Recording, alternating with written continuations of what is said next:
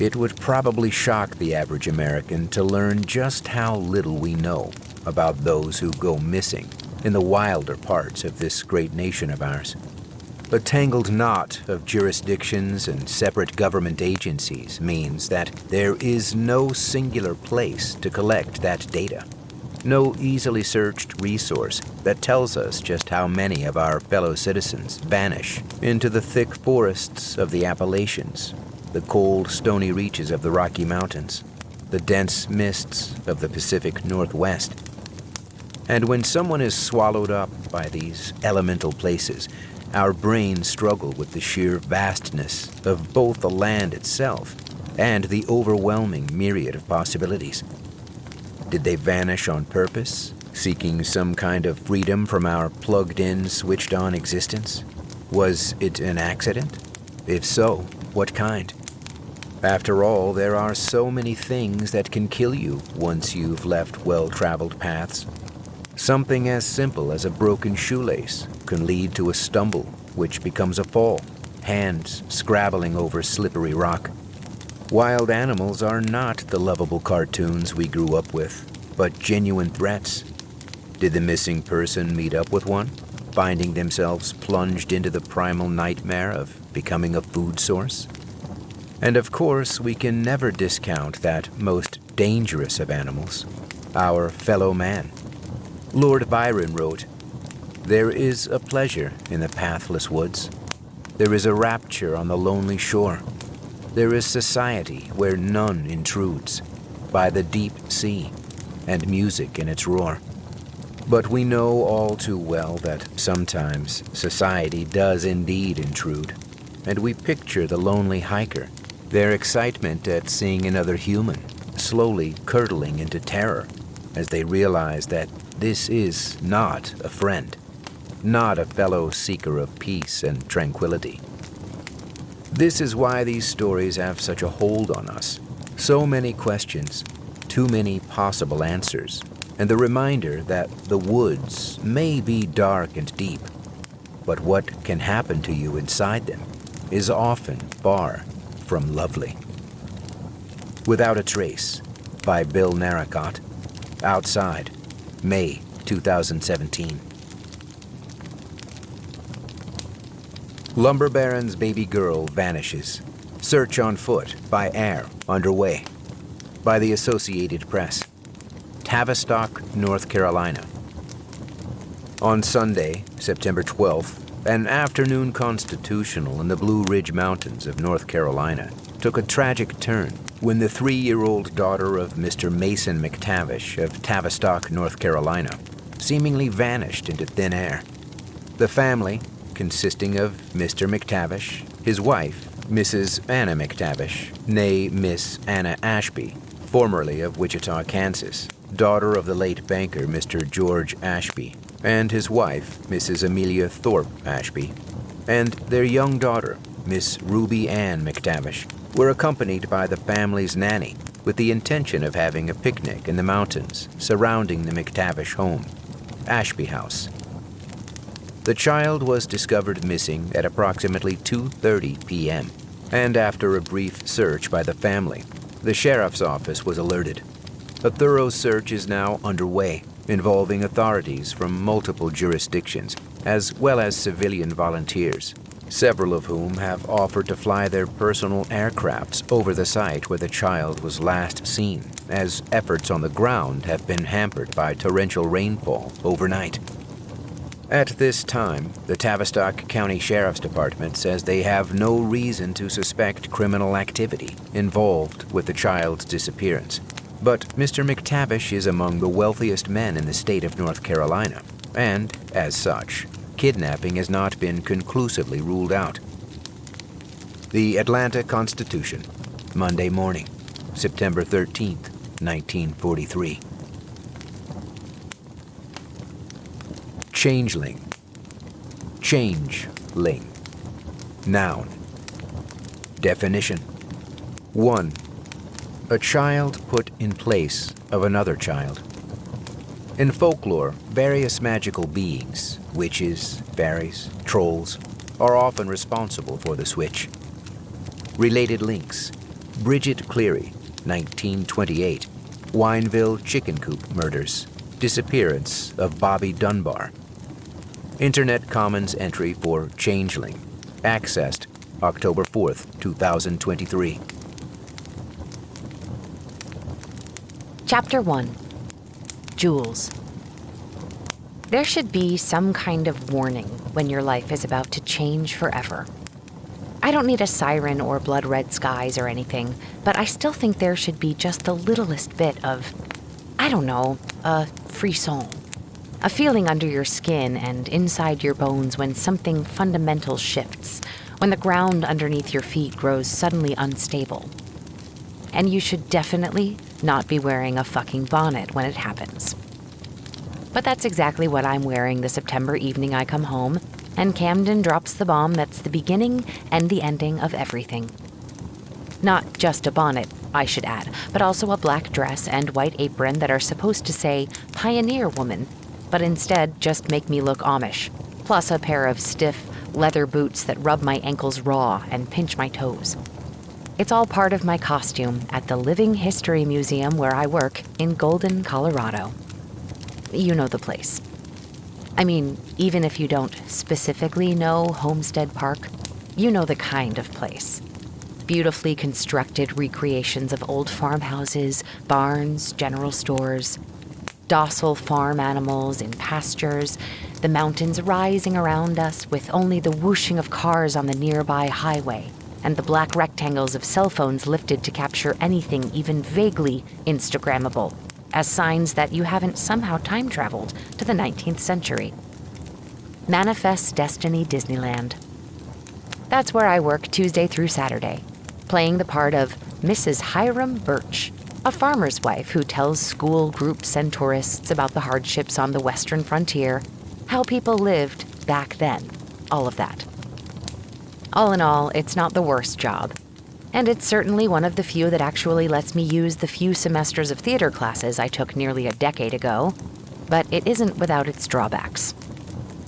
Do you have any idea, I call to my husband as I enter the front door of our little house, a house we'll leave in just a few days and never see again, how hard it is to talk about churning butter without saying the words cream or pole? There's no response, but I know he's here. I saw his car in the driveway, and this house is so small it would be impossible for him not to hear me. 3 entire junior highs at the park today. Like 9,000 prepubescent boys, and there I am trying to figure out how to do my job as an interpreter of the past without getting sexually harassed. Real banner day for Mrs. Birch. Still no answer. Frowning, I hang up my keys on the little hook by the door and move farther down the hallway. There's nowhere to hide in this house. It's more or less a box. Front door opens onto long hallway. Directly to the left, living room. Across from that, a small closet where we've managed to store most of our winter gear. Just past the closet is the kitchen, and if you keep going down the hall, you'll find a tiny bathroom, and finally, our bedroom. I'm beginning to wonder if Cam is sick and laid up in bed. But as I pass the kitchen, I spot him sitting at the small wooden table we picked up from a flea market last year. His back is to the door, but even without seeing his face, I know something has happened. Cam never hangs out in the kitchen, and never like this, sitting stiff in his seat, his elbows on the table, his hands clenched in front of him. That's when I realize it's Wednesday, the day Camden usually tutors at the junior college until 7. It's only just past 5:30 now, and there's real worry in my voice when I lay my hand on his shoulder and say, "Cam?" Camden turns, his hand automatically coming up to cover mine. And while there's still a trio of wrinkles over the bridge of his nose, and the knuckles on the hand still on the table are white, he smiles. It's quick and distracted, but it's something. His gaze moves over me. "If I'd known Goody Proctor was haunting this house, I would have tried to rent something else," he says, and I tweak his earlobe. "I didn't feel like changing at the park," I reply, moving past him to the refrigerator where I take a can of Diet Coke. And I assumed I would be free from mockery in my own home. I take enough shit from the 8th graders, you know. another half-assed smile. Then his eyes drift to his phone. It's nearly on the other side of the table, far enough away that he'd have to get out of his seat and really reach to retrieve it. I sit across from him, the phone just inches from my soda when I set it down, and I study the man I married in a California courtroom nearly a decade ago. You need to know that I'm not one of those people who constantly puts up gushing Facebook posts about my husband. You've seen those. I know you have. Probably talked shit about them to your friends. Molly from high school, her arm around some dude named Rushton, lips smushed against his cheek, a long caption about how happy she is to be doing life with this guy. That's never been me. For one, Cam doesn't even have social media. And for another, there's always been something about him, about us, that feels private. Special, even. It's been that way from the moment we met. You don't expect to meet the love of your life at 25-cent wing night at a college bar. Or, hell, maybe you're more optimistic than I am, and so you go to every BOGO Beer Wednesday and no cover charge for 36C and up this weekend special that's advertised, assuming you're going to meet the one. Me, I just really wanted some cheap wings. I'd moved to California from Florida after 3 semesters of community college, for the usual reason pretty girls leave small towns and head west, to be a star. Thing was, the only person I knew out there was an acquaintance from high school, Emma. And since she'd lived in San Bernardino, I'd landed there first. Bloom where you're planted, people like to say, but they ignore the fact that planted is sometimes just a nice way of saying stuck, and I'd definitely fallen into that category. So I was juggling 2 jobs back then, waiting tables at one of those nightmare chain places that makes you wear a lot of buttons on your black apron, while also spending a few afternoons every week watching a couple of kids who lived in my apartment complex. I didn't charge their mom much, given that she was working just as hard as I was. Sometimes when I watched her come in with greasy sacks of fast food, already cold from her long drive over from the next town, I wished I were able to say, "Hey, it's fine, you don't need to pay me." But that wasn't my life. So I took her $20 and tried to make it last, and that was why I was at Senor Pollo's on a Thursday night when I was just 21, the same night that Camden was tending bar. I'd ordered a water, couldn't afford wings and a beer, even when the wings were cheap. But from the way my gaze had followed a couple of pints of Stella he pulled for another table, he must have known what I really wanted. A few seconds later, a frosty and perfectly poured glass was sitting in front of me, and he'd flashed me that little smile I would come to know so well, the one that could almost be a smirk on another guy. "On the house," he'd said quietly. I'd noticed then, as he'd looked over at me, that his eyes were 2 different colors. One was gray-blue, the other a clear golden brown that made me think of high-end bourbon. It's a genetic thing, heterochromia, and because Camden was adopted, he has no idea if he got it from his mother or his father. Sometimes I wonder if any children we might have will inherit it too, will look at me with that same patchwork gaze that always seems to see everything. That first night, I noticed more than his eyes, of course. He was tall, a little too thin back then, brown hair longer and shaggier than he wears it now, and I liked the way he moved behind the bar, liked how his hands looked when they held a glass or opened a bottle. He was cute, yes, but it was more than that. There had been something about him that was so calm, so still, so sure of himself, even though he was just barely 22 and, as I'd later learn, going through his own shit. We kissed later that night beside my shitty car.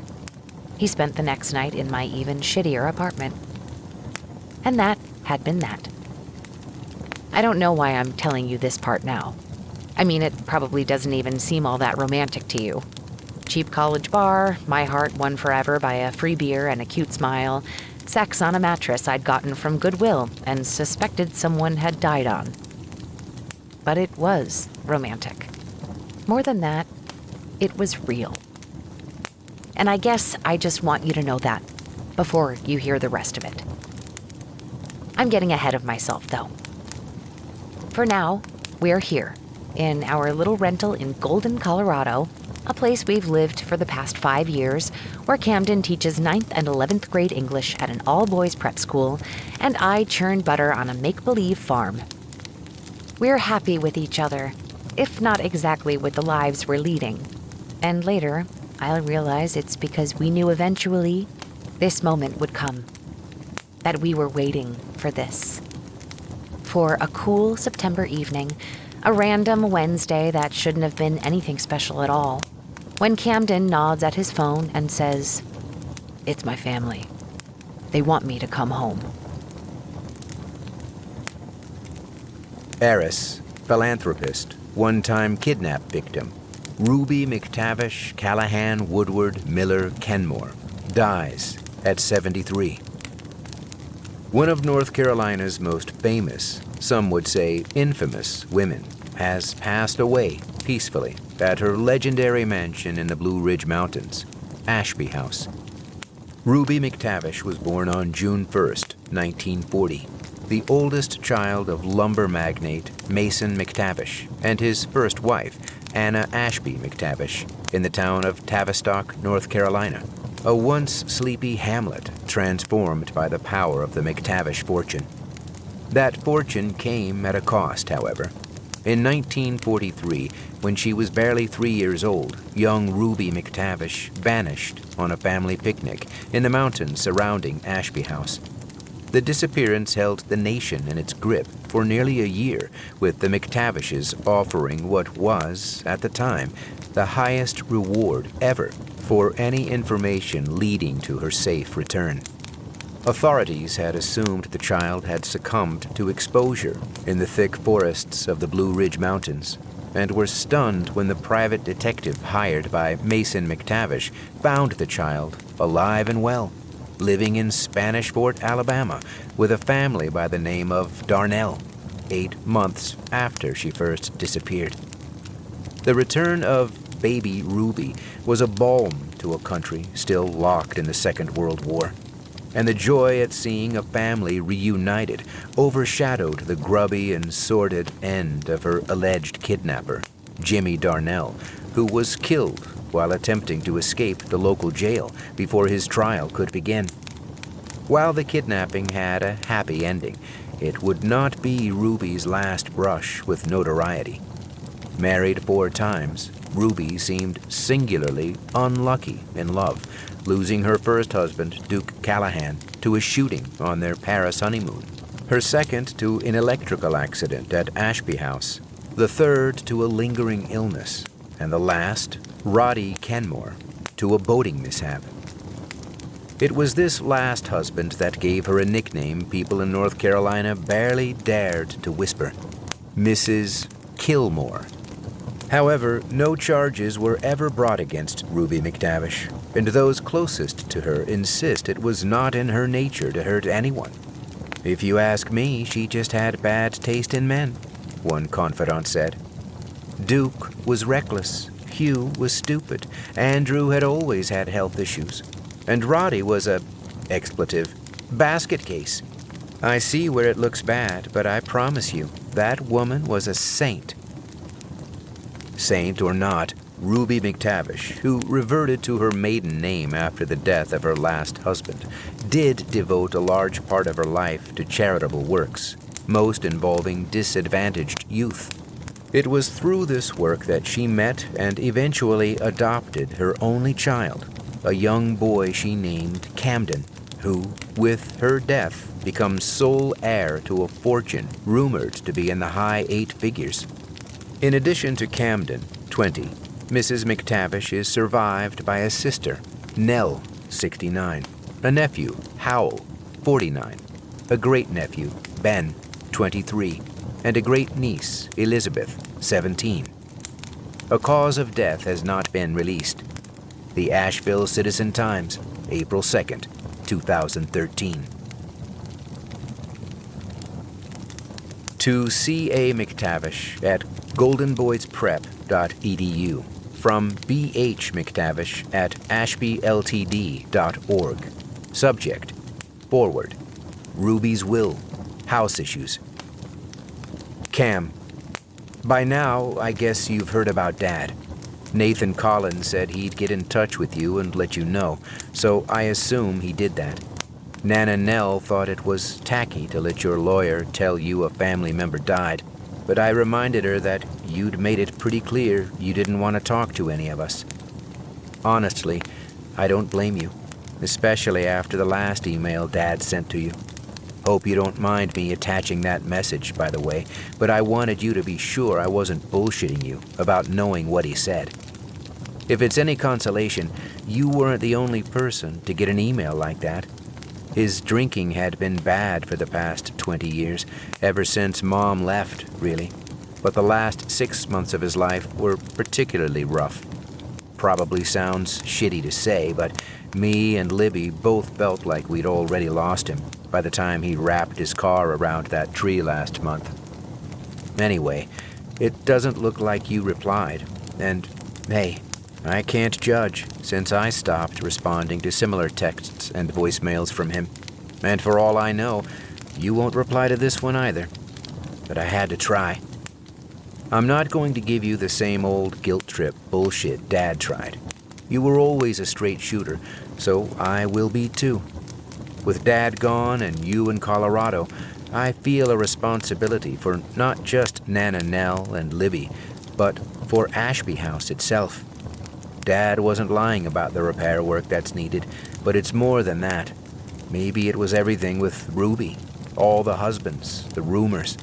Maybe it was because Dad was admittedly a dick to a lot of the locals. Maybe we've all just been up on this mountain for too damn long. I don't know, man. But I do know that the McTavish name used to mean something, used to make shit happen, and I want it to again. And none of that can happen until we untangle the mess Ruby left us with that damn will. I'll understand if you don't answer this, but like I said, I had to try. I know we haven't ever been close, and I hate that Nana Nell and Ruby spent so much time pitting us against each other. But we're not teenagers anymore, Cam. Come home, back to Ashby, and let's get this shit squared away, once and for all. Sincerely, Ben. To C.A. McTavish at goldenboysprep.edu from Fight Blue Devils, 1969 at ashbyltd.org. Subject, Ruby's Will, House Issues. Camden, I hope this email finds you well and that contacting you via your workplace is not out of line. Unfortunately, you've made yourself hard to get in contact with any other way, although I assume that is on purpose. As you know, it's in my nature to be blunt, so I will put this as plainly as possible.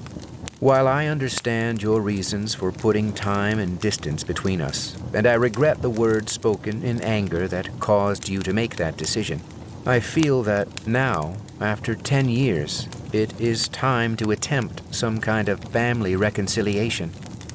I could tell you that my mother has not been well, which is true, or that it's occurred to me that thanks to the acrimonious nature of my divorce from the mother of my children, you are the only family they have besides me or their grandmother. Also true. I suspect that neither of these facts will sway you. However, despite our differences, I know that you loved Ruby and shared her deep affection for Ashby House. If family cannot bring you home, maybe the house can. There is flood damage to the east wing, plus I'm told that several of the windows will need to be replaced, along with sections of the roof, the steps to the back veranda, and Lord only knows what else. Thanks to Ruby's will, accessing the funds to do these vital repairs involves a jungle of red tape and more phone calls to that dipshit lawyer of yours than I'd prefer to make. You may have washed your hands of us, but you still have responsibilities here, Camden. Responsibilities that Ruby left for you and would expect you to fulfill. And if you can't do that, you can at least come down here and sort out a better fucking solution than making my almost 80-year-old mother call Nathan fucking Collins 12 times a day just to get money that her father made. So come home. Oversee the work yourself so that you know we're not scamming you out of money you've never even fucking touched. And let's fix this. Not just the house, but all of it. Because it's been 10 years of bullshit at this point, Cam. I told you when you left it wasn't that simple. And now here we are. Ruby is probably laughing at us down there in hell. Mother thinks she killed herself just to fuck us all over. To leave everything this goddamn mess. But I wonder sometimes, Cam. I really do. Maybe we were too quick to cremate her and find out if she really took those pills herself. Thinking about it a lot here lately for some reason. Do you ever think about it, Camden? You may hate us, but you always said you loved this house. You always said you loved Ruby. Now prove it. H. Chapter 2. Camden. There's a moment right before I close the trunk of the car when I think about calling this whole fucking thing off. I could. It's my home, my family, my decision, as Jules has reminded me 1,000 times since that night in the kitchen, the night when I read Ben's email and realized that you can put miles and mountains between you and home, but eventually home will call you back. I'd actually forgotten about the other email, the one from Howell. It had come in about 6 months ago, and I'd read it sitting at my desk, the only sound my students' pencils scraping across the paper as they'd worked on their persuasive essays. Clearly a lesson Howell had missed, because nothing about that drunken rant had made me even think about coming home. I hadn't spoken to Howell since the afternoon of Ruby's funeral, but reading that email, I could hear his voice in my head as clearly as if he'd been standing right in front of me, 10 years swept away clean. I could smell the whiskey, too. The email was classic Howell, starting out formal and mannered, the benevolent king of Tavistock, North Carolina, calling for the return of a wayward noble. Then by the end, devolving into a typo-riddled, expletive-filled mess, dripping with guilt trips and vitriol. And a threat. A poorly worded one, but a threat nonetheless. Ruby's death had been officially listed as heart failure, but the empty pill bottles in her nightstand had told a different story. That was the first, and maybe the only, time in my life I'd ever wielded the McTavish money and name like the rest of them did. I insisted that there would be no autopsy, no questions, just a simple cremation and a subdued memorial service with only the family in attendance. I hadn't wanted the circus, hadn't wanted all those old stories about Ruby dug up and splashed on the pages of magazines again. If I hadn't been so young and desperate, I might have thought more about how it all looked. How do minds as poisoned and suspicious as Howell's and Nell's covering up Ruby's suicide would make me look like I had something to hide? So it hadn't been a surprise, that sly, ugly sentence there at the end of his email. Do you ever think about it, Camden? But it had landed like a weight in my chest all the same. When I'd gotten my lawyer's voicemail last month telling me Howell had driven drunk straight into a tree not far from Ashby House, I hadn't been surprised. There had been dozens of smaller accidents like that with him. God knows how many cars crumpled, but Howell had always walked away. Until he didn't. I hadn't told Jules about the call, Howell's death, any of it. I'd planned on just ignoring it like I did all things Ashby House. But Ben's message, I don't know, it got to me. He was right. He and I had never gotten along as kids. He was a couple of years older than me, and knowing that his family fortune was being left to some skinny kid he wasn't even related to had not exactly endeared me to him. The Ben I remembered was a preening jock, an asshole who drove a truck that could have doubled as a tank and always wore whatever the year's most expensive sneakers were. But he'd sounded different in that email. More, I don't know, human, like someone who wasn't necessarily the enemy. Howell's email from all those months ago had been easy to ignore, but something about Ben's gave me pause. We'd talked late into the night, me and Jules, weighing out the pros. Jules had never seen Ashby House, or North Carolina for that matter. It would be the first trip we'd taken together since that camping trip in Estes Park 2 summers ago. Ben was right. Something needed to be done about the tangled bullshit that was Ruby's will. All that money, all that house. And the cons. Literally every fucking thing else. In the end, it had been Jules who'd made the decision for us. Sitting there at our kitchen table, our fingers intertwined, exhausted in that way you get when you've been talking in circles for hours, she'd finally said, "I think we should go." I'd watched her, not saying anything, my heart a steady drumbeat in my chest, and then she'd added, almost sheepish, "It might be nice to know you a little better." Married 10 years, and my own wife feels like she needs to know me better. I could understand it, though. When I'd left North Carolina for California, I was so closed off, so determined to keep to myself. It had seemed safest that way. Ashby House had been a crucible and a fishbowl all at once. The sort of place where, despite all the rooms and the endless square footage, it was like you were never alone. There was always someone watching, always someone listening, and all I had wanted was to feel invisible, unseen, unknown. Until Jules. I'd let her in, but I knew, and apparently she did too, that there was still some part of me holding back. Ashby House was the reason for that. So maybe it could be the solution too. After that, things moved fast. Jules quit her job at Homestead Park and pulled out of the local theater production of Chicago, where she'd been cast as Velma. I put in for extended leave at the school.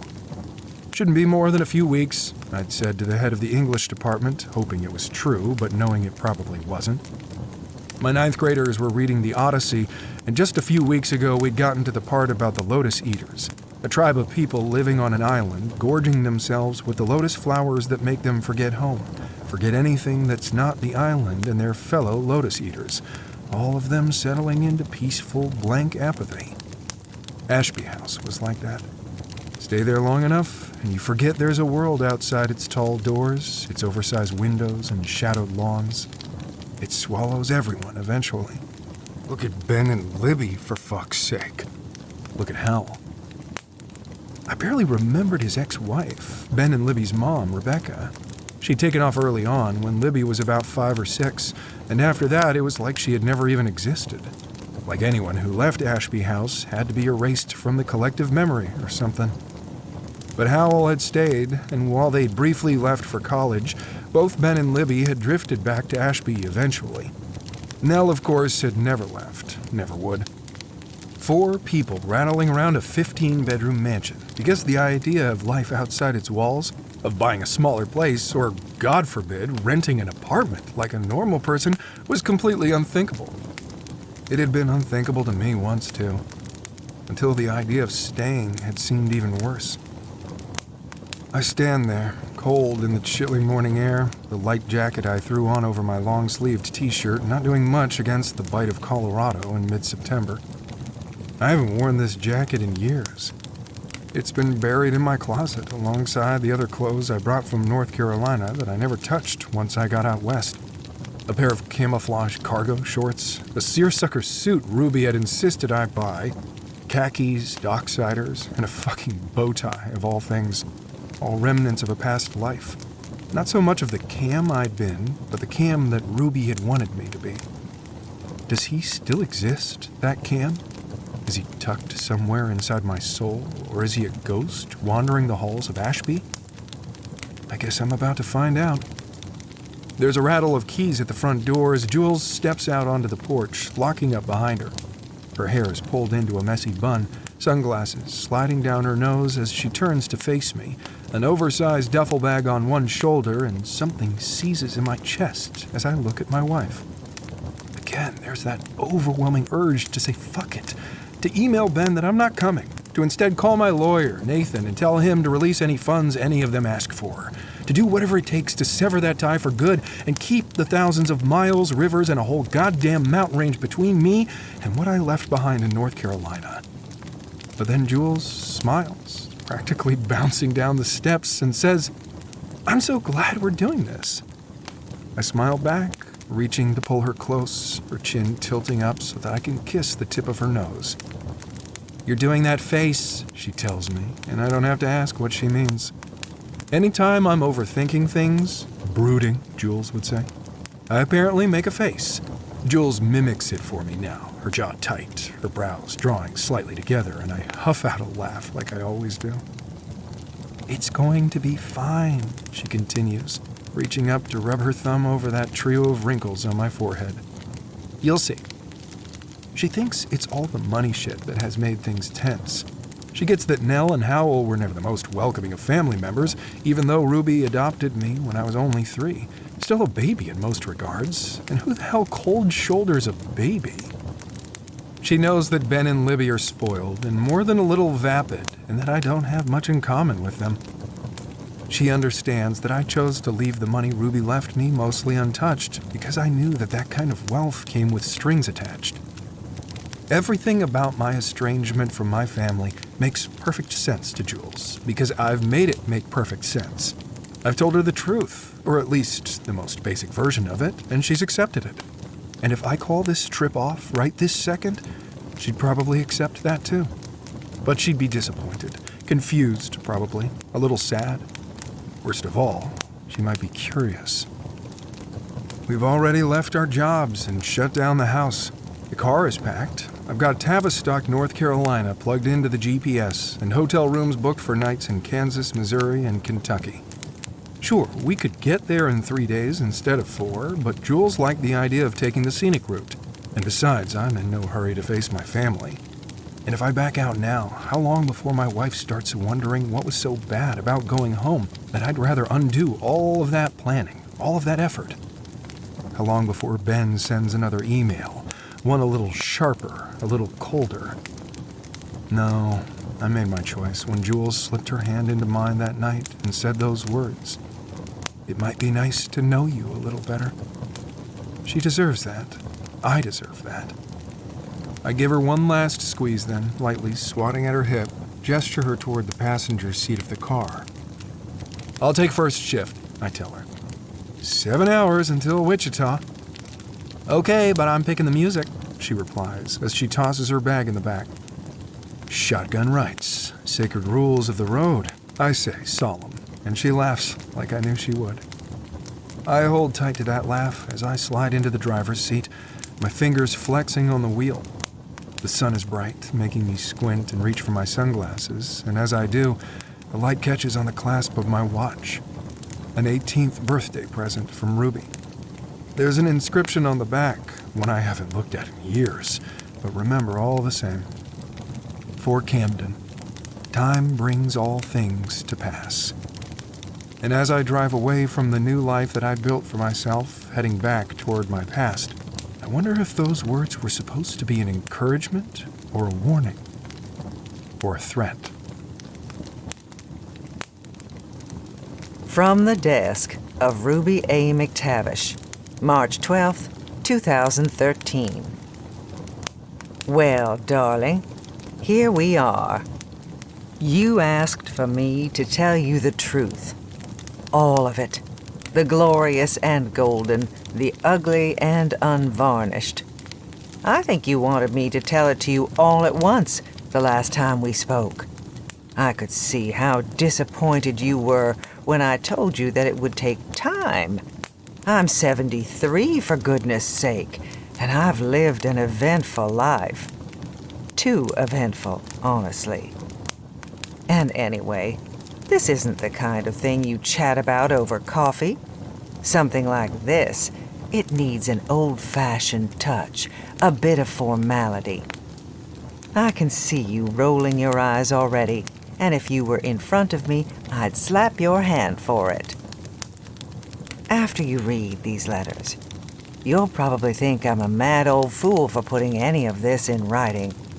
But I've found that writing things down makes them real, firms up details, allows less room for eliding, let us say. If you don't know what that word means, then I'm clearly overpaying for your education. And to be honest, that's what you're after, yes? I don't care anymore. If people find these and read them and finally know the truth of everything, it no longer matters to me. I know my end is coming. Soon for some, I suppose, but right on time for me. And if you can't tell the truth at the end of it all, then what, I ask, is the fucking point? Huh. I've never written that word before. I've hardly ever said it. I know I got on you about crass language, but now I see why people use it. How satisfying. This experiment is already going so well. You wanted to know mostly about the men, I think. The pile of dead husbands, Mrs. Kilmore, all of that.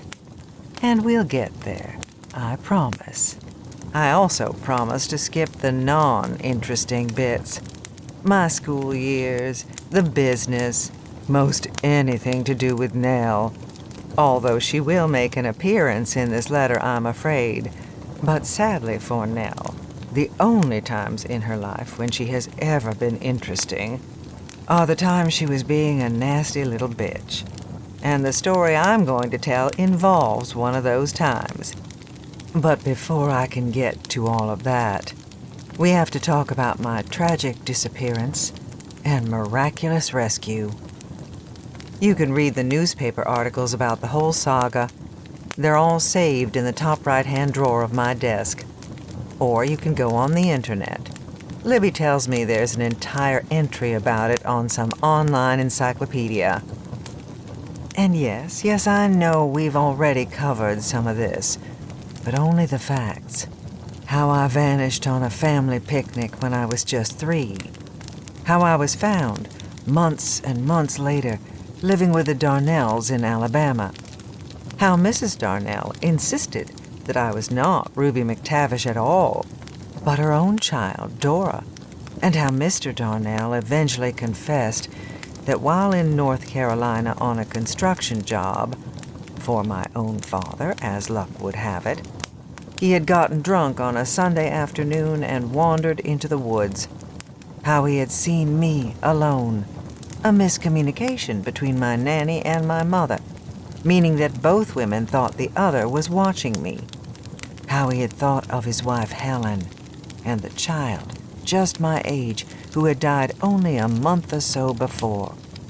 How easy it had been to scoop me up, carry me to his truck parked on some back logging road, and spirit me away to his family shack in Alabama, a replacement for the child his wife so mourned. Of course, I remember none of this. Or rather, I remember fragments that I'm not sure are actually memories. I read the stories so many times, you see, and envisioned so much of it that I can't be sure if something is a memory or a conjured-up image, a dream. That's why I spent so much time in my father's office as a child. He kept all the newspaper clippings there in the very same drawer I mentioned earlier. I learned that by accident one afternoon in 1950, when I was just 10 years old. I'd had a doll, one of those fancy ones with the eyes that opened and closed, and silky blonde hair, her lips strawberry pink, and her cheeks dotted with painted-on freckles. I'd gotten her when I was 7 or 8 for Christmas or a birthday. I can't remember which. What I can remember is Nell howling that her doll had brown hair and mine had yellow hair, and that was unfair since Nell herself was a blonde and I was a brunette. I had been worried that my parents might make me trade dolls with Nell, and I had sat there, only a little bitty thing, thinking, if they do, I will throw this doll into the fire. I will burn it before I let Nell have it. I meant it, too. The image of that beautiful doll melting and folding in on itself, the yellow hair sparking, the pink paint of the lips bubbling and cracking, was far less painful than picturing the doll, whole and complete and perfect, in Nell's arms. Do all children think like this? I've never spent much time with children, other than the ones either born into or brought into this family, so I couldn't say. Maybe it's all perfectly normal, and not some quirk of either my DNA or the very essence that seems to emanate from the walls of Ashby House. But at the time, and hell, who am I kidding? Even now, it seemed that there must be something uniquely wrong with me. In any case, Mama didn't ask me to trade, and Nell was eventually consoled with an extra piece of cake or some other sop, and the doll was mine. I had named her Grace, but when I said the name, something had passed over Mama's face, an ugly look, like someone had suddenly hit her. "I don't like that name," she'd said sharply. "What about Kitty?"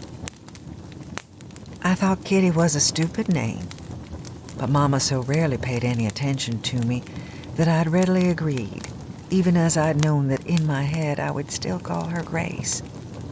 And it was Grace's fault I was in Daddy's office that hot summer afternoon. One of her eyes had gotten stuck, half opened, half closed. There was something about that half-masked gaze that reminded me of Mama when she had her headaches. That's what we called them then. Although, of course, now I know that Mama drank too much, which meant that she was perpetually either intoxicated or dealing with the aftermath. Do you know, to this day, I cannot stand the smell of gin. It was her favorite, and any time I get a whiff of that herby medicinal scent, I think of Mama, swaying in her bedroom door, her face puffy, eyes red. The last time Grace's eye had gotten stuck like that, Daddy had fixed it with a paperclip, and the only place I could think to find one was his office. So I'd crept in there, the air stifling, smelling like cigar smoke, furniture polish, and the faint hint of my father's cologne. We weren't forbidden from entering exactly. It's just that Daddy was out of town for business. Well, business.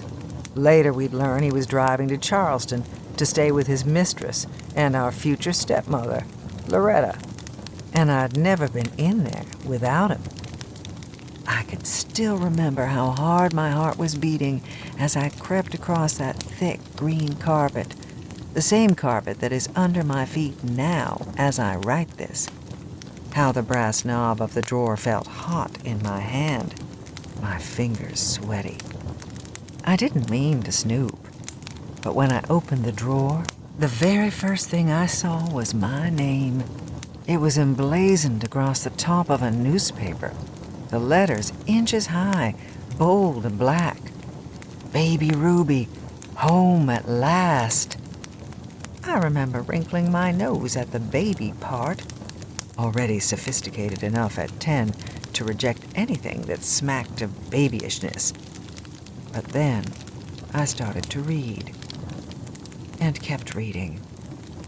I'd known about the kidnapping. This is not that moment where a child learns some dark family secret by accident. Our town was too small, our family too well known for that kind of thing to stay hidden. But I only knew about it in the vaguest sense. A bad man had lost his child and saw me, taking me home to his wife so she wouldn't be so sad anymore. But that wasn't right. You couldn't take someone else's child. And Daddy had spent so much of our money to find me, to bring me home where I belonged. But here in this newspaper, I learned the name of the man who had taken me. Jimmy Darnell.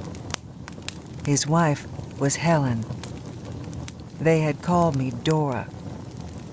They had another baby, too, born just after I was returned to my family.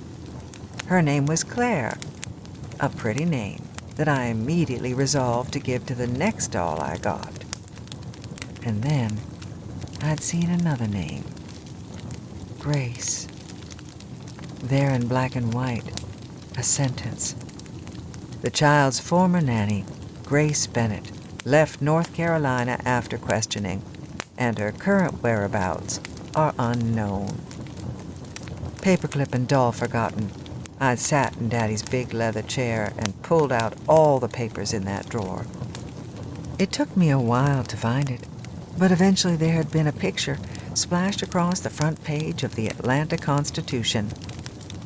I recognized Mama and Daddy, their expressions serious, Mama's hat tilted so that the brim covered most of her face, and behind her, another woman, younger, her hair dark, her face a rictus of anguish, tears streaming, one gloved hand clapped over her mouth.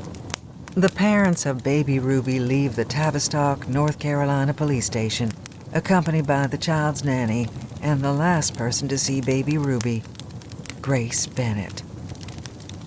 I looked at that face for what felt like hours. The grief on it, the pain, the horror. How she must have loved me. How tormented she must have felt letting me slip away on her watch. Guilt crept into me too, a sick, slippery feeling. How could I not remember someone who loved me this much? How was the only thing left of this person the faint memory of a name I gave to a doll? But mixed in with the guilt was that strange sort of elation you feel when reading about yourself. Pages and pages of newsprint, all about something scandalous that had happened to me. What child can resist that? So naturally, I wasn't listening as closely as I should have been, which is why, when Nell pushed her way in and pointed at me, I actually jumped in my seat. "You're in Daddy's office," she cried, triumphant. "I'm gonna tell him." "I'll say you're lying," I fired back. "You're just a baby. He won't believe you." Her narrow face creased into a frown. Christ, I've just realized it's the same expression she wears 90% of the time now. How tragic for her. "He will too," she replied, her voice shrill. "He'll believe me over you. You're not even my real sister." Every argument with Nell reached this point eventually. It was her favorite weapon. Even though the one time Mama heard her say it, Nell had gotten a whooping with a belt, a punishment neither of us had ever received before or since. But apparently even that wasn't a deterrent. "I'm gonna tell Daddy you said that." Her little face flushed, and she crossed her arms over her chest, lower lip wobbling. If she started crying, she might wake Mama up from her nap, and then we'd both be in trouble. "Or," I said, drawing the word out, "I won't tell. And you won't tell anyone I was in here." It was always like this with Nell. Attack, counterattack, and then eventually a reminder of mutually assured destruction, and we headed back to our corners until the battle began anew over something else. It was exhausting, frankly. It's still exhausting. How are two women our age still locked into such silliness? I sometimes think about asking her, was there ever a time when we could have broken this pattern, been something more than wary enemies? There must have been. Obviously, there was no chance of it after everything with Duke. But maybe before that? Maybe that moment in Daddy's office was our chance, and I'd missed it. Oh well, no use in trying to undo what's long been done. And besides, I can admit that I could never forgive Nell for voicing my greatest fear so often. That I wasn't Ruby McTavish. That I was Dora Darnell, a cuckoo in the nest. And that's why Nell hated me, had always hated me, wailing her head off when she was just a baby any time I came near her. Because she knew, even then, that I wasn't her sister. What chance did we ever have with something like that between us? In any case, she slunk out of the office, and I carefully replaced the papers, picking up my doll as I went, forgetting the paperclip altogether. Although now that I think about it, I never played with that doll again after that day. It sat there with my other toys, one eye forever half open, until I was old enough not to have toys anymore. I wonder where it ended up. But you didn't ask for childhood memories. You asked for the truth. That's what you're saying to yourself right now, aren't you, darling? I've given it to you. The fear that I was not Ruby McTavish was an open wound, one Nell knew to pour salt in, and one that I, with my newspapers and my dreams I called memories, was forever trying to heal. It was a fear that I could never speak aloud myself, because even as a child, I knew it would shatter something inside my family, for good. Because what would that mean? Too many horrors to contemplate, even for me, even now. Especially when there are still so many horrors to come. R. Hope dim, but not yet extinguished, for family of baby Ruby. Tavistock, North Carolina. When Anna Ashby McTavish was a young girl, she tells us, the only thing she ever wanted for Christmas was ribbon candy and a sack of oranges. A modest wish for a girl born to one of the finest families in Wichita, Kansas, but in keeping with Mrs. McTavish's character. This is a woman who offers reporters tea poured by her own hand, rather than relying on the maids that surely people the halls of Ashby House, and whose anguish is only visible in the slight redness of her eyes, the elegant fingers reaching up to touch a delicate diamond cross around her neck, as she tells us of the one wish she has for Christmas 1943. "I want my baby to come home to us," she says, her voice cracking slightly. "There's nothing I wouldn't do to have Ruby back." Ruby McTavish has been missing for over 3 months now, after disappearing on a family picnic. Even now, Mrs. McTavish tells us she can hardly bear to think that such a lovely day ended in tragedy. It was such a pretty afternoon, and Ruby was so sweet in her little sailor dress. She'd fallen down at one point and scraped her knee, but she didn't even cry. I think she was as happy as her daddy was to be out in these mountains.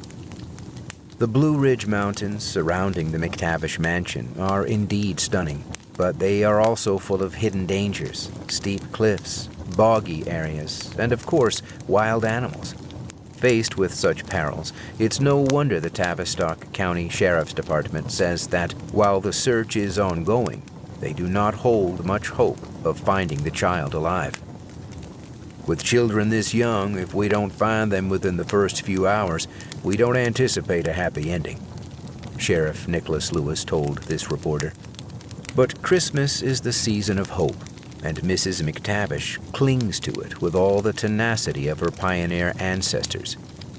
"Ruby is out there," she says, her aquamarine eyes shimmering with tears, but her words firm. "This is her home. She belongs here, and we will do whatever it takes, anything it takes, to bring her home." This reporter has covered enough tragedies to know how unlikely that is. But walking the graceful halls of Ashby House, looking out as light pierces a cloud over those same mountains that seem to have swallowed baby Ruby, one feels that surely this family must have angels on their side. The Atlanta Constitution, Thursday morning, December 23rd, 1943. Chapter 3. Jules. You probably know this already, but this country, it is fucking big. I thought I knew that too. I'd grown up in Florida, ended up at college in California, then landed in Colorado. That last move, Cam and I had driven, and it had taken us over 13 hours. I'd watched the dreaded inland empire of San Bernardino turn into the bright lights of Vegas, the high desert of Utah, and eventually the jagged peaks of the Rockies. but there's something different about driving farther east. How all the land flattens out, the sky arching overhead, a big blue bowl turned upside down. The ugliness of nondescript interstates giving way to rolling hills and massive rivers, and then, finally, mountains again. But not like the mountains out west. We're in Tennessee when they first appear, rising gently in the distance, dark and covered in trees, and it makes my stomach drop with nerves and excitement, knowing that we're close now. Just a few more hours, and we're at Ashby House. Cam's house. My house. It's a very weird thing, living in a just okay rental, when you know that your husband technically owns an estate. But Cam had made it very clear, very early on, that he wanted nothing to do with the house, the money, all of it, and I'd done my best to respect that. But a girl can Google. The first time I saw pictures of the house online, I damn near swooned. The gray stone made the house look elemental somehow, like it had carved itself out of the rock of the mountains around it. There was a wide green lawn and dozens of windows sparkling in afternoon sunlight. A wide veranda in the back had views down the mountain, the treetops covered in mist, and I figured if you sat out there with your coffee for enough mornings in a row, you'd probably be physically incapable of ever being unhappy again. Camden would, I know, disagree. He'd been plenty unhappy in that house, but that's because of the people that were in it. If it were just the two of us, just him and me and all that space, all that beauty. Okay, now you are doing a face. I shake myself out of my real estate fantasies. I just can't believe we're almost there, I say, pointing out the windshield. I mean, those are the mountains of your homeland, where your family is from. You actually came from this place and did not spring to life directly from my hot wing-induced fantasies. Cam grins at that, lifting one hand off the steering wheel to rest on my knee. Yup, a real live boy, Appalachian born and bred. I always thought that was why you chose Colorado, I say, after we got married. Neither of us had had roots in California, or anything resembling a career, so a few years after we got married, we started talking about where we might like to settle on a more permanent basis. Even then, I think, I'd been hoping Cam might decide to head back to North Carolina. But instead, he'd started looking for teaching jobs in Colorado. Now he glances over at me, eyebrows raised in question. Mountains, I elaborate, waving one hand. That they reminded you of home. He scoffs, taking his hand off my knee. The Rockies are beautiful, but they don't have shit on the Appalachians, he says. And now it's my turn to raise some eyebrows. Are you honestly going to tell me the Purple Mountains majesty we left behind only rates a meh from Camden McTavish? He laughs, leaning back a little. It's nice seeing him relaxed. I felt like the farther east we've come, the tighter his shoulders have gotten, the longer his silences have grown. Last night at our hotel in Kentucky, when I'd gotten into bed after my shower, my hand moving toward the waistband of his boxers, he'd stopped me with a murmured, "I'm half asleep already, sweetheart. Not much use to you tonight." But he hadn't gone to sleep for hours. I knew, because I'd lain awake next to him, feeling the tension in his body, practically hearing the whirring of his brain. What was he thinking about? Normally I would have asked, but there was something that prevented me, instead making my own breathing slow and steady so he'd think I had already drifted off. Now, though, he seems more like himself. He must have been worn out from the drive, worrying over the logistics that awaited him once we arrived. No, he tells me, his hand coming back to my knee. I love the Rockies. I love Colorado. I just mean that the Rockies they're babies, right? Young mountains, all jagged and rough. The Appalachians, though, they're older. Much older. I turn back to look out the windshield at those dark shapes in the distance, drawing closer. All mountains seem pretty old to me, They are, Camden says with a nod, his hand squeezing my leg. But the Appalachians are older than just about anything else. They were here before mammals, before dinosaurs. Those mountains, he points to them, are older than bones. He's smiling as he says it, fully in teacher mode. But the words still make me shiver. Now those looming shadows against the blue sky don't seem quite as welcoming. And your family has lived there for almost as long, I take it? I ask, hoping the joke will make me feel a little less spooked. But it's clearly the wrong thing to say. Camden's smile fades and his hand returns to the steering wheel. My birth family, who the fuck knows, he says, signaling as he changes lanes. But the McTavishes showed up sometime in the 1700s. Or at least, that's what Nell says. I'm sure she's done all the genealogy for the Daughters of the American Revolution, or Highland Heritage, or whatever rich old white lady organization she's terrorizing. And Nell was Ruby's older sister? I ask. I know that she wasn't, but I'm trying to find some way of getting Cam to talk about his family. For the past few days, we've talked about everything under the sun. A lot of time to kill when you're crossing a continent, and I've been waiting for him to bring up something related to where we're going, what we're doing. I'd thought once we started getting closer, he might start revealing more, memories unlocking and all of that. But no. Ask him about what he's reading, the Roman history book I gave him for Christmas. Ask him his thoughts on the hierarchy of fast food chains. Burger King is overrated, Arby's deserves more love, he can't fuck with Taco Bell after some drunken incident in college. Ask him about politics, a conversation that lasted for nearly all of Missouri, and he has plenty to say.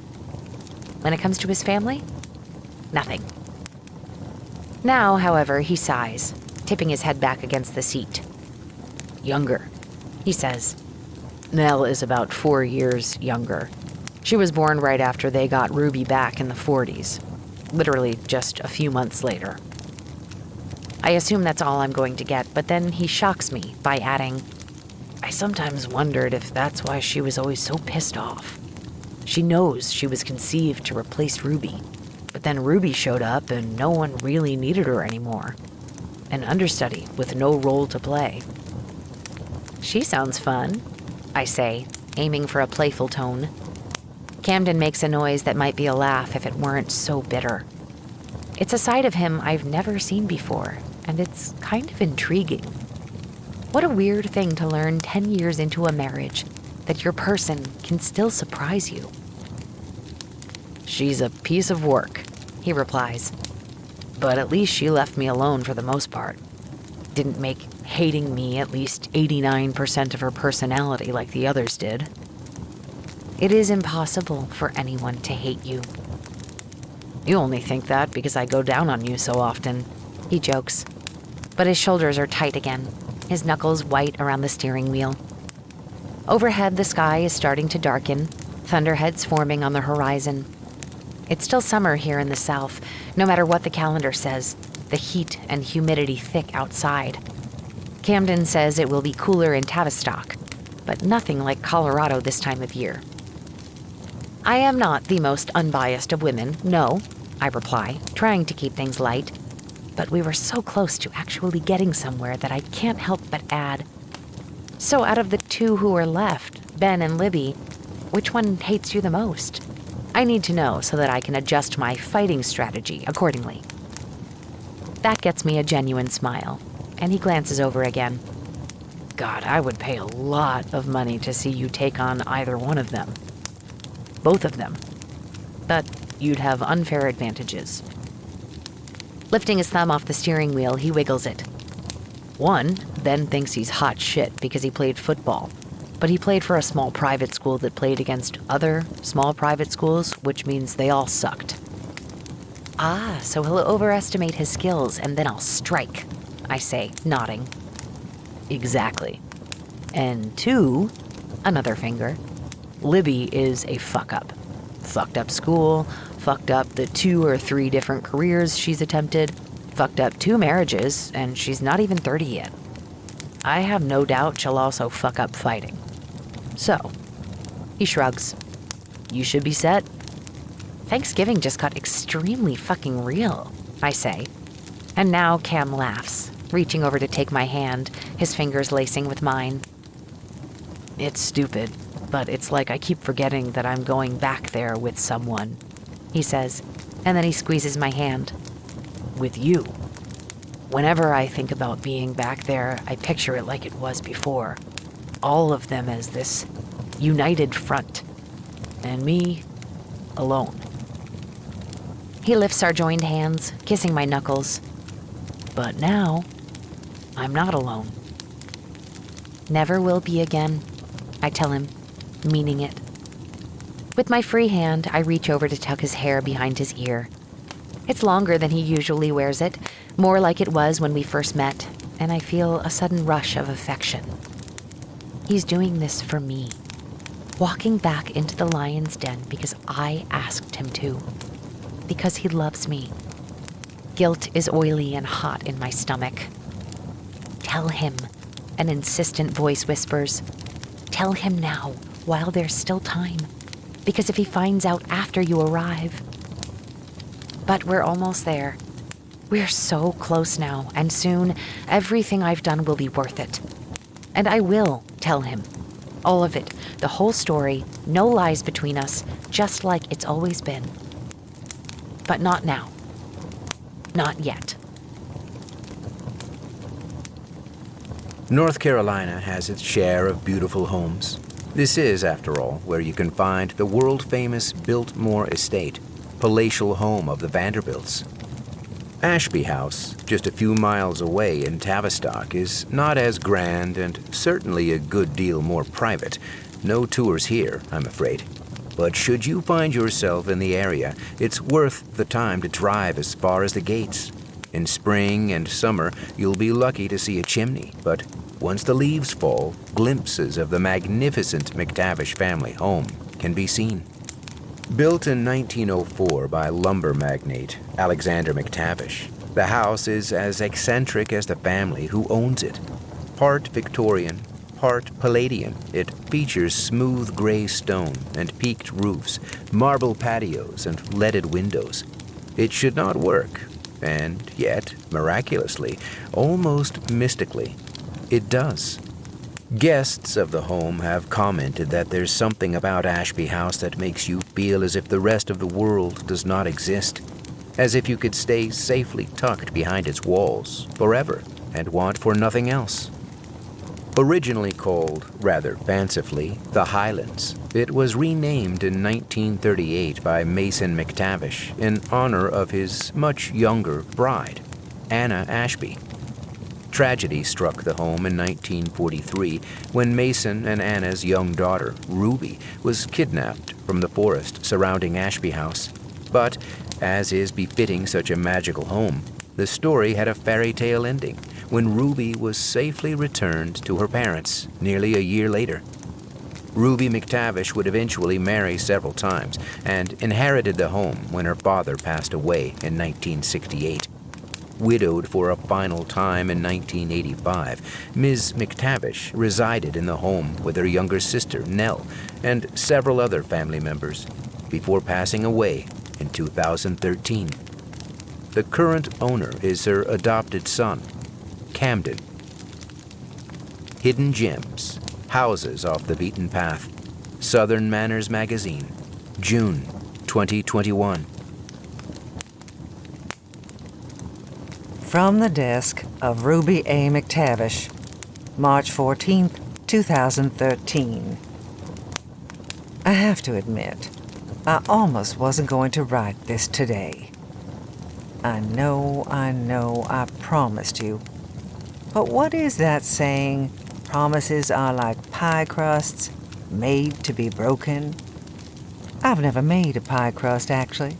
Maybe I should learn. Probably too late now. Shocking how soon the too late now part of your life arrives.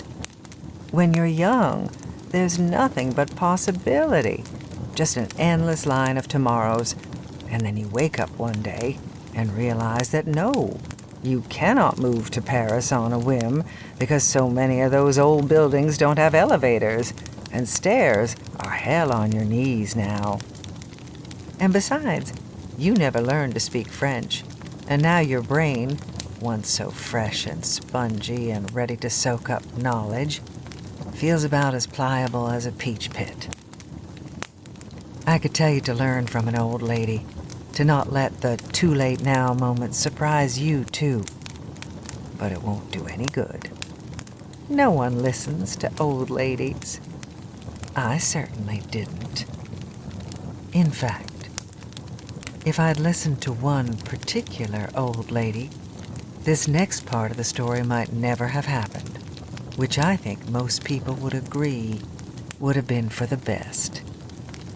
But even now, even knowing what came after, I can't bring myself to regret rejecting Mrs. Sidney's advice when it came to Duke Callahan. Oh yes, my dear, we're finally at the first of my husbands. Finally. That's the word you'd use, isn't it? Please bear in mind that I've made you read exactly one fucking letter thus far, and that it was only around 10 pages. You come by your impatience naturally, but that doesn't mean I have to like it. Also, please note that I wrote that word again. I think I'm going to try to write it once per letter. And now I worry I've wasted it here, when I could probably put it to better use later. Ah, well. I knew of Duke Callahan long before I met him. Everyone did. His father was even richer than mine, a tobacco millionaire with an estate in Asheville, a horse breeding operation in Kentucky, a penthouse in Manhattan, a pied-à-terre in Paris, and rumor had it, a beautiful mistress installed in each location. Duke was his eldest son and heir, the crown prince of Edward Callahan's kingdom, his father's pride and joy, and also the thorn in his side. The story was that Edward had named his son Duke because that's how certain he was that the boy would follow his lead and play football for Duke University. But Duke was nothing if not his own man. He went to Yale instead, and his father had briefly disowned him. That had not fazed Duke. This doesn't surprise me, by the way. One thing I quickly learned about Duke Callahan during our very brief marriage was that the man was completely unflappable, at least when he was sober. During an argument on our honeymoon, I threw a pair of earrings he'd given me into the Atlantic Ocean, emeralds once belonging to Marie Antoinette, worth a not-so-small fortune. And yes, I do still regret this fit of pique. Thousands of dollars sailing over the side of a ship, a brand new bride in furious tears, what felt like half of first class gawking at us, and Duke had merely sighed, lit a cigarette, and said, "Suppose I should have given you rubies," before ambling back inside. In fact, the only time I think I ever saw him look surprised was when I shot him. But we're not there yet, are we? No. Now it is the night of Nell's 16th birthday, summer 1960. Nell had, as you might imagine, been a huge pill about the whole thing. First she wanted to wear red, then pink, then finally it was silver, and I was told, mind you, that I could wear green. So I had chosen a mint green chiffon draped over a gold taffeta lining. Nell had not seen the dress before the party, too consumed with making sure she had the right amount of flowers, the perfect band. No, not the one Loretta wanted, the one that had played at Nancy Baylor's Sweet 16 last year. And the cake had the lemon filling, yes, not strawberry. Linda Hansen had had a strawberry cake, and the thing looked like it was bleeding when they cut into it. No one wanted to eat a bleeding cake. I'd thought about pointing out that the lemon might look like pus, simply because I'd wanted the pleasure of watching Nell's head explode. But in the end, I'd kept my mouth shut, determined to get through the night with as little conflict as possible. It had been a hard year for all of us. Mama had died in August of 1959, her liver shot to hell, her face sallow and lined, and so much older than her 39 years. Daddy had managed to wait until January of 1960 to make an honest woman out of Loretta. And while I wasn't exactly close to my stepmother, I didn't dislike her either. She was sweet and a little simple, desperate to fulfill her role as an important man's wife, and she and I mostly stayed out of each other's way. I was home that summer from Agnes Scott, the ladies' college Daddy had sent me to in Atlanta. I liked it for the most part, but there was a sense that all of us there were simply killing time, waiting for a man to marry us. We read Chaucer and discussed Shakespeare and learned conversational French and filled our brains with knowledge that no one would care about the second a man went down on one knee. I wasn't sure how I felt about that. I liked Atlanta, liked living with other girls, but I missed the mountains of home.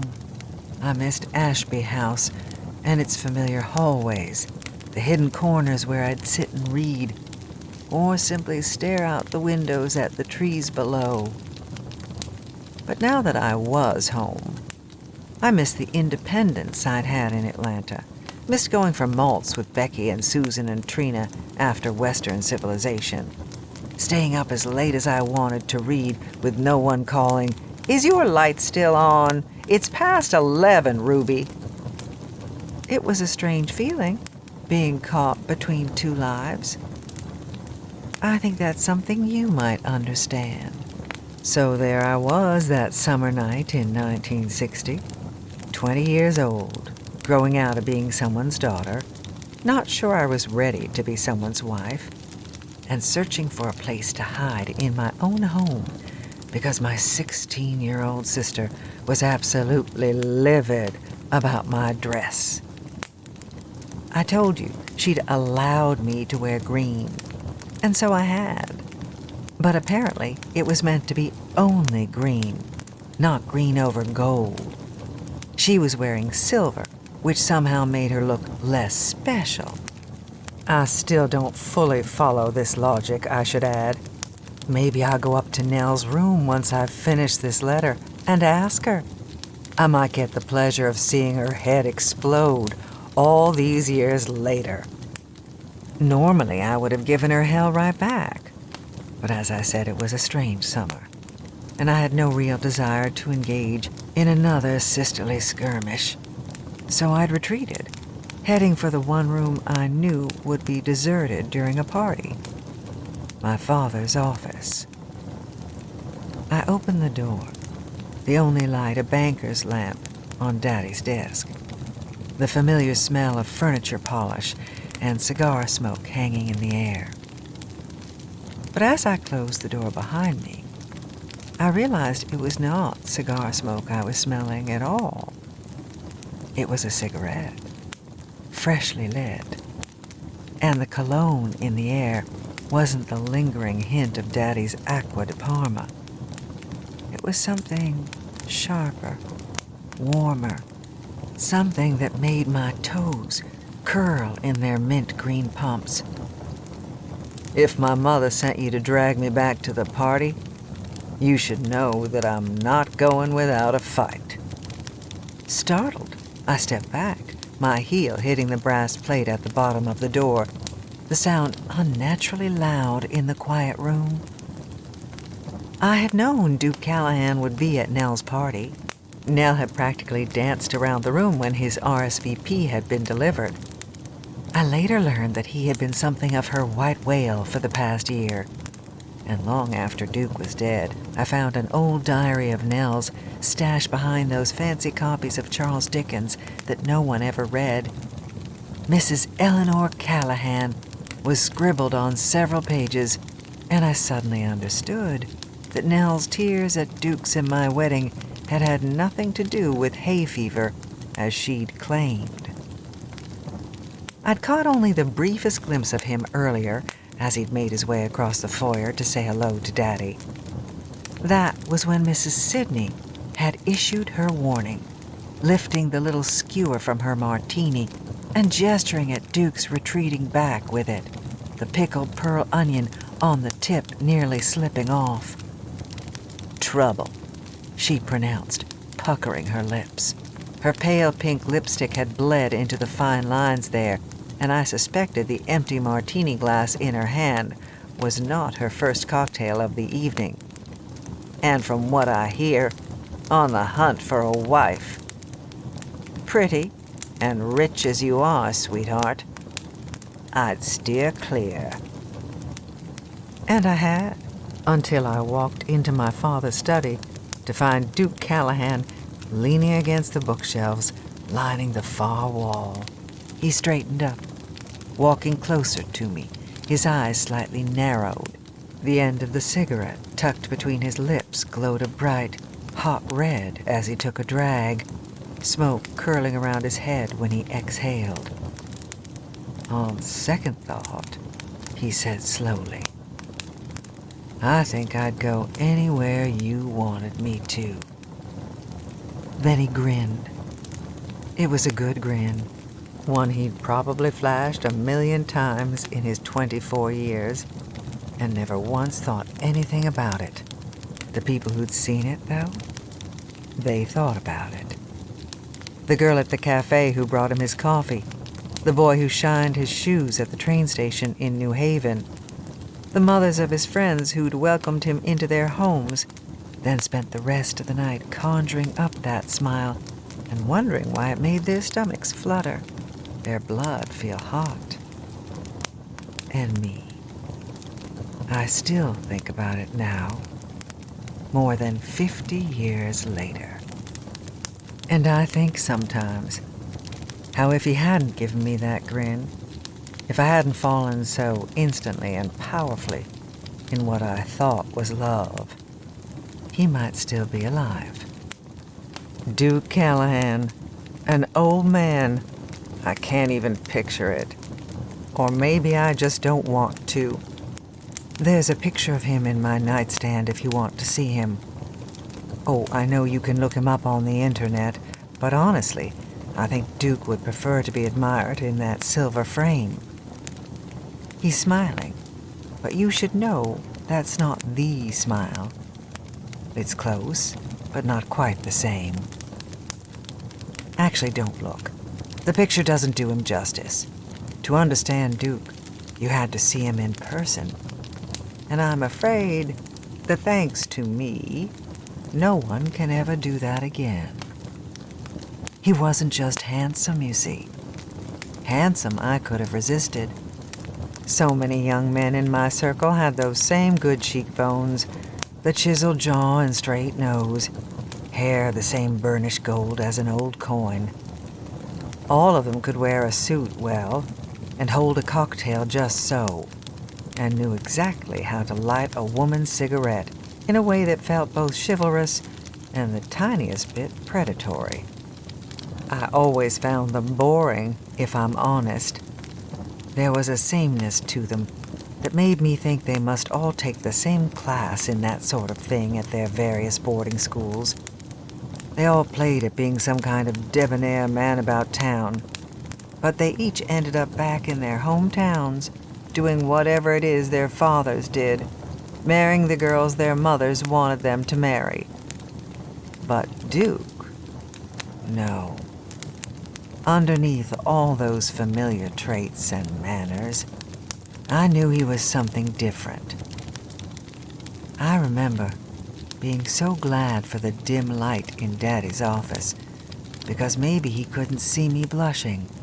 He absolutely could, he told me later, and used that observation to launch into a soliloquy of things he noticed about me that gradually grew more and more explicit until I was blushing everywhere a person could blush.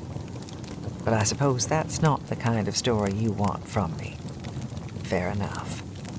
"The only place I want you to go," I said, making myself stand up as tall as I could, "is out of my father's office.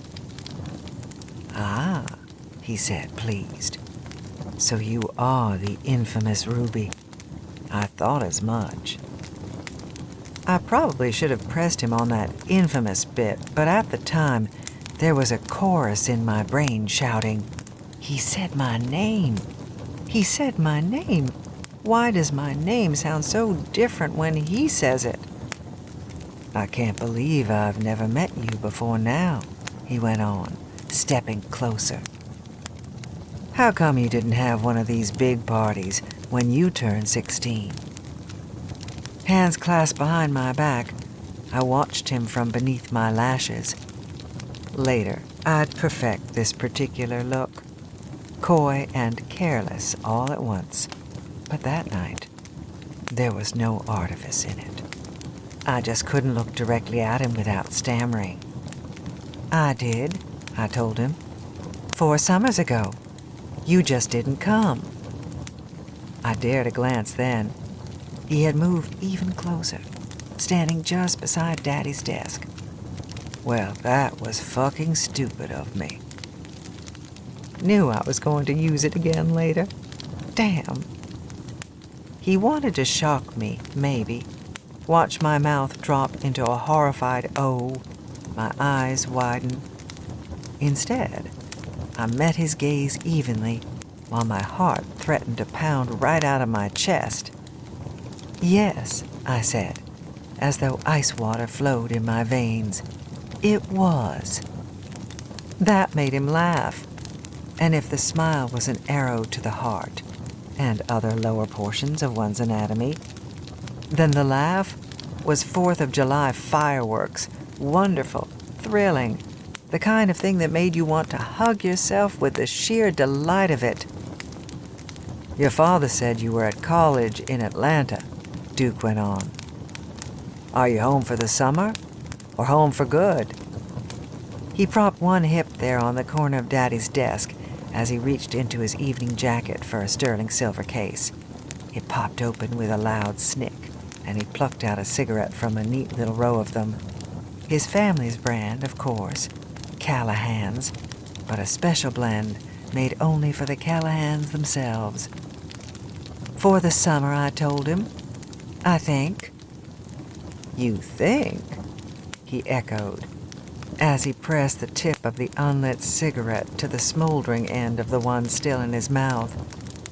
His cheeks hollowed slightly as he sucked at the filter, the ember glowing a hotter red, and then, newly lit cigarette between those long, elegant fingers, he offered it to me. I never much cared for smoking, something that was probably more offensive to my fellow North Carolina blue bloods than all the dead husbands would end up being. So maybe it's a good thing I was only the tobacco heir's wife for those few months. But I took the cigarette from him all the same. And had you been alone in that room with him, you would have too. "Atlanta's fine and all, but I've missed it here," I replied. And he snorted slightly at that, smoke puffing from his nostrils. "You need to see more of the world if you think this mountain is worth missing, sweetheart." I should have been offended by that, but I was 20, and the most attractive man I'd ever met had just called me sweetheart. So please, cut me some slack, darling. I moved a little closer to him, taking a drag on the cigarette, the flavor rich and bitter. "I'd like to," I told him. "See more of the world, that is. London, Rome, Paris. Paris especially, actually." "I'll book the honeymoon now," he said, teasing. And oh, how that thrilled me. Not just the word honeymoon and all the secret, wonderful things that implied, but the idea that there might be a third door besides dutiful daughter and dutiful wife. A wife still, yes, but the kind that didn't throw boring parties or pretend to be excited about Jell-O salads. Wife to a man like this, a man who would take her with him when he went out in the world, who wanted her to experience the same things he did. A partner? As I said, darling, I was 20. Truly, my only excuse. Not for believing that such men exist, because they do. I married one eventually. But believing that this man was one of them. Maybe you should take me out to dinner first, I told him. And he ground out his cigarette in the heavy glass ashtray just behind him on the desk. Maybe I will, he answered, and then threw me a sly glance from the corner of his eye. Or we could have a picnic, unless that brings back bad memories. It was the first time anyone, other than Nell, had ever referenced my kidnapping. And it was yet another thing that, in retrospect, should have offended, but instead just made Duke all the more intriguing, all the more different from anyone else I'd known. No bad memories, I confirmed. No memories of it at all. That was the truth. Other than that odd moment of naming my doll Grace, nothing from that time of my life ever resurfaced, the story continuing to feel like something that might have happened to someone else.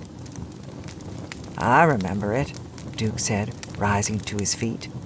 Or remember people talking about it, I guess. You were quite the little celebrity for a while. Isn't it odd how that happens? I asked. And seeing his confusion added, celebrity or notoriety, really, all because of something that happened to you, not something you actually did. Like that poor girl back in the spring, the one whose fiancé fell at the falls. Daddy said her picture was in the paper for weeks. I'd been in Atlanta at the time, but news from Tavistock still made its way to me through phone calls and letters from home. And there had been no bigger story than the death of Peter Whalen, a UNC student who'd taken his fiancée, Jill, up to the waterfall deep in the woods a few miles from Ashby House. He'd been leaning down to tie his shoe when he'd slipped on some wet rocks, plunging down to the rocks and water below. Never knew why that was such a story, Duke said with a shrug. My grandfather had a cousin who took a tumble from those falls back around the turn of the century. It's a dangerous place. People should be more careful. It wasn't just that he died, I said, lowering my voice and stepping a little closer. They didn't put it in the papers out of respect for his family, but Daddy heard it from the sheriff himself. Peter Whalen wasn't dead when he hit the rocks. Duke lifted his eyebrows at that, and the clear interest in his gaze made me a little bolder. He was hurt, very badly from what I understand, and Jill tried to get down to him, but couldn't. So she left him to go get help. But when she came back with the sheriff and his officers, Peter wasn't there. Now Duke leaned forward, his fingers loosely clasped on one thigh. Go on. I could see myself in my room in Atlanta, the pale green phone cord twisting around one finger as Daddy relayed the gruesome story to me, my mind conjuring up the falls, those sharp rocks at the bottom, the sound of rushing water not loud enough to drown out Peter Whalen's screams or Jill's cries of horror as he lay broken and bloody. It had felt like a scary story, the sort of thing you tell around campfires, not a thing that had happened to real people, people in the same woods that had once taken me. I suppose I should now say that I feel guilty for how much I relish the darkness of the account, how vividly I could picture those horrific details. But surely there's no point in lying to you. They found him, most of him at least. A few hours later, I told Duke, my voice barely above a whisper, the air hushed and heavy around us. He tried to crawl away, they thought, get out of the water. But something found him. Something? Duke's voice was as low as mine now, his pupils wide and surrounded by the narrowest band of blue. A bear, probably. Maybe a mountain lion. Jesus Christ. No, I don't think it was him. I answered without thinking, the quip entirely inappropriate. One of those dark jokes that always sat on the tip of my tongue, but very rarely slipped out in front of someone. And Duke laughed. I found myself smiling back, secret, conspiratorial, and his eyes dropped to my mouth. I have no idea what to make of you, Ruby McTavish, he said. And until that moment, I had never realized that you could feel someone's voice like a touch. No one does, I said. I didn't say it to be cute. It was just the truth. No one knew what to make of me. I was a rich man's daughter who hid at parties rather than flirt with available bachelors. I was pretty enough, but there were other more beautiful girls. I did well enough in school, but wasn't a brain. And there was this darkness that seemed to cling to me. A past that people only ever spoke about in whispers. A suspicion, even inside my own heart, that I had been placed in the wrong life, living out a role written for someone else. Maybe it was the darkness that Duke liked. He had his own streak of it, I'd learn, hidden beneath that smooth, implacable sheen. But let's leave that for the next letter. For now, let me leave us here in the dim light of my father's office, the low murmur of voices and muffled music from the band downstairs, the soundtrack to a kiss that would change my life and end his. You'll let me do that, won't you? Ah. Baby Ruby, a bride. She stole hearts around the nation as the famous Baby Ruby during the 1940s. But now, Ruby McTavish has captured one heart in particular, that of tobacco heir and man about town Duke Edward Callahan. The bride, daughter of Mr. Mason McTavish and the late Anna McTavish of Tavistock, North Carolina, walked down the aisle this past Saturday, April 22nd, on the grounds of her family home, Ashby House, wearing her mother's wedding gown from 1937, altered and updated by Mademoiselle Durand of Paris, a personal friend of the groom's father, Edward Alton Callahan. Miss McTavish carried a bouquet of white roses, pink camellias, and the crested iris native to her home state. Her maid of honor was her younger sister, Miss Eleanor McTavish, and the rest of her bridal party consisted of friends from childhood and her school chums from Agnes Scott College in Atlanta, where, up until her engagement, Miss McTavish had been studying literature. The couple plan on settling in the groom's hometown of Asheville, North Carolina, after a lengthy European honeymoon that will see them sail to Paris before moving on to Nice, the Loire Valley, Rome, Milan, and finally, London. Congratulations and bon voyage to Mr. and Mrs. Duke Callahan.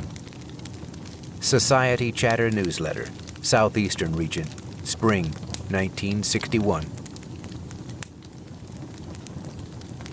Chapter 4. Camden. I feel the house before I see it.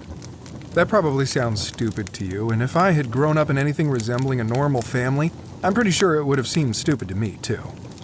But as our car winds its way up the mountain, my fingers tighten around the steering wheel, and cold sweat breaks out on my upper lip, my lower back.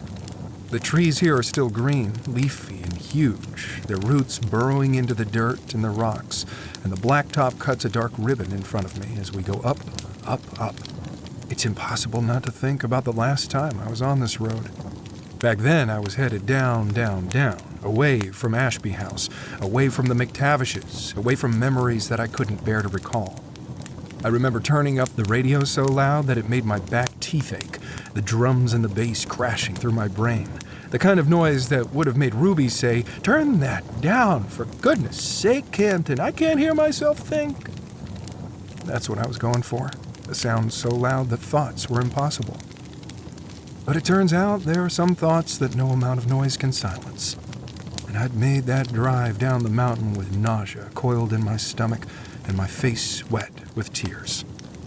I swore I'd never go back.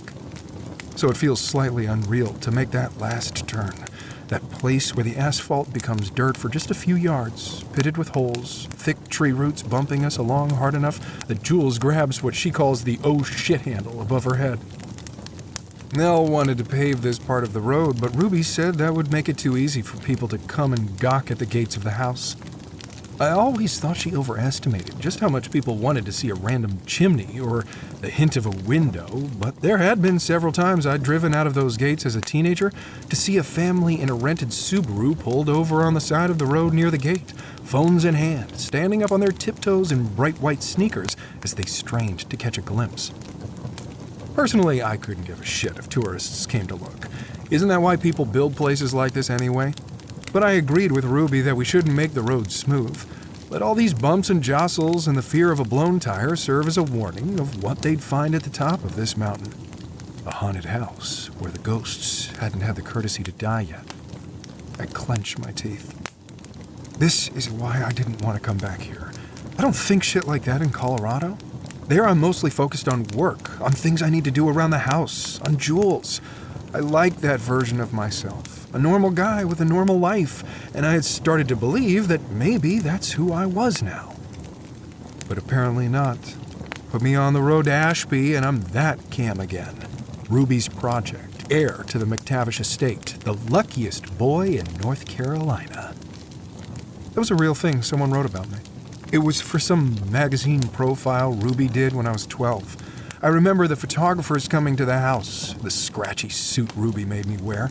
The photographer took a picture of me in my bedroom, a massive suite on the west side of the house that had gorgeous sunset views, but was decorated like it belonged to one of the Golden Girls. All chintz and florals, a big canopy bed.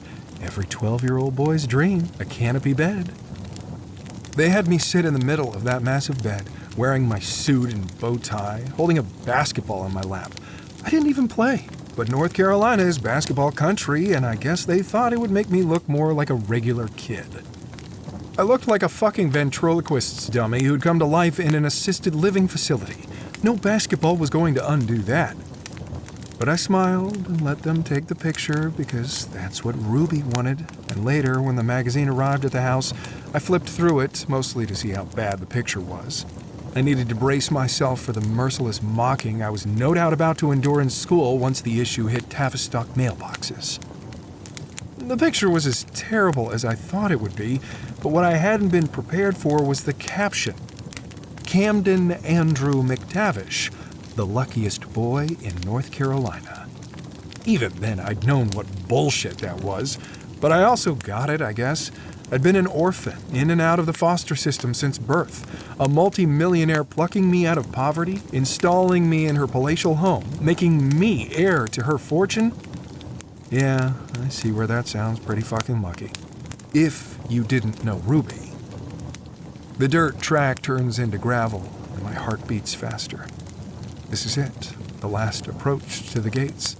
The trees on each side nearly block out the sun now, their limbs arching and meeting overhead. It always made me feel like I was being slowly swallowed by something as I drove up this road. Everything gets darker, tighter, funneling you in. I glance over at Jules, wondering if she senses the same claustrophobic air settling in, but she's sitting up in her seat, her sunglasses shoved up on her head, her eyes taking everything in. She's smiling a little, hands clasped on her lap, and I try to see this place through her gaze. It's pretty, of course. The trees are thick and lush, and a few glimpses of the sky and the valley below peep out between the leaves. The mist that tends to linger in the treetops can make you feel like you're up in the clouds, and I can see that for some people. For Jules, that might feel magical. That you'd feel tucked in and safe up here, not trapped. I want to feel that way too. more than anything, I want the past to stay buried and to find a way to at least tolerate this place, because I think that Jules is going to love it. I think she wants to love it. So for her sake, I'm going to try. Making myself smile, I reach over and take one of her hands. We're almost to the gates. Once we're through, the road turns a little and you'll want to look out your window to get the best view. There's a sunflower garden on that side, and they should still be blooming. It's nice. She smiles back at me, wiggling a little in her seat. A sunflower garden? I was not aware that you grew up like a pretty princess, Cam. The smile is frozen on my face, and I wonder if she can tell how hard I'm forcing it. Ruby's idea, I tell her. Planted at some point in the 80s. Nell hated it, thought it was tacky, but I always liked it. Or I did, until the time I was hiding in there and found a corn snake slithered right over my foot. Jules wrinkles her nose. Okay, hard pass on that, she says. Definitely going to admire the sunflower garden from afar. I wish she could admire the whole damn house from afar.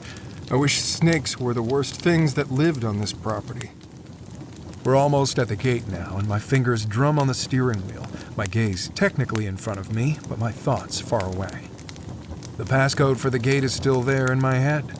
13661. It's the day Ruby's first husband, Duke, died.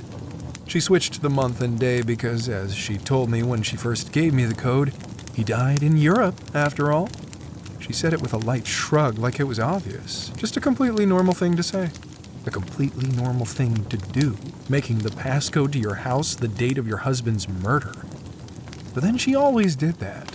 She'd say the craziest shit in the most cheerful voice, and it was stunning how quickly you found yourself agreeing with her. Right, yeah, day then month, like in Europe, since that's where someone shot him in the chest with a rifle twice. Makes perfect sense, Ruby. I asked her only once why that date. Why not his birthday, or their wedding day, or any other date that wasn't associated with blood and a dead body? Well, no one will ever guess that date, will they, my darling? It's too morbid, so it's the last thing anyone would think I'd use. Sitting at her dressing table in her room, slathering her hands with some fancy cream that arrived by courier every 6 weeks from France. I've never smelled it before or since, but I bet it still lingers in the rooms of Ashby House. Sharp lavender, so astringent it almost made your eyes water, and some other scent underneath, woodsy and rich. I'd been 10, maybe, something like that. Too young to point out the obvious alternatives. No one would guess random numbers either, or digits from a phone number you barely use, or my real birthday, since you just told everyone it was the same day as yours so we could celebrate at the same time. So why the fuck is it this day? Why do you want to remember that date every time you go in and out of those gates? Why? Cam? I blink and realize Jules is looking at me, her hand on my arm. I've stopped the car without realizing it, and the gates to Ashby House rise up before us. There's a wrought iron fence running out in either direction from the granite columns, but, family secret here, it doesn't enclose the whole property. A section fell down about 20 years ago, and Ruby never bothered to get it fixed. If I got out of the car right now, I could walk along this fence with my eyes closed, and I'd know exactly where that hole was. And I fucking hate that. I hate that this place still lives inside of me. Sorry, I tell Jules now. Zoned out trying to remember the code. Her eyebrows draw together, concern puckering her lips. The code? To open the gate. Now she's openly frowning. Camden, she says slowly. It's already open, babe, see? In my mind, the gate loomed up to the sky, bars thick and black, locking McTavish's inside, locking anyone else out. But now I see that if you were in decent shape and had stretched first, you could probably climb the gate with no problem. And the bars are thinner than I remembered, flecked with rust now, some of the filigree details almost eaten through with it. And Jules is right. One side of the gate hangs half open. Stepping out of the car, I get my first deep breath of that North Carolina mountain air, feeling my chest expand with it. Pine, the loamy smell of damp earth, the slight chemical tang of a thunderstorm not too far away. It smells like home. because like it or not, that's what this place is. I push the gate all the way open and get back into the car. Next to me, Jules is still looking a little worried, so I throw her a quick smile and make my voice as cheerful as I can. You ready for this? Are you? She counters, and I laugh, but it's a weak sound, more like a huff of air than an actual chuckle. Ready as I'll ever be. And then I put the car in drive and let Ashby House pull me back in. Chapter 5. Jules. Before Cam, I'd never been in love before. And before you're like, well, that's sad, let me remind you that we met when I was all of 21 years old, so pump the brakes on throwing me a sad spinster shower, okay? And naturally, given that I'd married the love of my life, I assumed I'd never fall in love again. One and done. That was before I saw Ashby House. I could tell as we drove up the mountain that Cam was tense, his jaw clenched, his fingers doing that nervous drumming thing. It made me feel shitty, sitting there with champagne bubbles in my veins while he seemed to sink further and further into misery, but I couldn't help it.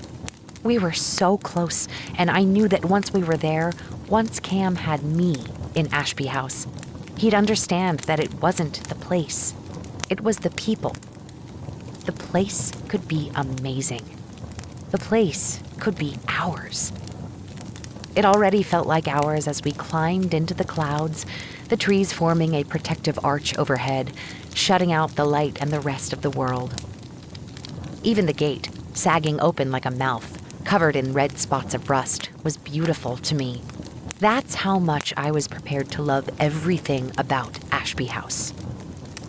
But I still wasn't ready for the way my heart lifts and my stomach swoops when the house itself finally comes into view.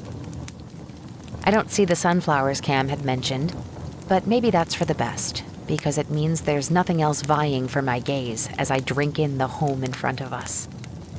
The pictures I've seen on the internet don't do it justice. It looked gorgeous in 2D, and I could tell it was impressive in scale, but those Google images can't capture how perfectly the house seems to nestle into its surroundings.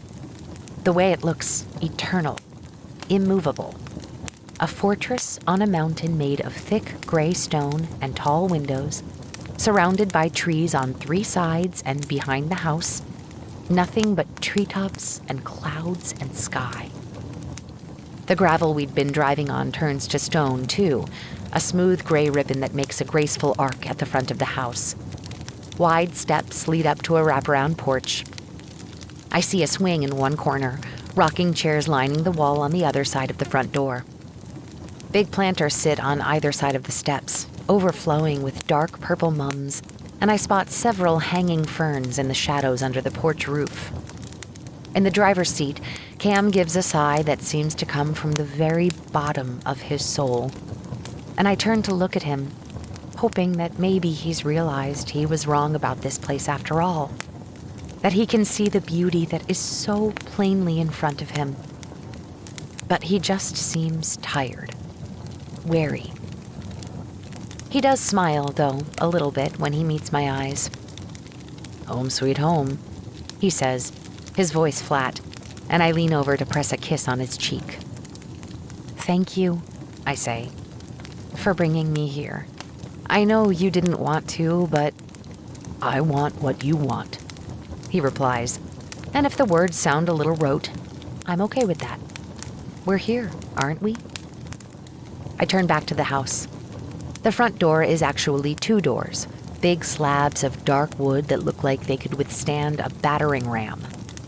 Tall, narrow windows frame the entry, and I think I catch a flicker of movement on the left, the briefest flash of a face, too quick for me to see if it was a woman or a man.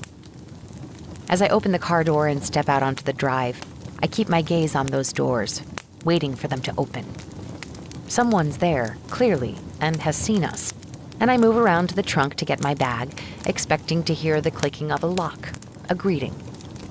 Cam comes up next to me, reaching for his bag as well, and I nod toward the house. "No welcoming committee?" He snorts, throwing a quick glance at the firmly closed doors. I'd be less surprised to walk into a firing squad.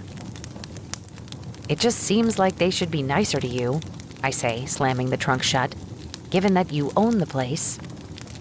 But Cam is already shaking his head. First of all, you need to know that the word should does not exist to these people. There are lots of things they should do, but if they don't want to do something, they don't do it. Like be nice to the guy who pays the bills. Or tip, he adds, and I bump my hip against his. Or pay taxes, I guess. And he makes one of those amused sounds that isn't quite a laugh. They do that now, but only because I hired a new accountant. And they also clearly don't take care of sunflower gardens. He points, and now I see the brown, crunchy stalks that must have once been bright yellow flowers, tall enough to hide in.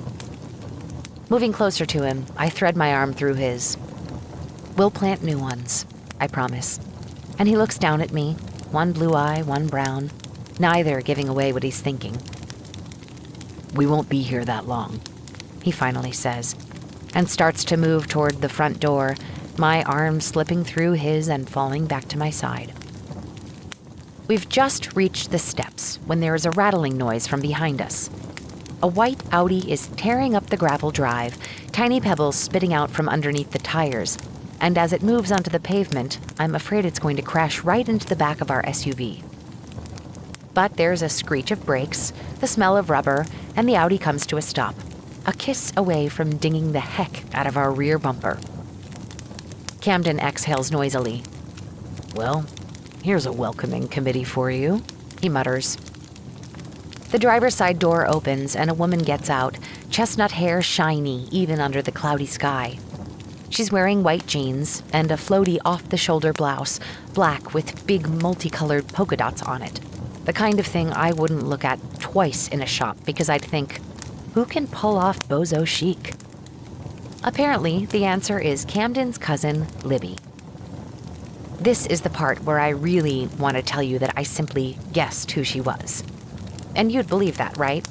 Who else could this 20-something in designer jeans be? Context clues, a safe assumption, etc. But actually, I recognize her from her Instagram. @LaLaLibby. I followed her for 10 years now, right after Cam and I started dating. From her senior year of high school, the duck face era, to college number 1, Duke, lots of navy blue in the photos, to college number 2, UNC, also blue, but cornflower, to finally, number 3, Western Carolina, purple, sadly the one color Libby did not look great in. I saw a photo of her wedding to Clayton Jefferson Davis, taken right here on the back veranda of this house. And then, 2 years later, I saw another of her divorce moon in Cabo.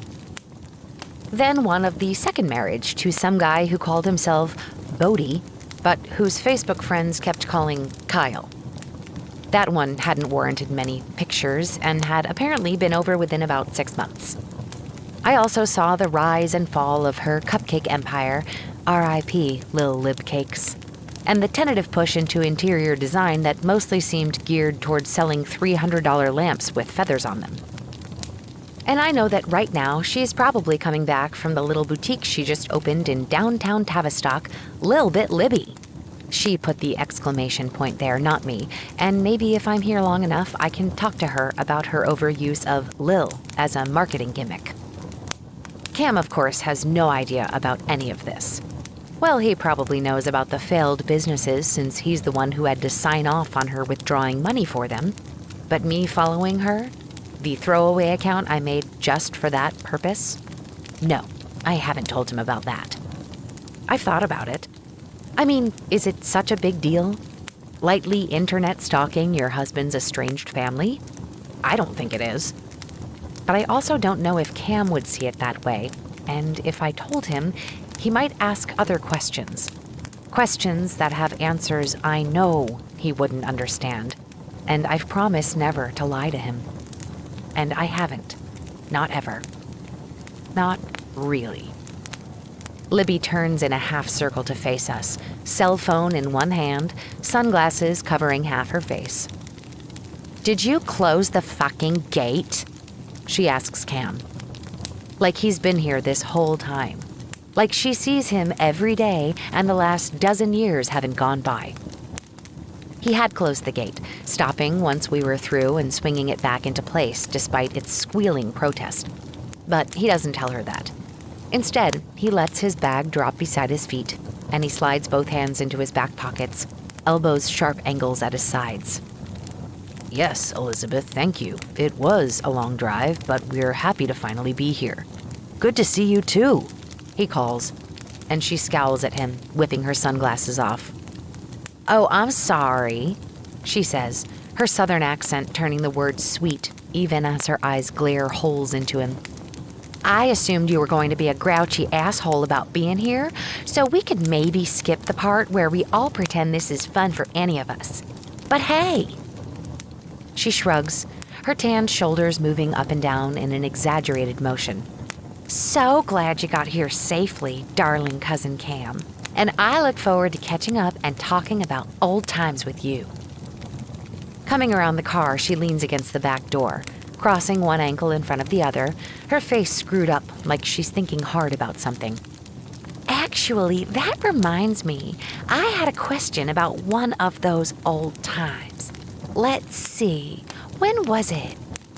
She taps her finger against her chin, head tilted to one side, and next to me, Cam holds himself very still, his expression blank. I guess it would have been, about 10 minutes ago, maybe 5. If you can remember back that far, maybe you can tell me. Did you close the fucking gate? Cam's mouth curls into a sardonic smile, lips pressed together so hard that a dimple I've never noticed dents one cheek. I did, Libby. Yeah, he replies. Why? Well, you see, the purpose of gates. Forget it, she says, cutting him off and pushing herself away from the car. I texted Ben to send me the code, but in the future, just leave it open. No one comes up here but us anyway. Or you could take the 5 seconds to punch in a 5-digit code and not run the risk of randoms showing up in the front yard. She marches up the steps, her boots loud on the stone, and stops just below where we stand, chin lifted. This close, I can see she's not quite as put together and polished as her Instagram makes her look. The concealer under her eyes is maybe a shade too light, her mascara flaking. Bright pink lipstick covers her mouth, but some of it has bled into fine lines around her lips. And there's the faintest brown splash on those white jeans, right on her thigh. Coffee, probably. And yes, now I can see the pink plastic lid of a reusable cup sticking out of her bag. The only random who ever showed up here was you, she tells him. And then her eyes flick to me. I guess you're the wife? I go by Jules, but that is my government title, yes.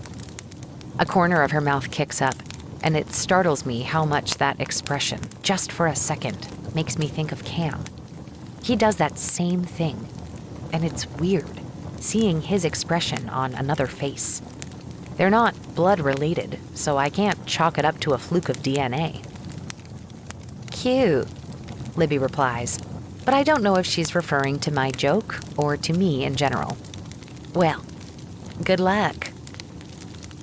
With that, she pushes past us and into the house, closing the door behind her.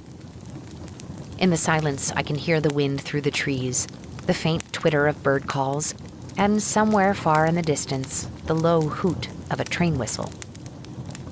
Good to be home, Cam mutters to himself, leaning down to pick up his bag. Can't imagine why I left. I'm sorry, I say, laying a hand on his arm. Have you two always been like that? Not always, he says as he hefts the bag onto his shoulder. When we were little, it wasn't so bad.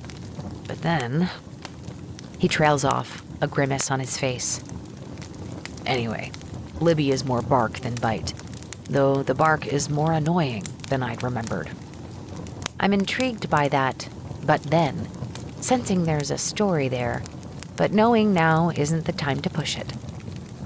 Not when Cam is pushing open the front door and Ashby House is finally opening up to me. "Last chance," Cam says, pausing in the doorway. "Only Libby has seen us. We could get back in the car and be in Colorado by, Thursday?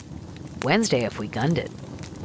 He's smiling, his elbow brushing mine, but I can see in his eyes that if I said, "Sure, let's go," there would be a streak of gray smoke on this porch in the shape of Cam, and our Denali would be halfway down the mountain in 2 seconds. I shake my head, once again linking my arm with his. "I grew up in Florida," I remind him. "I eat overly tanned bitches who drive Audis for breakfast." His gaze warms, and he leans in, kissing my forehead. "I love you," he murmurs against my skin, and I close my eyes briefly, curling my fingers into the fabric of his t-shirt, making myself stay here in this moment with him. Because I know that once we're inside that house, things will change. We've been happy, so happy for the last 10 years, but we were also playing parts. Cam, the regular guy who taught high school English and rented a nice but small house and didn't have a bank account with nearly $100 million in his name and a mansion on the other side of the country. Jules, the sweet wife who churned butter for tourists and did community theater and didn't care about said money or said mansion. I let myself mourn that version of us for just a second, and then I turn to the open door and step inside. Chapter 6. Camden. I forgot about the portrait. The moment I step into Ashby House, I feel almost disoriented, thrown back in time so violently that I half expect to look down and see soccer cleats on my feet, dirt and grass on my knees. It's the smell, for one thing.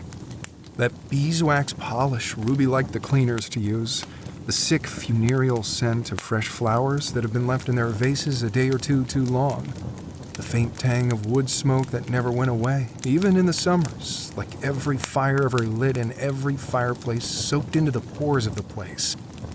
The Tiffany lamp on the table just inside the front door, a replacement for the one I broke when I was 14, casting little squares of colored light onto the black marble top of the table it sits on. The carpet runner on the stairs, held in place by brass rods. The navy and maroon pattern worn away in the middle of each step by more than a century of feet going up and down. The way the front hallway widens, opening up into empty space, the better to display the massive windows that look out onto the back lawn before it drops steeply down into rocks and trees. I kicked a soccer ball off the edge of that lawn once, wanting to watch it roll down the mountain, but it was immediately swallowed by the trees, tangled in branches before it got more than 3 feet down. All of that comes rushing at me, thick and dizzying, and I wonder if this is what having a heart attack feels like. Chest tight, mind reeling, air suddenly hard to come by. And then I lift my eyes and see Ruby staring down at me. The portrait hangs at the top of the stairs, massive in its gilt frame. It was painted by Ruby's third husband, Andrew. She was married to him the longest, 10 years, and maybe she loved him the most because Andrew was the middle name she gave me. He painted her picture right after they met, around 1969, so she wasn't even 30 at the time. Younger than I am now. Her dark hair is loose around her shoulders. No bouffant for Ruby McTavish, even in the 60s. And she's wearing an emerald green evening gown as she perches on the arm of some antique chair, her legs crossed demurely at the ankles, her hands clasped in her lap. Her smile is faint, but genuine, I think. I remember that expression. And it's a good portrait, objectively, true to life, and the contrast of the opulent dress and decor with her casual pose works well. I focus on the other details of the painting because I don't want to look into those eyes. But I have to, don't I? I owe her that, at least. I'm back, I think, looking up, and even though I haven't heard her voice in more than 10 years, I imagine her reply, "You certainly took your time, my dear." That's her, I hear Jules say, It's not a question, and I swallow hard, putting an arm around her shoulders. I never called her anything else. By law, she was my mother, but the word never suited her, or me for that matter. She was always Ruby. Cam, this place... Jules starts, looking around. She doesn't finish her sentence, but she doesn't have to. It's something, I agree, and she turns to me with wide eyes. Okay, king of understatement.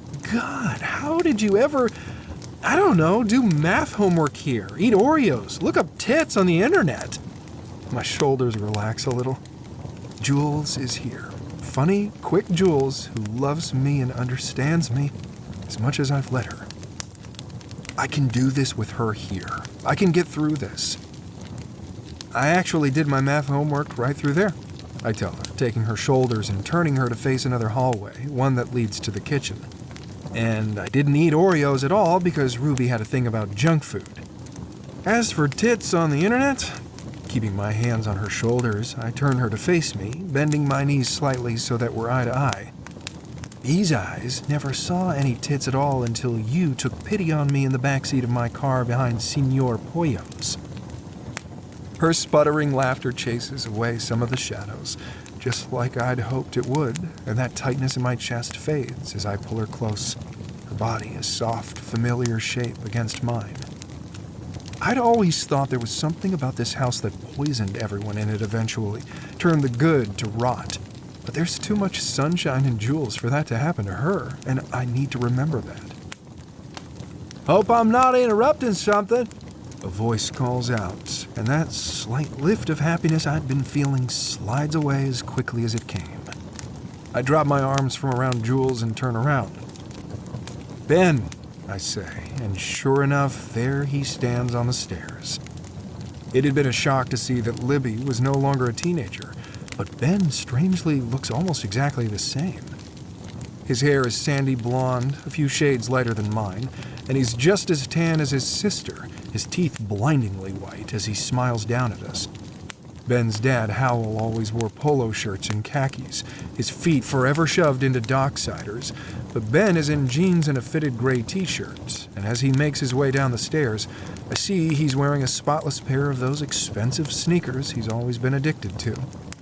I've got on a beat-up pair of leather ankle boots, but other than that, we're dressed almost exactly the same, and there's that dizzying sense of vertigo again, because as I sense Jules look back and forth between us, I know what she must be thinking. Ben is 2 years older, and I'm maybe an inch taller than he is. He's a little less lanky than I am, chest and arms thicker, and his hair is shorter. North Carolina still drips from his voice in a way that it doesn't from mine, but yeah, we look enough alike to be brothers. People used to assume we were actually, an idea that horrified both of us. Me in another life, I think now, looking at him as he offers his hand to shake. Me if I stayed here.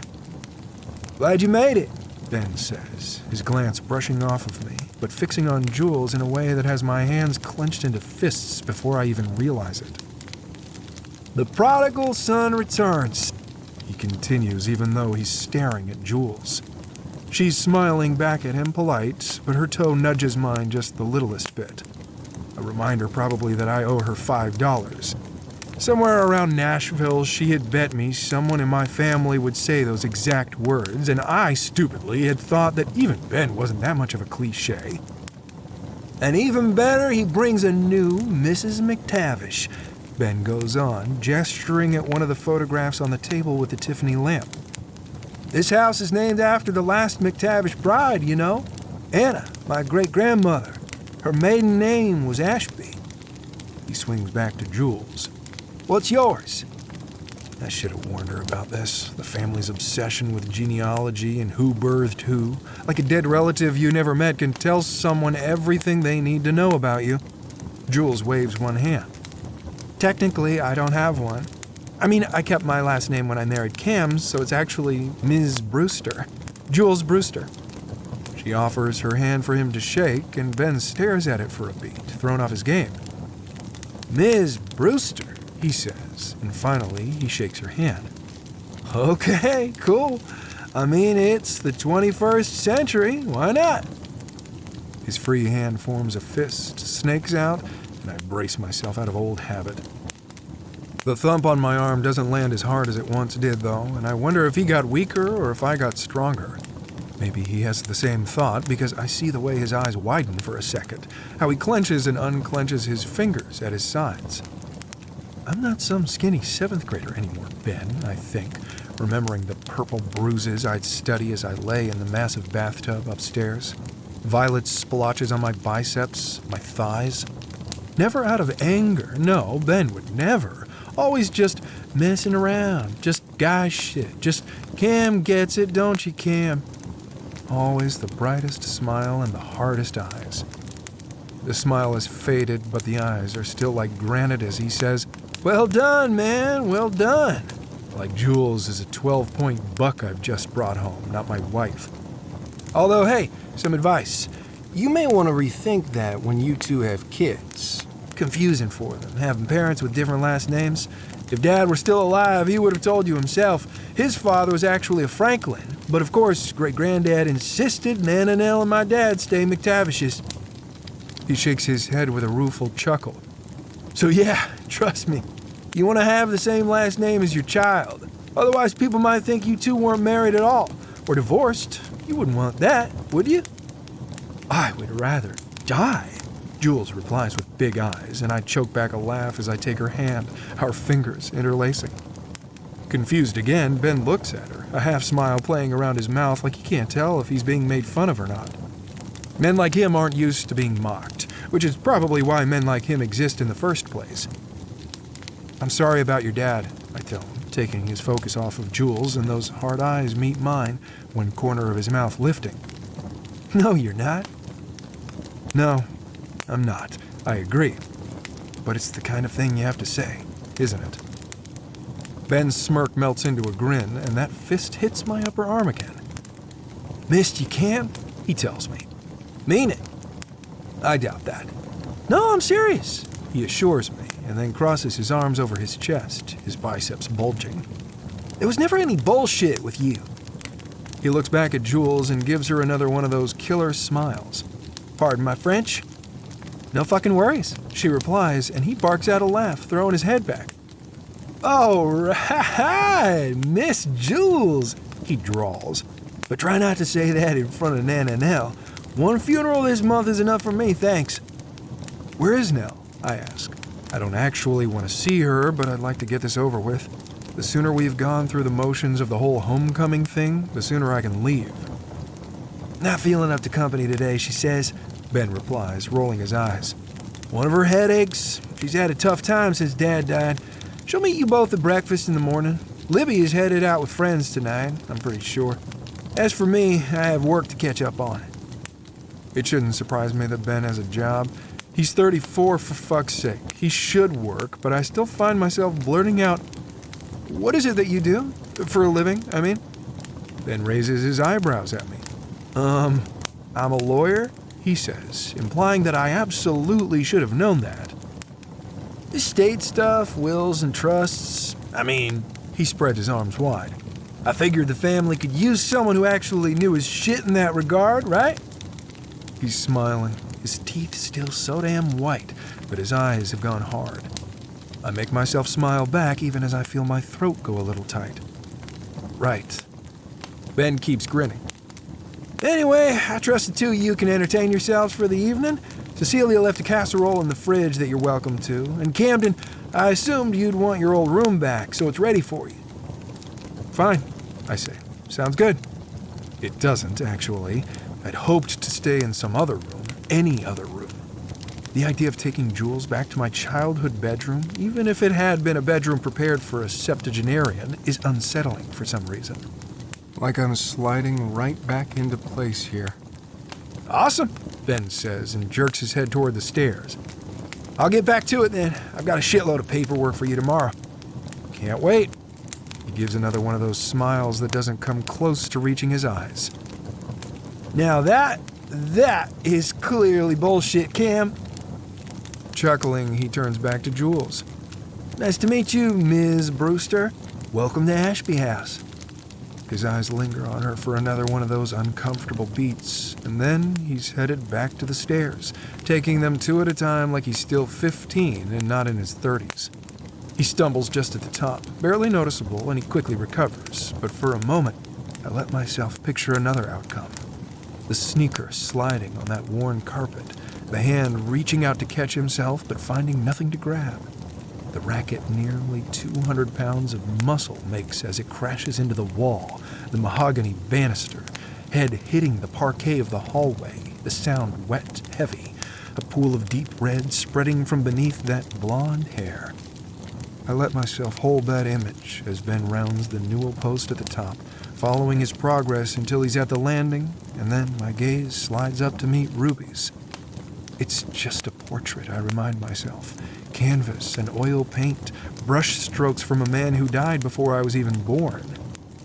But as I look into Ruby's smiling face, I suddenly feel her here, real, alive, watching me, knowing what's inside my head right now. And the thing is, I think she'd be proud of me.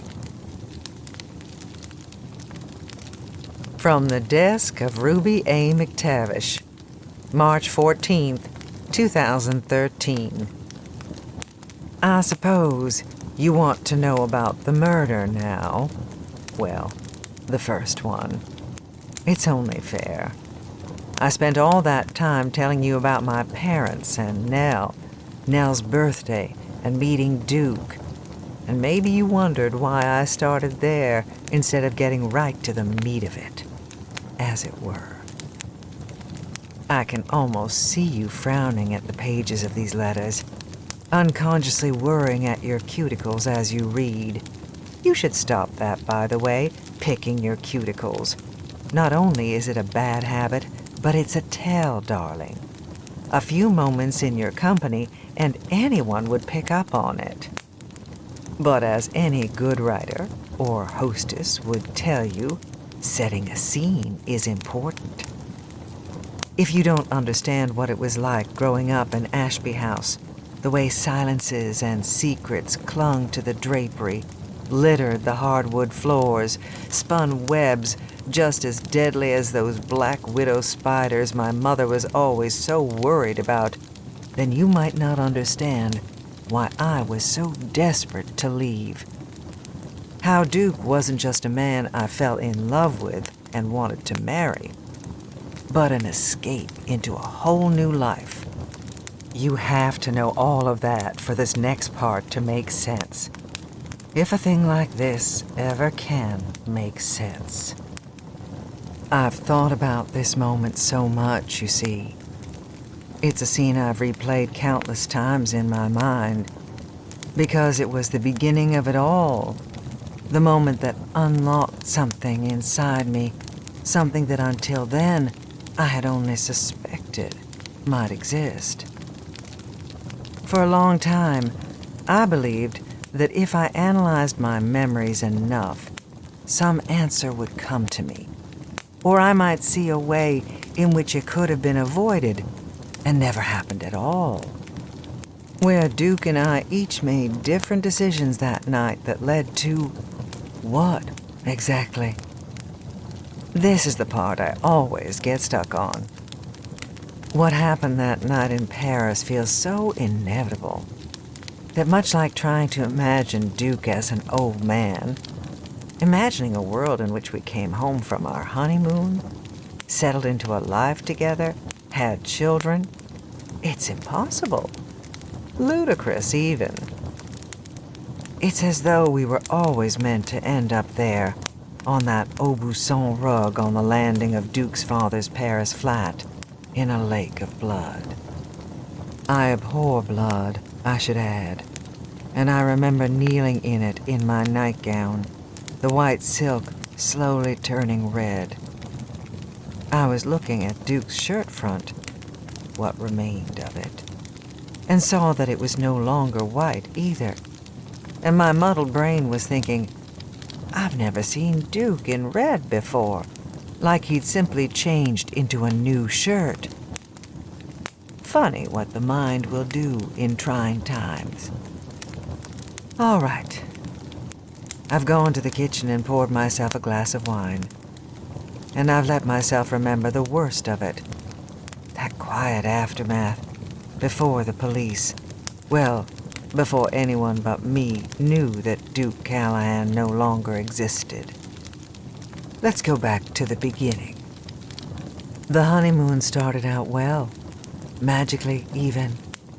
We'd spent our wedding night here at Ashby House, not in the bedroom I'd slept in all my life, save, of course, those 8 months I was with the Darnells and my year at Agnes Scott, but one of the other suites, near the back of the house. The Ruby Suite, my mother called it. Not after me, but because it was done all in red. Heavy red velvet drapes around the window, a deep red carpet underfoot, red bed hangings, red coverlet. Looking back, perhaps all that red was a sign. In any case, that's where I spent my first night as Mrs. Duke Callahan and became a wife, in all senses of the word. Are you cringing now, darling? Are you bracing yourself for an old woman to delve into purple prose as she details her sexual awakening? Are your eyes already darting ahead, praying to God you don't see words like petals or engorged? Never fear. A lady does not kiss and tell.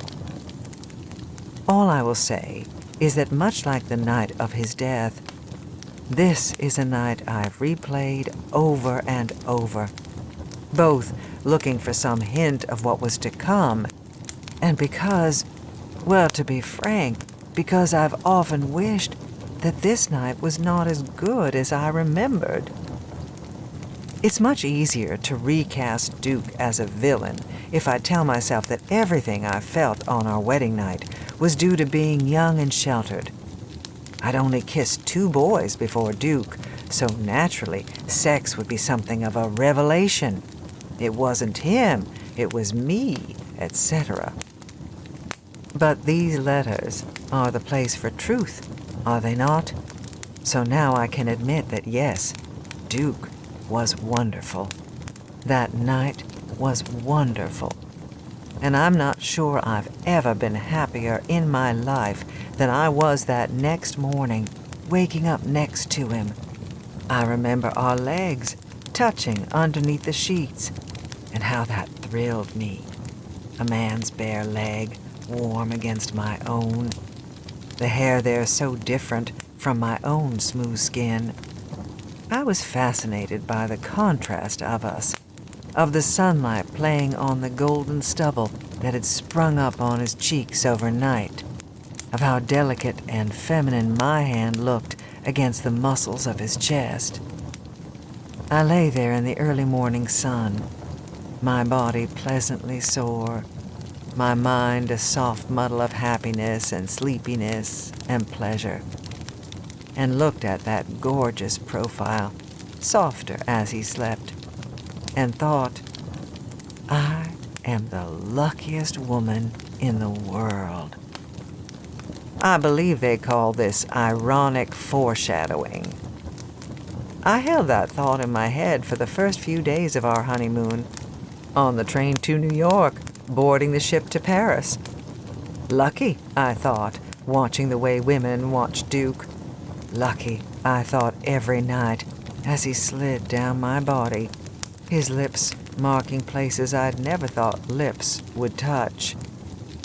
Lucky, I was thinking, just seconds before his fist met my cheek for the first time. We'd been married for 5 days. I said I was sheltered, and I had been. I knew what alcohol could do to people, had watched it slowly eat my mother from the inside out. But that was my only real experience with drunkenness. I thought if you drank too much, you might cry, as Mama did, or sleep too much, as Mama also did. I didn't know that for some people, alcohol is the key to a cage inside of them, and inside that cage is a monster.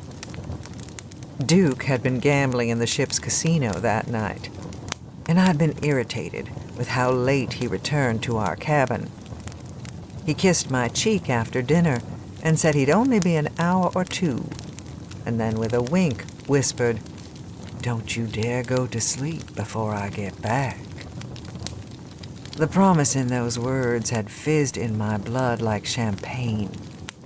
So I'd had a bath, reapplied my makeup, put on one of the nightgowns from my trousseau that he hadn't seen yet. It was the same white silk I was wearing the night he died, though that was still a few weeks away. And then I waited, and waited. And the longer I waited, the more irritated I became. My eyelids felt heavy with sleep, but I couldn't lie down because then I'd muss my makeup and be a mess when he finally returned. And why was a smoky ship's casino filled with boring men and their even more insufferable wives more enjoyable than my bed? Oh, the snit I worked myself into. So by the time he did return, sometime past 2 in the morning, I was mad as a hornet, and he was drunk as a skunk. I could smell it when he walked in, that familiar and awful medicinal smell of gin, bringing me right back to dark hallways, to shh, Mama sleeping, to muffled retching behind closed doors.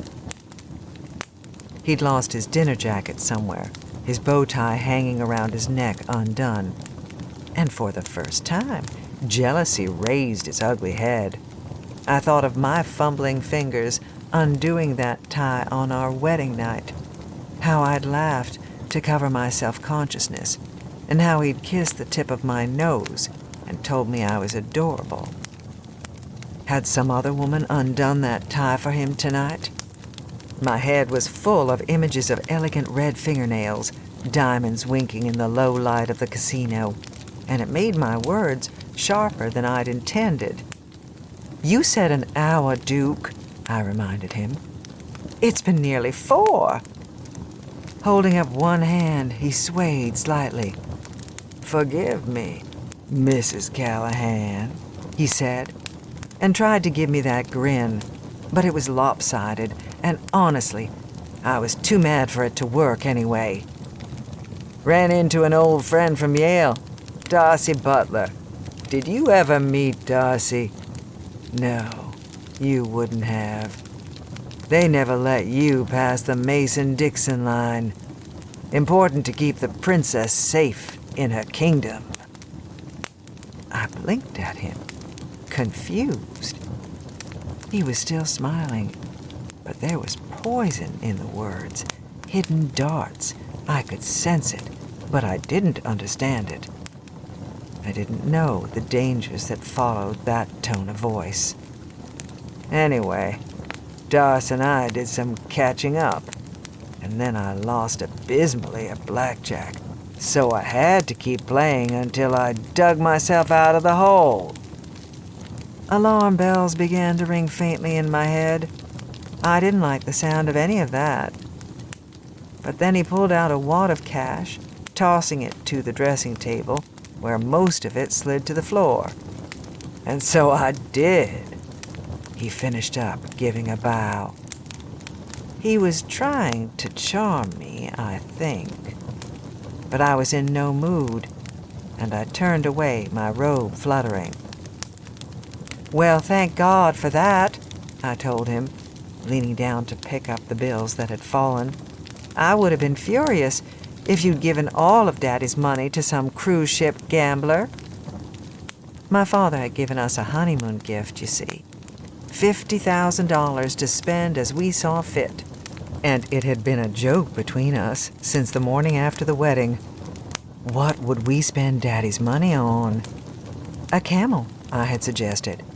And then we'd wondered how much camels even cost, and if you could buy one in Europe at all. The crown jewels of England, Duke had decided, and I reminded him that while $50,000 was a lot of money, I wasn't sure it could buy that treasure. So you see, I wasn't trying to anger him or shame him. I wasn't pleased with Duke, of course, and maybe that made the words sound more waspish than they were. But I thought I was pulling him into a familiar joke. I straightened up, the money in my hand, quite a lot of it. And as I went to set it back on the dressing table, I thought to myself, maybe Duke is the lucky one, not me. And then he punched me. Not a slap, but a closed fist punch to my left cheek that made stars explode in my vision and sent me half slumping against the table. My bare feet tangled in my nightgown and robe, and I fell then, landing hard on my backside, with my mind so dazed I hardly knew which way was up. It didn't hurt. Not then. Or perhaps my brain was so busy trying to process the fact that my husband had just hit me that there was no room for anything else. I felt like some kind of stunned animal lying there, looking up at him, blinking stupidly into that handsome face that just hours before I'd held in my hands as I'd kissed him on the deck, the night wind ruffling his hair. It was the disorientation I remember the most. The feeling that I had just been violently hurled from a life I understood into one that made no sense at all. I don't need your father's fucking money, Duke said, sniffing as he pulled the tie out from under his collar and tossed it on the bed. Besides, that's my money now. Do you understand? And I'll do what I want with it. He stepped over me to make his way to the ensuite, and when I heard the door shut and the sink begin running, I made myself stand up, my legs shaking. My cheek had finally begun to throb, but the rest of me was numb as I made my way to the dressing table, picking up a tissue to wipe away my lipstick. I didn't meet my eyes in the mirror, didn't want to see the bruise I knew was forming, because then it would be real. This would all be real. I have no idea how I slept that night, but somehow I did. And when I woke in the morning, Duke was leaning over me, his hand, the same hand that had hit me so hard the night before, gently cradling my face. Christ, I'm a beast, he murmured softly, his voice so tender. I know better than to drink gin, and now look what I've done. It's all right, I told him. I know. I still can't believe I said that. I can't believe that in that moment I genuinely felt sorry for him. He looked so sad, so remorseful.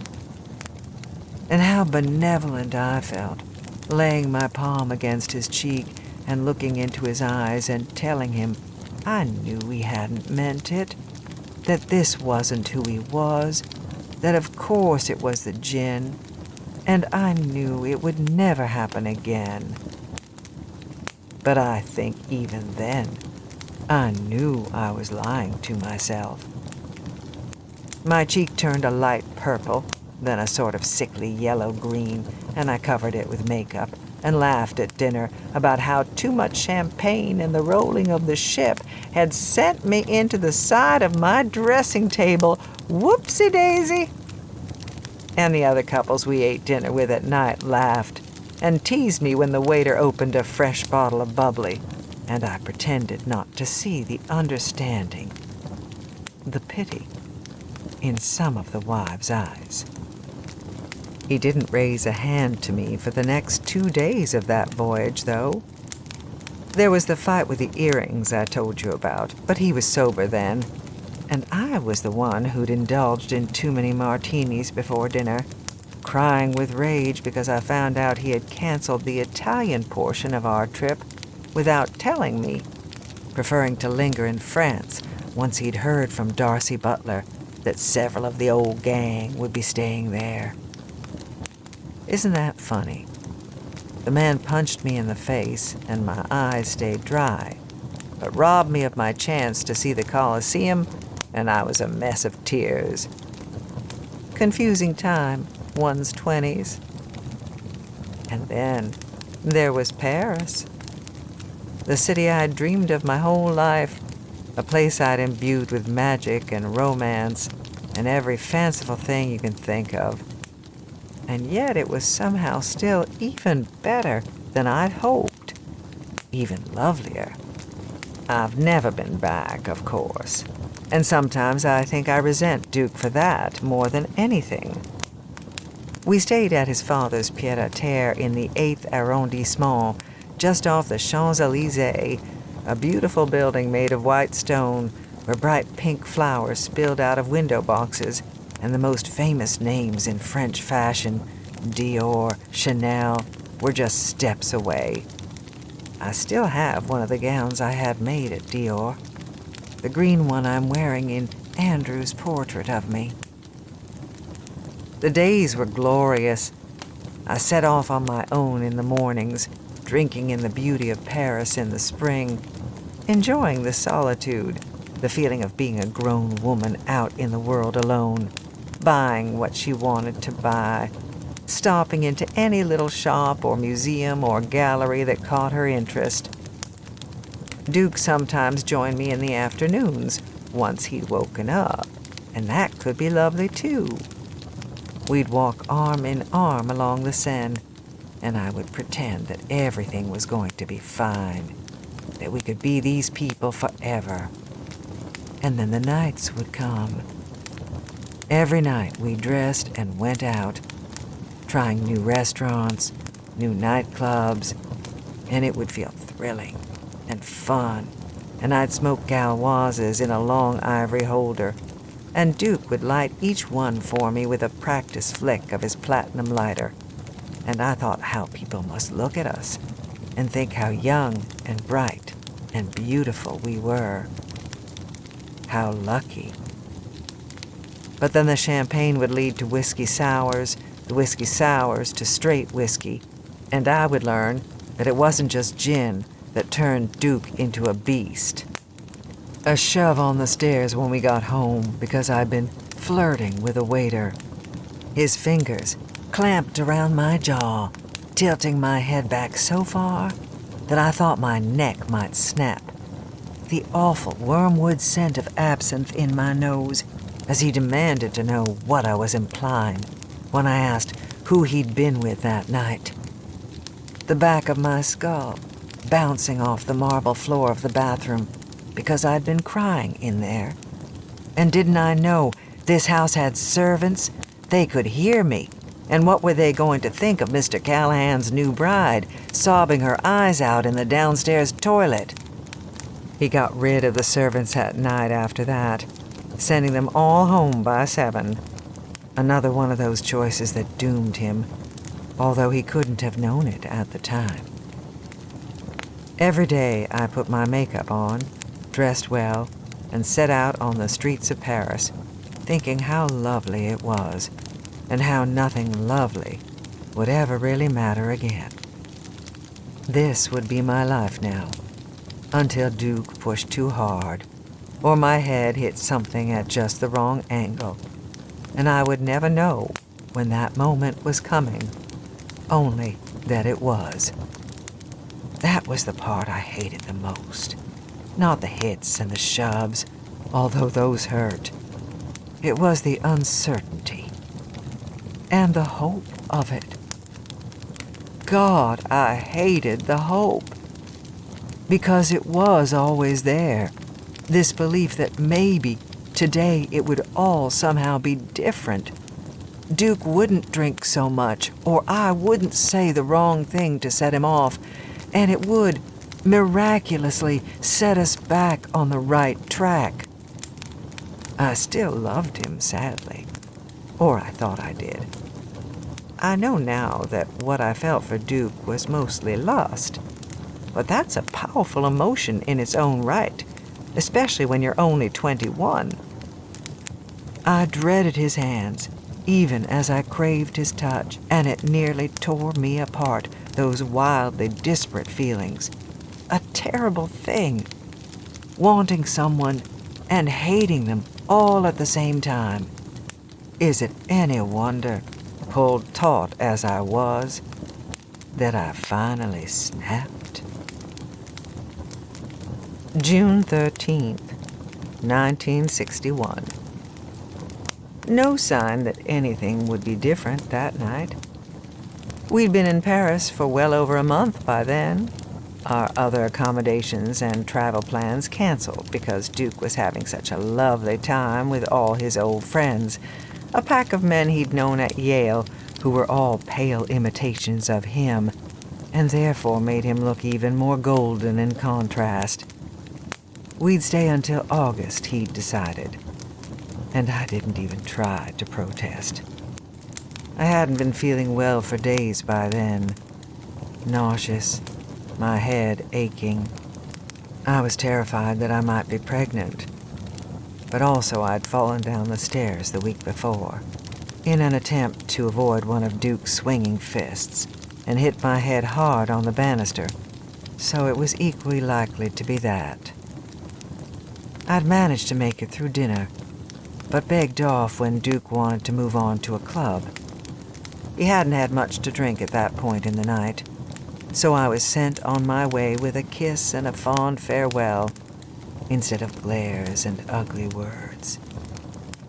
I'd returned to the flat, let myself in, and gone to bed.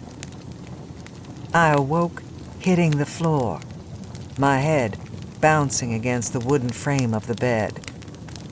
For a moment, I thought I'd fallen, but then I felt the warm band of fingers around my ankle and looked up to see Duke crouching over me. He was smiling, his bow tie once again undone, his shirt very white in the near darkness of the bedroom. In his other hand, he held a rifle.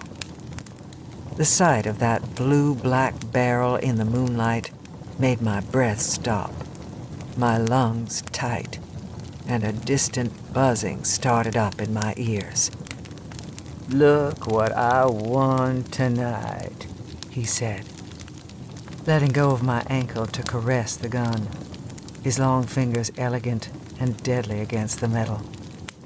"Belonged to Darcy's dad. Shot 3 elephants. No, 4 in Rhodesia, and a tiger in India. Kept it over the mantel in his place here.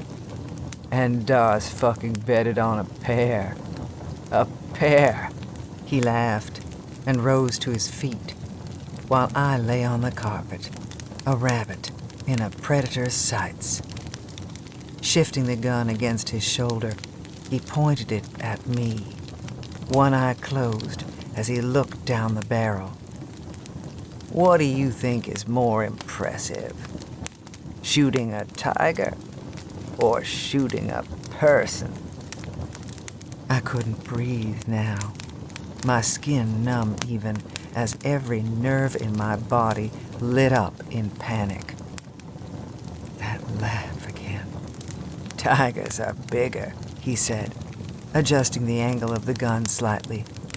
"Deadlier maybe, but people are smarter. Still, you don't brag about that kind of thing, do you? Don't hang the gun on the wall and say, 'You know, boy, I shot my first wife with that gun.'" My mouth was so dry that it was an effort to lick my lips, to make myself say something, and when I did, it was just his name. Duke.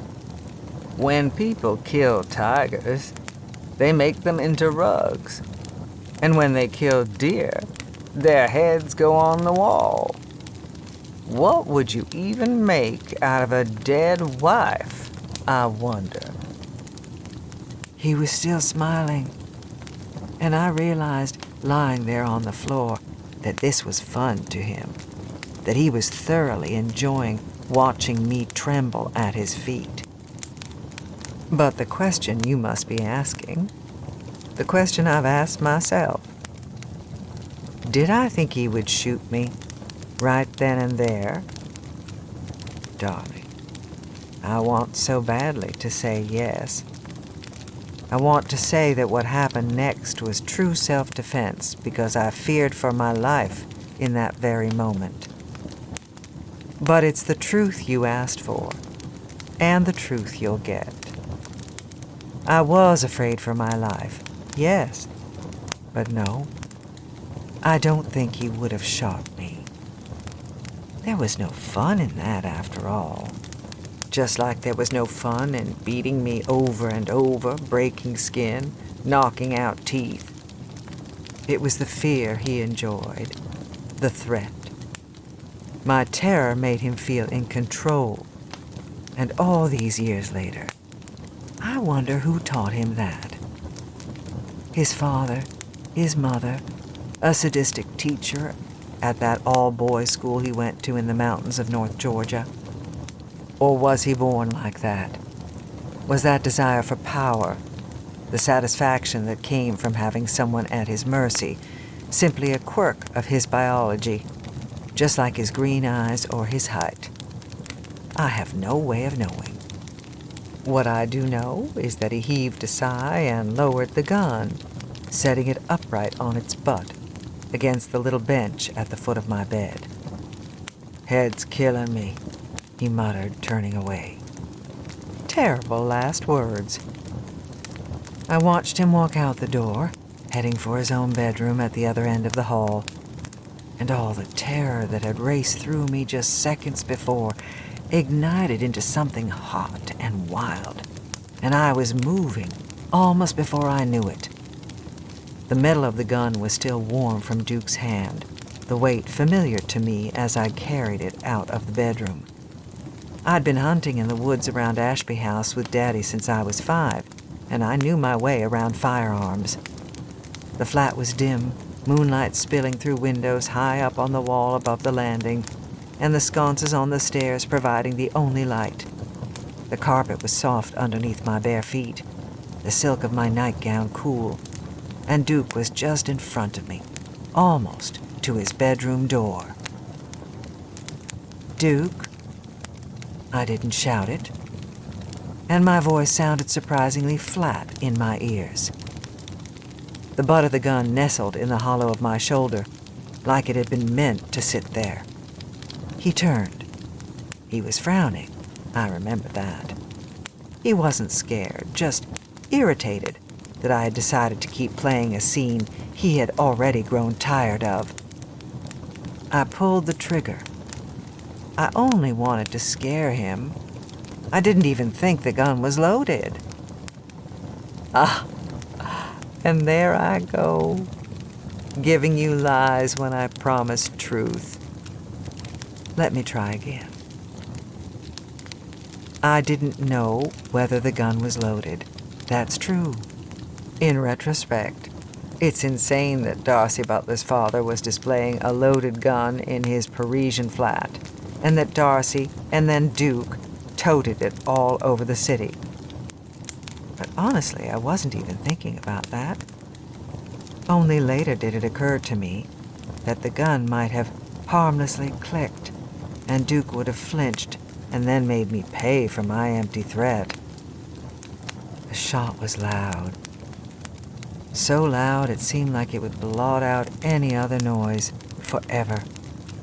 I'd cried the first time I'd fired a gun, aiming for a rabbit I hadn't wanted to hit, and my father had told me I was going to need to toughen up if I expected to run Ashby House one day. I didn't cry this time. I watched, feeling outside my own body, as the bullet tore through that clean white shirt of Duke's, just along his ribs, as his face bloomed with surprise, eyes wide as they looked at me. Remember, this was a gun meant for killing elephants and tigers. You can imagine what it did to a person. I fired again. It's that second shot that makes me a murderer to my mind. The first? I'd been terrorized for weeks at that point, scared past the point of endurance that night, and I can forgive myself for reacting. Maybe anyone could. I think you can. But the second bullet? That's when I adjusted my aim. That's when I knew exactly what I was doing.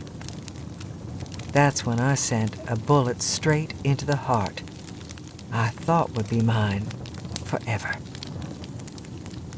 It was so quiet after. My ears wouldn't stop ringing, and Duke was slumped on the carpet, his eyes staring. His chest moved up and down in a jerky movement, once, maybe twice. There was a sound in his throat I never wanted to hear again, and I was glad when it was over, when he was still. I knelt beside him for a while there in the darkness, like I told you, his blood soaking into my nightgown while I waited to feel something. Horror, remorse, fear, anything at all. Relief came first. It was over now. I'd never again wake up wondering if this was the day he went too far. And then a flicker of sadness followed. Not for the Duke he'd actually been, but the Duke I thought he was. But that was it. No shame, no grief, no worry or frantic thoughts of police and punishments and, good God, did they still have the guillotine in France? It was more like I'd just solved a math problem that had been vexing me, and I wondered if this was what it was to be in shock. That was it, surely. All those feelings, those natural human feelings like grief and regret, would come in time. Or so I thought. For now, however, there was one last thing to do. I went to where I'd left the gun and moved it to the top of the stairs, taking care to wipe it down with the unbloodied hem of my robe. Then I went back to Duke's body, wrapping my arms around him, letting more of his blood cover me, pressing my cheek to his so that his blood soaked into my loose hair. And then I began to scream. You know the rest, darling, or you can look it up. That part is less important to the story I'm trying to tell you. There were police. My conversational French from Agnes Scott was sadly inadequate when it came to discussing something like this, it turned out. And of course, it was a bit of a scandal. But the official story was that someone had seen Duke flashing his cash at a seedier casino he'd been in that night in Montmartre, and followed him all the way home with the intention of robbing him. Duke himself assisted with this version of events by conveniently leaving the front door wide open when he came home. So eager was he to show me his new prize. A scuffle, a loaded rifle, 2 panic shots, the cash Duke's friends swore he'd had in his jacket pocket that night all missing, tucked inside a hideous china dog I'd bought for Nell, buried deep in one of my trunks. And there you had it. Tragic, made more so by our youth and beauty, our clear love for each other, and on our honeymoon, too. Married less than 2 months. Did people believe this story? Or did Daddy's money make it go away? I've never really known. It doesn't matter. I got away with it. That was all I cared about. It feels good to write that down, I must say. The clear, pure truth of it. No excuses. No explanations. I had gotten away with murder, and I was glad for it. Is that enough truth for you, my dear? Ah. Available scholarships. The Duke Edward Callahan Memorial Scholarship was established in 1963 by Mrs. Ruby McTavish Callahan, Duke Callahan's widow and a generous benefactor to the Preston Boys Academy, her late husband's alma mater. The scholarship, totaling $25,000, is presented to a graduating senior who best exemplifies the qualities Mrs. Callahan says were most present in her husband: a love of knowledge, a curiosity about the world, a skilled analytical mind, and, most important of all, kindness to his fellow man. While my time with Duke was sadly too short, it brings comfort to know that I can keep him alive with this scholarship to the school that shaped and molded him into the man he became. It is my dearest wish that every recipient of the Duke Edward Callahan Memorial Scholarship will use this opportunity to make the world a better, gentler place. Mrs. Ruby Callahan. Chapter 7. Jules. I was right, just so you know, about drinking coffee on that back veranda and never being capable of unhappiness again. As I sit in an Adirondack chair on my first morning at Ashby House, hands curled around a steaming mug, the mountains sloping down into treetops in front of me, I feel a kind of contentment I hadn't known existed. The quiet wraps itself around me like a cozy quilt, the soft gray of the sky giving way to a hazy blue as the sun begins to burn off the mist. And I want to start every day of my life like this, serenely gazing out at this view, knowing it belongs to me. I'm not going to lie. Last night, I was a little worried. The house was everything I dreamed, and while Libby was a bitch, she wasn't all that bad. Neither was Ben, honestly, but Cam had seemed distant all evening.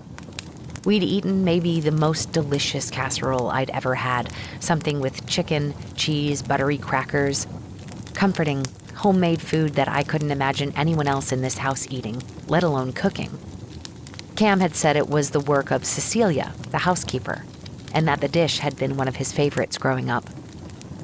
It was a thoughtful gesture, and it should have made him happy, but he'd barely touched his plate, and we'd ended up going to bed before 9 o'clock, like we were grandparents or something. I'd been surprised by Cam's room, which felt more like a very pretty guest room at a stuffy bed and breakfast than a place where a teenage boy had once slept. It was filled with heavy oak furniture, a big canopy bed dominating the space. But it felt like it had its own center of gravity. Like if you moved a piece of art or a throw pillow out of place, the room would right itself, put everything back where it belonged. Given that we'd gone to bed so early, I had joked about us finding some way to pass the time until we were sleepy, walking my fingers along Cam's chest just in case he wasn't getting the message. But once again, he'd kissed me and told me he was beat, and then lay awake next to me for hours. It bothered me, and the hurt lingered this morning. I woke with the sunrise and went into the massive bathroom to take a shower.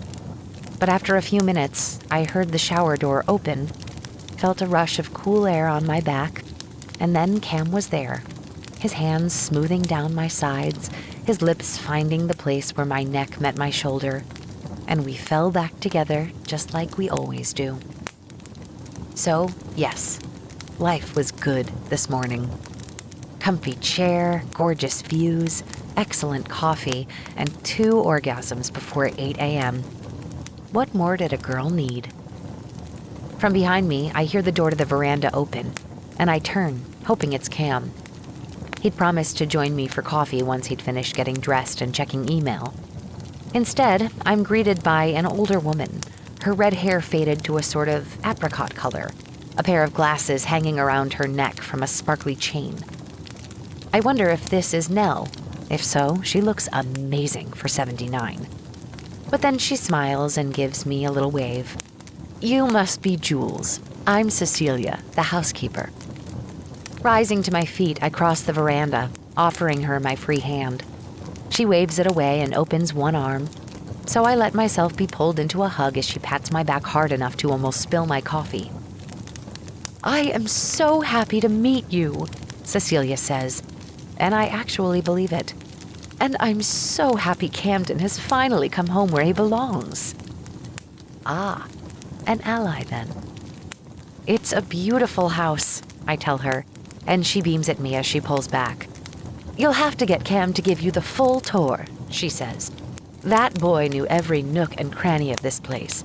I swear, sometimes I'd go looking for him and find him in a room even I didn't know existed. I picture Cam, a serious little boy finding hiding places and secret alcoves, sneakers scuffing the hardwood, and I can see it so clearly that I know we've done the right thing coming back here. He loved this place once, and I can make him love it again. I see you found coffee, but let me get you something to eat, Cecilia says, turning back into the house, and I find myself following her even though I hadn't planned on leaving this perfect spot. You don't have to feed me, I say as we step back into the den, ceiling soaring high overhead, a stone fireplace big enough to roast an ox along one wall, sofas deep enough to sink into for days, angled to get the best views out the windows. That's her job, a voice says from the doorway. Ah, so this is Nell. Her hair is white, a puff of snowy curls that I bet she gets done in town once a week and never touches otherwise. She's wearing a tartan skirt that hangs to mid-shin and sensible shoes, a beige cardigan over a white blouse, and if a prune could talk, it would probably look like her. There's just something pinched about her entire being. Her lips puckered in distaste, her eyes narrow, her knobby fingers clenched together. As she moves closer, her shoes squeak on the parquet. You must be Camden's wife. Julia? Jules, I correct, and her mouth somehow, impossibly, gets even tighter. Is that not short for Julia? It's short for Julianne, actually, but only my mom called me that. Nell sniffs. Well, I'm Eleanor. Nell for short, but you may call me Mrs. McTavish. Okay, then. I was just telling Cecilia what a lovely home you have, Mrs. McTavish. I say, sugar and sunshine, but that only makes the old bitch glare even harder. I suppose I should be saying that to you, she says, given that this is Camden's house.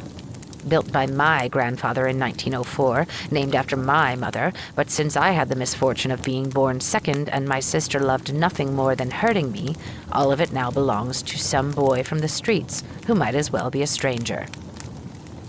Morning to you too, Nell. Cam appears behind her, his hair still damp, wearing a dark gray t-shirt and jeans, hands in his pockets. It's an outfit I've seen him wear 1,000 times. It's practically his uniform. But he looks different this morning, standing in the halls of Ashby House. It's a weird sensation, looking at your own husband and not quite recognizing him. Nell turns around, not even a little embarrassed. You know my feelings on all this. Why bother to pretend? Why, indeed, he murmurs, moving past her. He gives me a quick, warm look, then smiles at Cecilia, hugging her tightly. Thank you for the casserole last night. Can't believe you remembered. Can't believe you'd think I'd forget, she says, and there's a sheen of tears in her eyes as she pulls back and looks at him. How long are you staying? She asks, and he shrugs. Depends how long it takes to see all that needs to be done. A few weeks, maybe? Longer, I think. Forever. Well, it's good to have you back, Cecilia says, and I hear Nell give another one of those sniffs. Speaking of, where's Ben? Cam asks, looking around. I figured he'd want to show me where to spend my money. He throws a look at Nell as he says that, and I see the satisfaction in his eyes when the barb lands. Another side of Camden I don't fully recognize. But then Ben comes in, all bright smile and 2 white teeth, and there's talk about flooding damage and wainscoting and contractors, and I tune it out, already feeling the pull of the veranda, the desire to sink back into that chair and dream of the day when it's just me and Cam here. We have a good life in Colorado, I know that. Cam likes his job, and while I don't love being Mrs. Birch over at Homestead Park 5 days a week, I could probably find something else. I may not have finished college, but I'm a quick learner. We have friends there, other teachers from Cam's school, a few of the other women who work out at Homestead, some neighbors. We go for margaritas on Fridays at this cute Mexican place downtown, and we know that one Safeway is always packed on Saturday, so it's better to drive a few miles out of town to hit that other Safeway. And one of the baristas at the coffee shop closest to our house has figured out what we always order. Me, hazelnut latte with oat milk. Cam, a plain black coffee that always smells, and I assume tastes, like burnt sadness. All those little things that make up a life. We have them, but at the same time, we don't. Because we're still renting a tiny little house that neither of us even likes that much. Because those friends of ours, I think we've only had them over to said house twice in the last few years. Because when my job wanted me to list a second emergency contact after my husband, I just left it blank. When I mentioned it to Cam, I learned that he had done the same thing on his forms at work.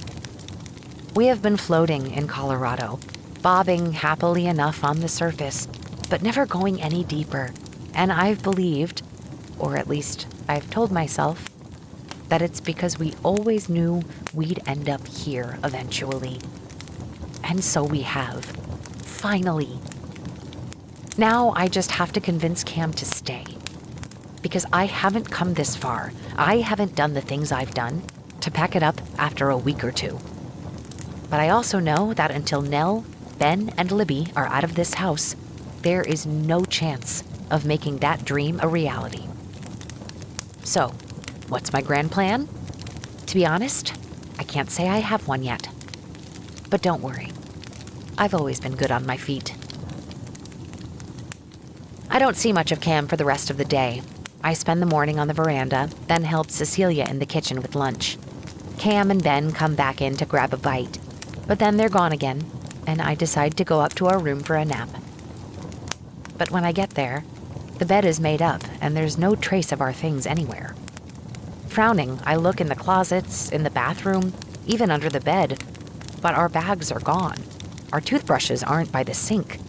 Even my shampoo is gone from the shower.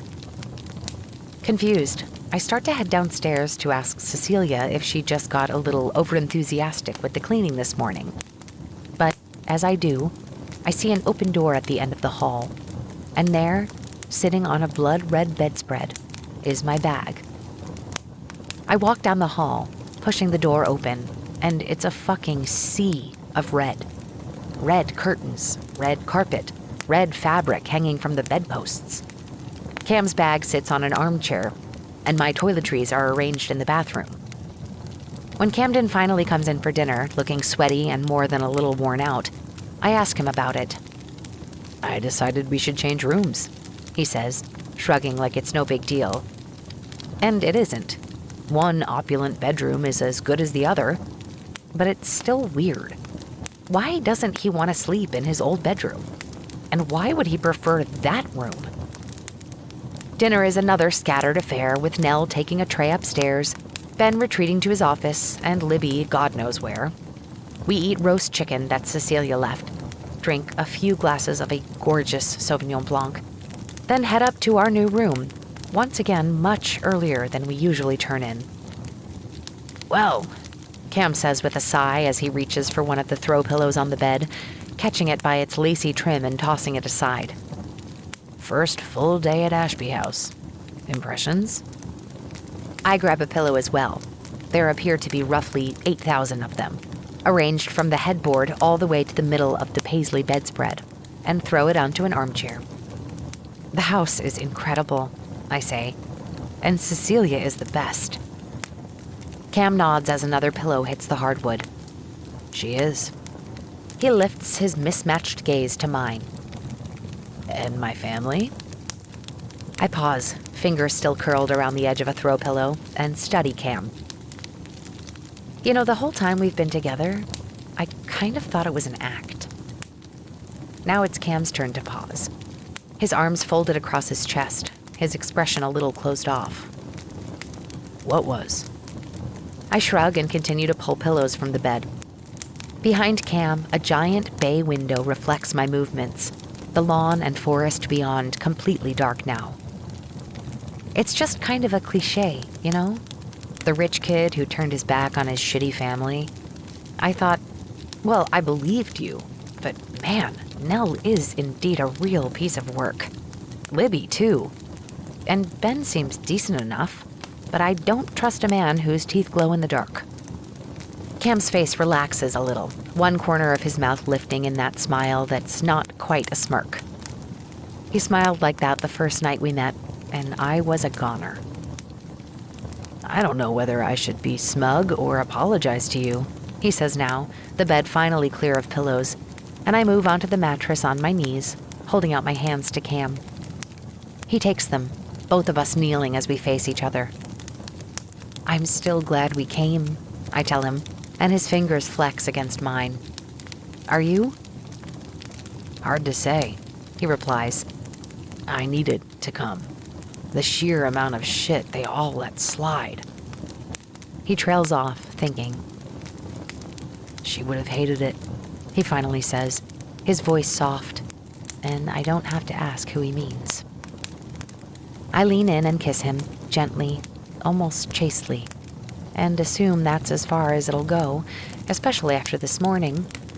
But he surprises me by pulling me in closer, his mouth hungry on mine, and I let him pull me down onto that red bed.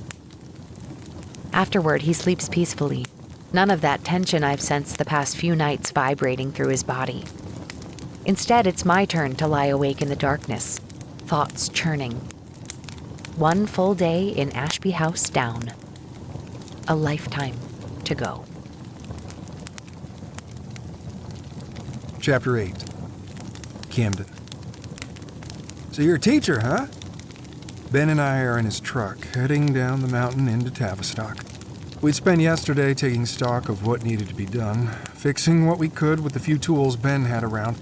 But today, we were pulling off the damaged paneling in the upstairs bathroom, and that took more supplies.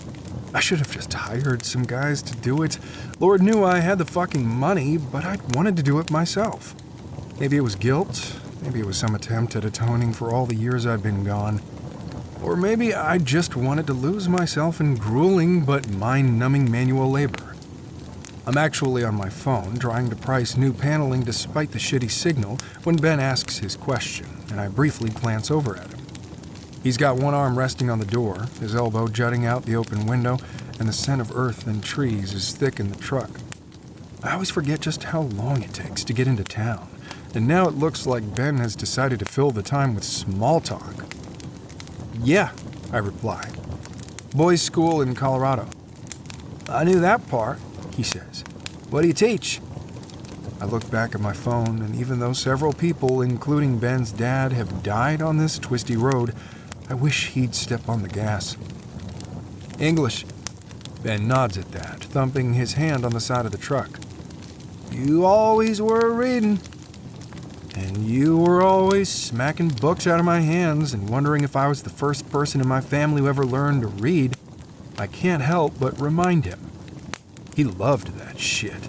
Not just the mocking, although I'm sure that was very fun, but making sure I knew I came from, as he liked to put it, fucking hillbilly trash, probably. Not one of us could have been the McTavish family motto. Now, though, Ben sighs and reaches up, adjusting his baseball cap. You know I was just a dick to you because I was jealous, right? I can't help but snort, turning my attention back to my phone. Sure. I mean it, he says just as we reach the base of the mountain. I spot a huge oak tree, its bark splintered and raw, but Ben keeps his eyes on the road ahead of us. Dad was always in my head, man. Nan and Nell, too. All this should be yours. You're the real heir. Maybe Ruby will come to her senses one day. Used to drive me nuts. Wasn't exactly a great situation for me either, I say, and he looks over at me then, one corner of his mouth lifting. No, I guess it wasn't. A pause. And then, but knowing you had all that money coming probably helped. It always comes back to the money with them.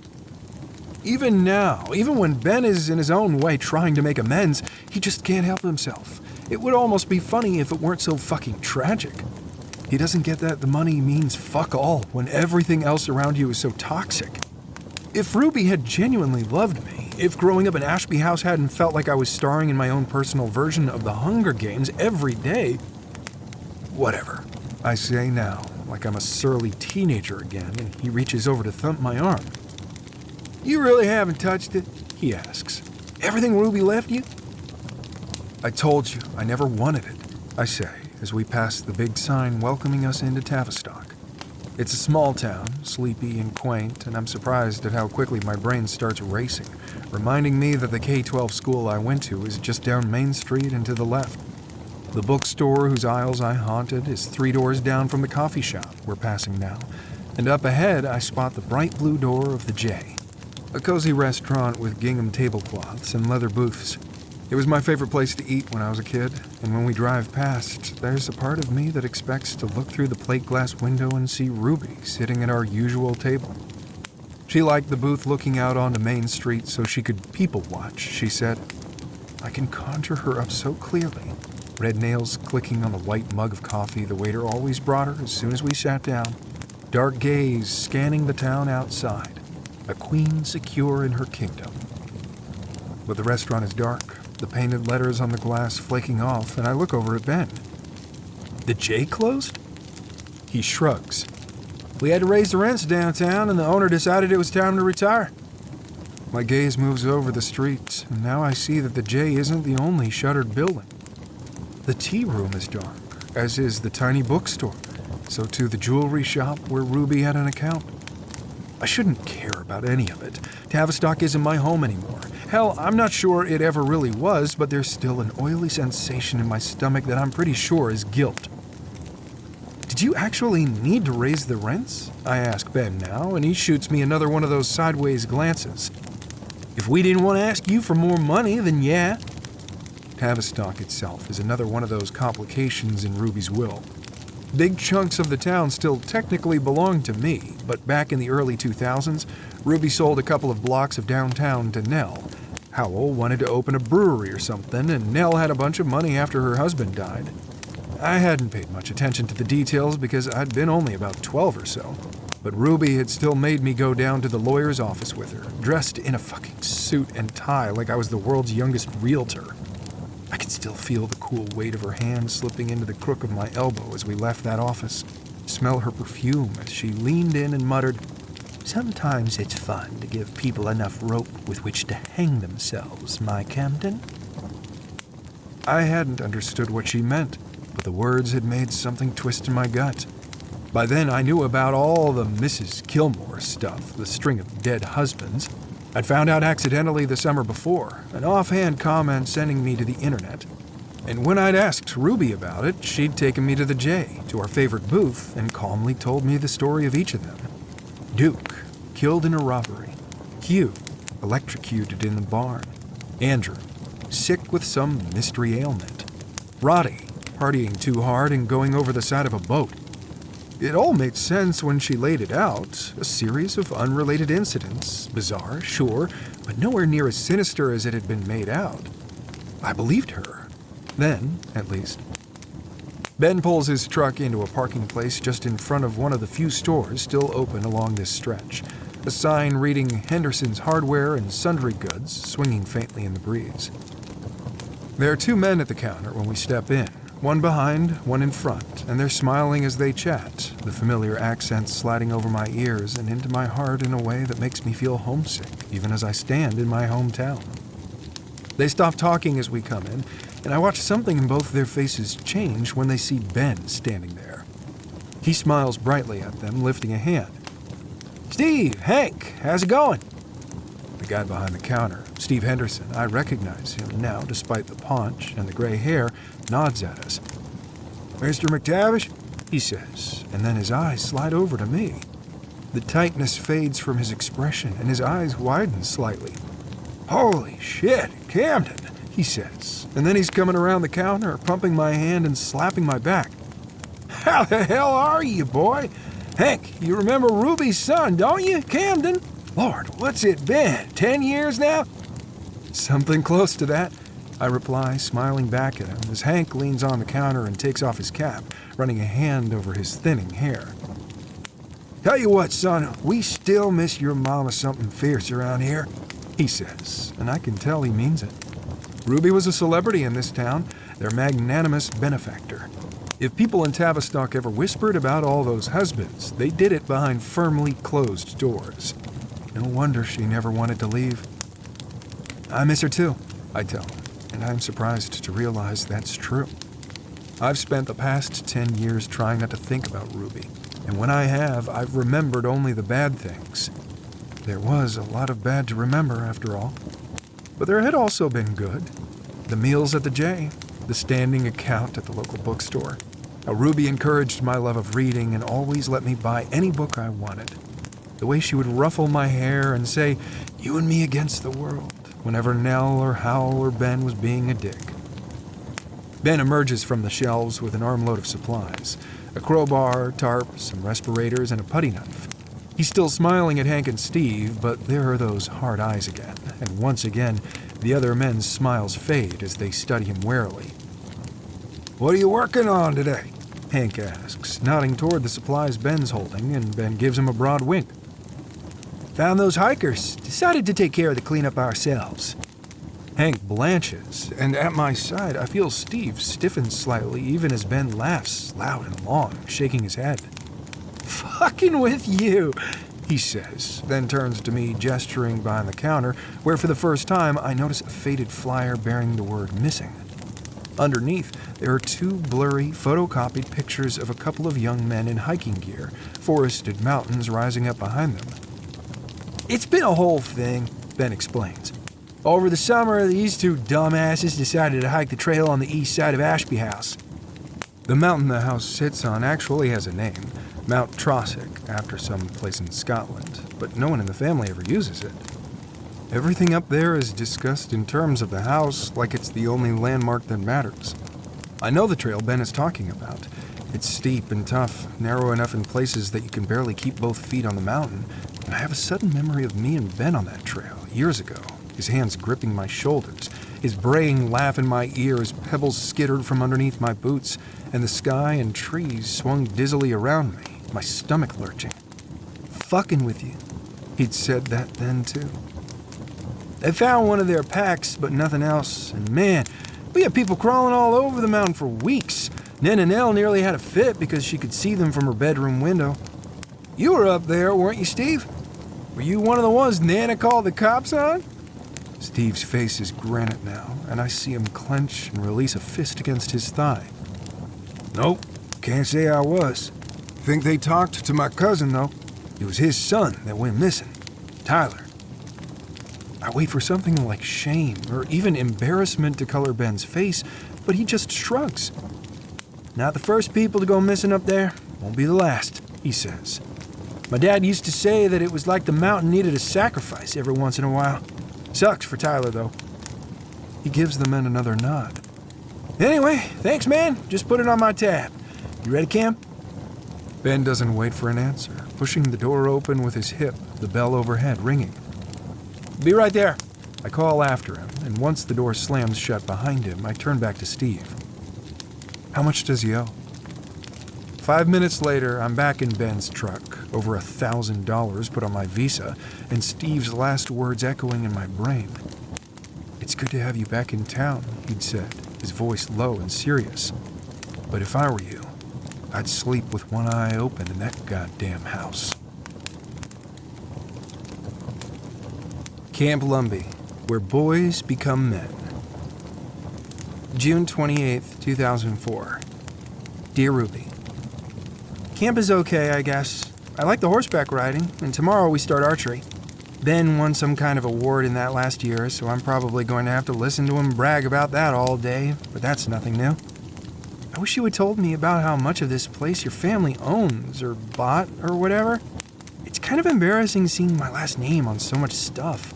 And for the first few days, kids kept asking me if we own this place. I said no, but do we? There's also a picture of you and your dad in the lodge. I guess you came up here when they opened the swimming pavilion? It says you're Ruby Woodward, so I thought maybe it was a mistake or something, but then I looked it up on the computers in the library. Those are the only good things in there, by the way. All the books are old Hardy Boys mysteries that I've already read, or weird westerns from the 50s, so if you could send some books, that would be good. You've been married 4 times? I only knew about Andrew. I guess it's none of my business, but it was still weird. I asked Ben about it, but he laughed at me and called me a dumbass. I'm not swearing, I'm repeating a swear someone else said. You can't get mad at me for that. I have to go now or I'm going to be late for canoeing. Thank you for the money you sent to the canteen, but please don't send any more because they write your balance on this little sheet behind the counter and everyone can see it. The other guys have like $20 in theirs, and now I have $500. Even Ben only has $50, and one of his friends asked if that meant our family liked me more or something. It sucked. That's not a swear no matter what you say. I really want to talk when we get home. There was some other stuff about your husbands I saw online, and it kind of freaked me out. You always say we can't have secrets from each other, but I think maybe you just meant I can't have secrets from you. Your son, Camden. From the desk of Ruby A. McTavish, March 20th, 2013. Isn't it enough that I wasted 3 years of my life with Hugh Woodward? Do I really have to waste another few hours on him now, in my twilight years? Well, I won't do it. Or rather, I'll tell you the important bits, namely what I learned about myself through Hugh, or more specifically, Hugh's death. I returned from Paris to North Carolina, somewhere between a celebrity and a pariah. Honestly, I hardly remember anything of the rest of 1961 or the first half of 1962. I spent most of it in my room at Ashby in a haze of pills. Pills the doctors gave me.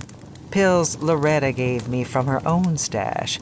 Pills that friends offered when they dropped by, ostensibly to talk to me, but mostly so they'd have a story for their next bridge night. I saw Ruby, and oh, she just looks dreadful, poor thing. I don't know how she bears it. When something as cataclysmically horrible as your husband being shot to death on your honeymoon happens, people are both fascinated and repulsed by you.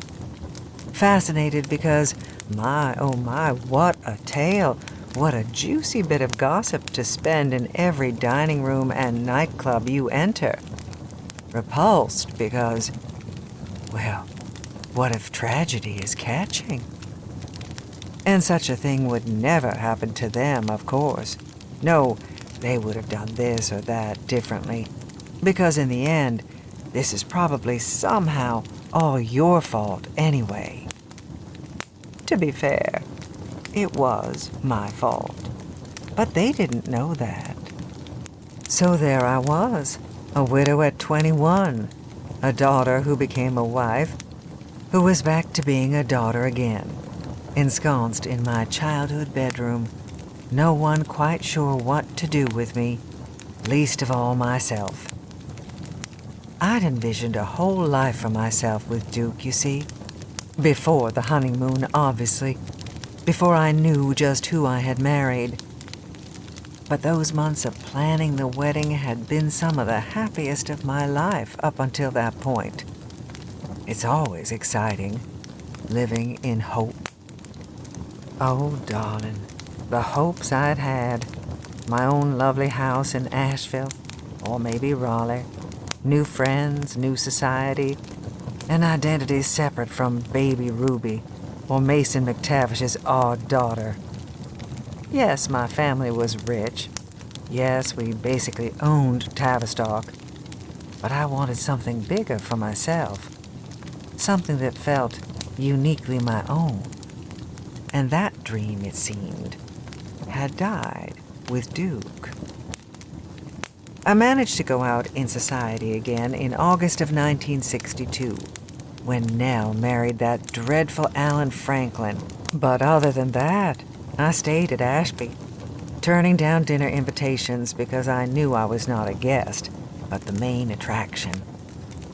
Once I emerged from my haze, it was nearly 1963, and every time I went into Tavistock or drove Daddy's Plymouth over to Asheville to shop, I had the strangest feeling that I had somehow aged 20 years in two.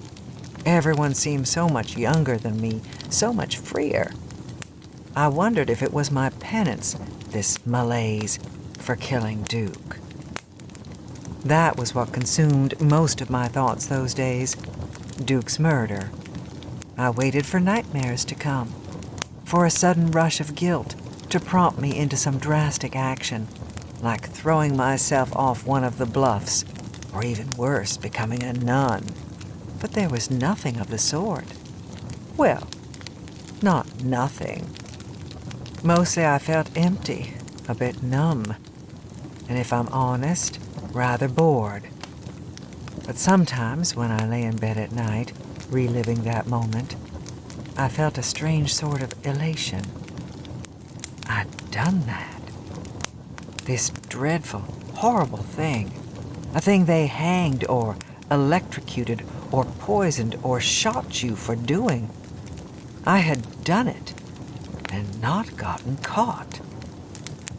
At the time, I thought no one even suspected me. But now I know there were whispers and rumors, which is probably why Daddy turned faintly gray when I mentioned that I might be interested in going back to college and learning about the law. That must have been why he decided to bring me so firmly into the family business. I'm going to tell you a little secret, darling. One you'll eventually find out for yourself. But let me go ahead and spill it now. Once you're as rich as we are, you are not really actively doing things that make money. You're not, say, selling a product or providing a service. You had an ancestor who did those things once, and he made so much money that now that money makes money. I suppose this is why some countries eventually round up people like us and cut our heads off.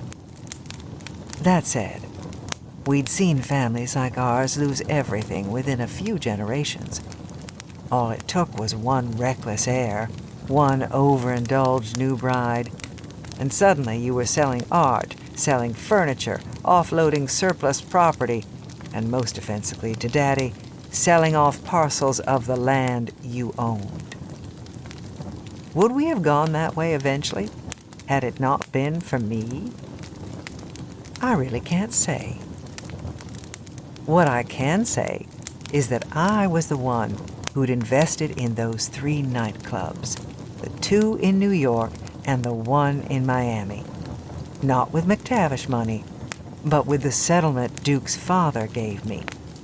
Not that he'd wanted to give me 1 red cent, I should add. But Daddy drove over to Asheville to have a talk with him, and the next thing I knew, I was a wealthy woman in my own right. Daddy was always very persuasive. I took all that money and poured it into the clubs, and also into the stock market. I had an uncanny knack, it turns out, for investing in the right things. Never finished college. Certainly didn't keep up with the market all that much. But I picked things I liked the name of. Xerox, for one, which sounded like an alien planet to me. And Caterpillar, because I'd always loved catching them and setting them up in little jars as a child, watching them make cocoons on the little branches and leaves I stuck into their habitats.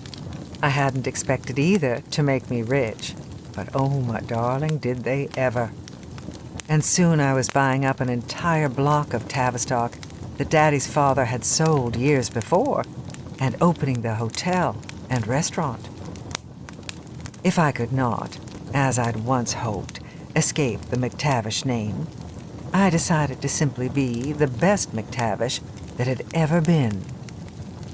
Within a year of Daddy bringing me into the fold, our bottom line was healthier than ever, and so was I. It helped, all that business, all that math, all those numbers. They cooled the fevered thoughts in my brain, until Duke's murder started to recede. A terrible thing that had happened to and been committed by someone else. It also helped that others around me seemed to start to forget too. I went to more parties and no longer thought people were using me as some kind of macabre drawl. I went to the cinema with one of my childhood friends, Betty Ruth, and drove to Raleigh to visit a cousin, where I ended up going to bed with a man I met at the bar of my hotel. Slowly but surely, I began to come back to life, to become Ruby McTavish again, not poor Duke Callahan's widow. There was a slight setback in November of 1963 when the president was killed, since I was the only person most people knew whose husband had also been shot. That made me the closest thing to Jackie Kennedy that anyone in Tavistock, North Carolina had ever seen. Enter Hugh Woodward. Lord. I've just gotten up from my desk and gone downstairs to brood at the fireplace for an hour because I am that loath to discuss Hugh. He was Daddy's right-hand man back then, an accountant who worked his way up until he oversaw all our financial affairs. And once I went to work for Daddy, not a day went by without hearing someone say, "Ask Hugh." That's how it started, actually. I'd been in Daddy's office in town.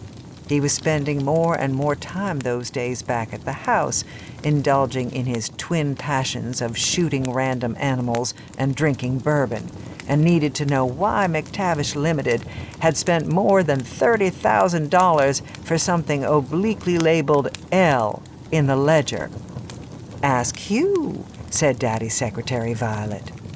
"Ask Hugh," said my cousin Shepard, one of roughly a dozen men in suits who spent time at the office but seemed to have no actual job there. "Ask Hugh," said Daddy himself when I called up at the house. So that's how, on a January morning in 1964, I found myself knocking on the door of Hugh's office on the second floor. I can still remember the way his face turned red when he saw it was me standing in his doorway, the very tips of his ears a bright scarlet. I'd seen Hugh before, of course, but never really thought about him. He was 25 years my senior, and handsome in a bland way, comforting, familiar, will do in a pinch, but nothing to get all that excited about. The saltines and tomato soup of men. So it was a surprise to see those red ears and notice the way his eyes, a light blue, so colorless as to almost be gray, nothing like Duke's deep green eyes, roamed over me as though he couldn't believe I was actually there in front of him. And yes, it was appealing to see myself through such an admiring gaze. I always made sure I looked nice when I was in the office, my dark hair held back from my face with little ivory or tortoiseshell combs, my skirts and sweater sets expensive, but not flashy, my jewelry tasteful. I had taken off my wedding ring when I returned from Paris, but I still had Duke's engagement ring on my right hand, a stunning cabochon ruby on a simple platinum band, and that day I was also wearing elegant ruby studs in my ears. Later, Hugh would shower me with rubies, including a ring almost identical to the one Duke gave me, but somehow nowhere near as impressive. A fitting metaphor for Hugh himself, really. "Loretta," he told me when I pointed to the L in the ledger, and then he'd given a sheepish smile. There had been a spot of mustard on his tie, and though his sandy blonde hair was still thick, I'd seen the slightest hint of pink scalp shining through when he leaned down to tap his finger against the book. "Your stepmother comes by every few months with her bills, and we pay them all at once for her," Hugh had gone on, and I'd felt my eyebrows creep somewhere near my hairline. What on earth has Loretta spent $30,000 on? Hugh shrugged, perching on the edge of his desk. Horses, this time. Some furs, I believe. As well as a new painting for her bedroom. And... Trailing off, he'd studied the ceiling. A necklace, I think. I closed the ledger with a snap that made him flinch, but his eyes kept moving over my face, drinking me in, and he said, "I'd be happy to go over the accounts with you sometime. A lot of this stuff is in my own little code." His own little code was literally just the first letter of whoever was being paid. L for Loretta, N for Nell, AH when something was purchased for Ashby House. In retrospect, this says more about Hugh than this missive ever could. I can't remember how I replied to that. I demurred, I'm sure, because it was weeks before I actually took him up on that offer. And then, it was only because of Nell. My sister had married, as I mentioned, and she and her husband, the limp dish rag known as Alan Franklin, had taken up residence at Ashby. Within a few months of their marriage, Nell was pregnant, and that January in 1964, Howell was born. He was an ugly baby, if you ask me, which no one did, but he was a boy. Not just any boy, of course. The first McTavish male heir since Daddy, and oh, how Daddy doted on him. Right down to making sure Howell's legal name was Howell Franklin McTavish. He'd take Howell into Tavistock. Howell in one of those ridiculous outfits Nell always dressed him in that made him look like the tubercular heir to some tiny European country, all smocking and lace, and his monogram emblazoned across his chest. "My grandson!" Daddy would boom. Howell in his arms, little face red, and soon Nell had a new car, a beautiful and sleek Chrysler that would be safe enough for the baby. And then her husband Alan had a new office in the McTavish building, an office nearly as large as Daddy's. And soon Nell and Alan had moved bedrooms to one of the larger suites, and one night at dinner, I realized that Alan was sitting at Daddy's left, Nell at his right, and I was all the way at the other end of the table, alone. That night, I lay in my childhood bed, staring at the ceiling. And those old fears I thought I'd banished years before, began to creep along the walls, sliding in the shadows, slithering up the mattress, and into my brain. He has an heir now, an undoubted McTavish, and a boy at that. What does he want with the cuckoo in the nest? Before I'd married Duke, I dreamed of being more than just Mason McTavish's daughter, but I'd spent the last few years wrapping the McTavish name and fortune around me, and I suddenly found that I was terrified of losing it. And since we're being honest, I can also admit that a part of me wondered just how much my name and Daddy's money had counted in the aftermath of Duke's death. Had there been phone calls I hadn't known about, money wired to police stations in Paris, whispered conversations and assurances that had kept me free? I didn't know, but I was determined to hang on to my position in the McTavish family by any means necessary. So, Hugh, a man Daddy depended on above all others, a man who adored me with a kind of simple worshipfulness that was, after Duke, a balm of sorts. A man who, once we were engaged, slid into Alan's office, moving him back to the smaller space on the third floor where he belonged. We married on an autumn afternoon in the front room at Ashby. No silk gown this time, no 5-piece band, and glass lanterns in the garden, a smart powder blue suit, a dry kiss on the lips in front of a judge, and I was a wife yet again, Mrs. Ruby Woodward. I was miserable, almost instantly. Hugh wasn't a bad man, certainly not a dangerous one, like Duke. But he asked me where I was going every time I left a room. He never wanted me to drive myself anywhere, insisting on taking me himself. He picked up the extension when I was on the phone to ask who I was talking to. He blew on my coffee before he handed it to me. "It's too hot, my dove," he'd say, an endearment I loathed. "Let me get it just right." Now see what you've done. I'd blocked that out until just now. Can you blame me? But here it is in my brain again. Hugh Woodward cooing, "just right." You can see how it didn't take long for my mind to begin to drift to thoughts of ridding myself of him. Divorce, you say? And yes, that was an option, but a costly one. Because like I said, Daddy adored Hugh. Not to mention relied on him and trusted him implicitly, which meant there had been no legal wrangling to protect my and Daddy's fortune from him. What was mine was his, so say we all. Hugh wouldn't have wanted the money exactly. It was me he was after. But if I were to leave him, I wasn't sure what that devotion might turn into were it thwarted. Plus, I had married him to secure Daddy's favor.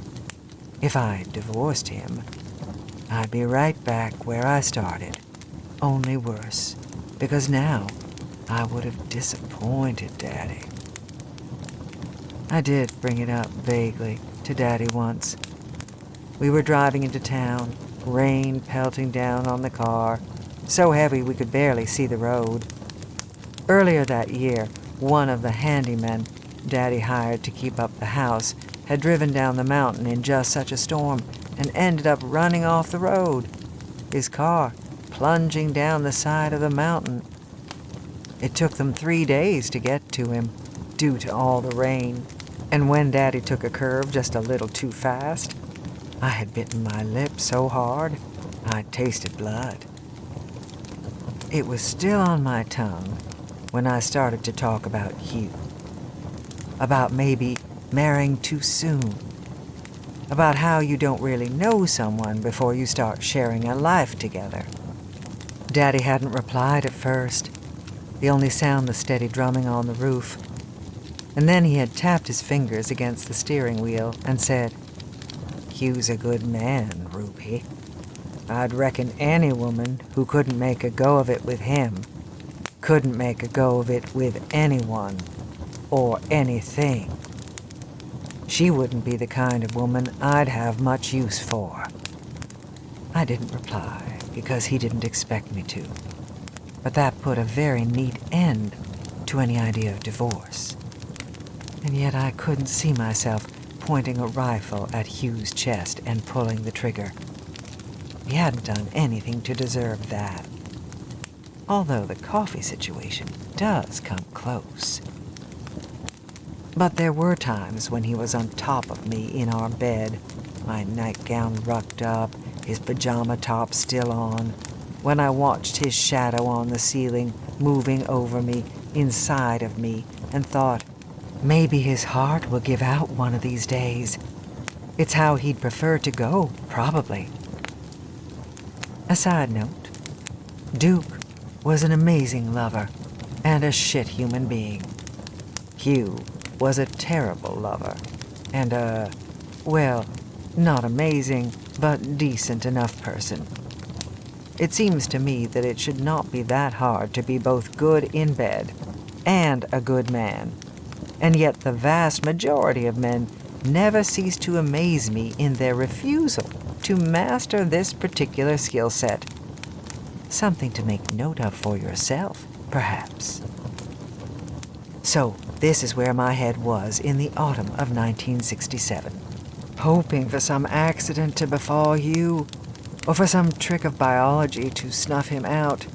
Anything that meant I would no longer have to put up with him driving my car and singing all the wrong lyrics to songs he didn't actually know on the radio.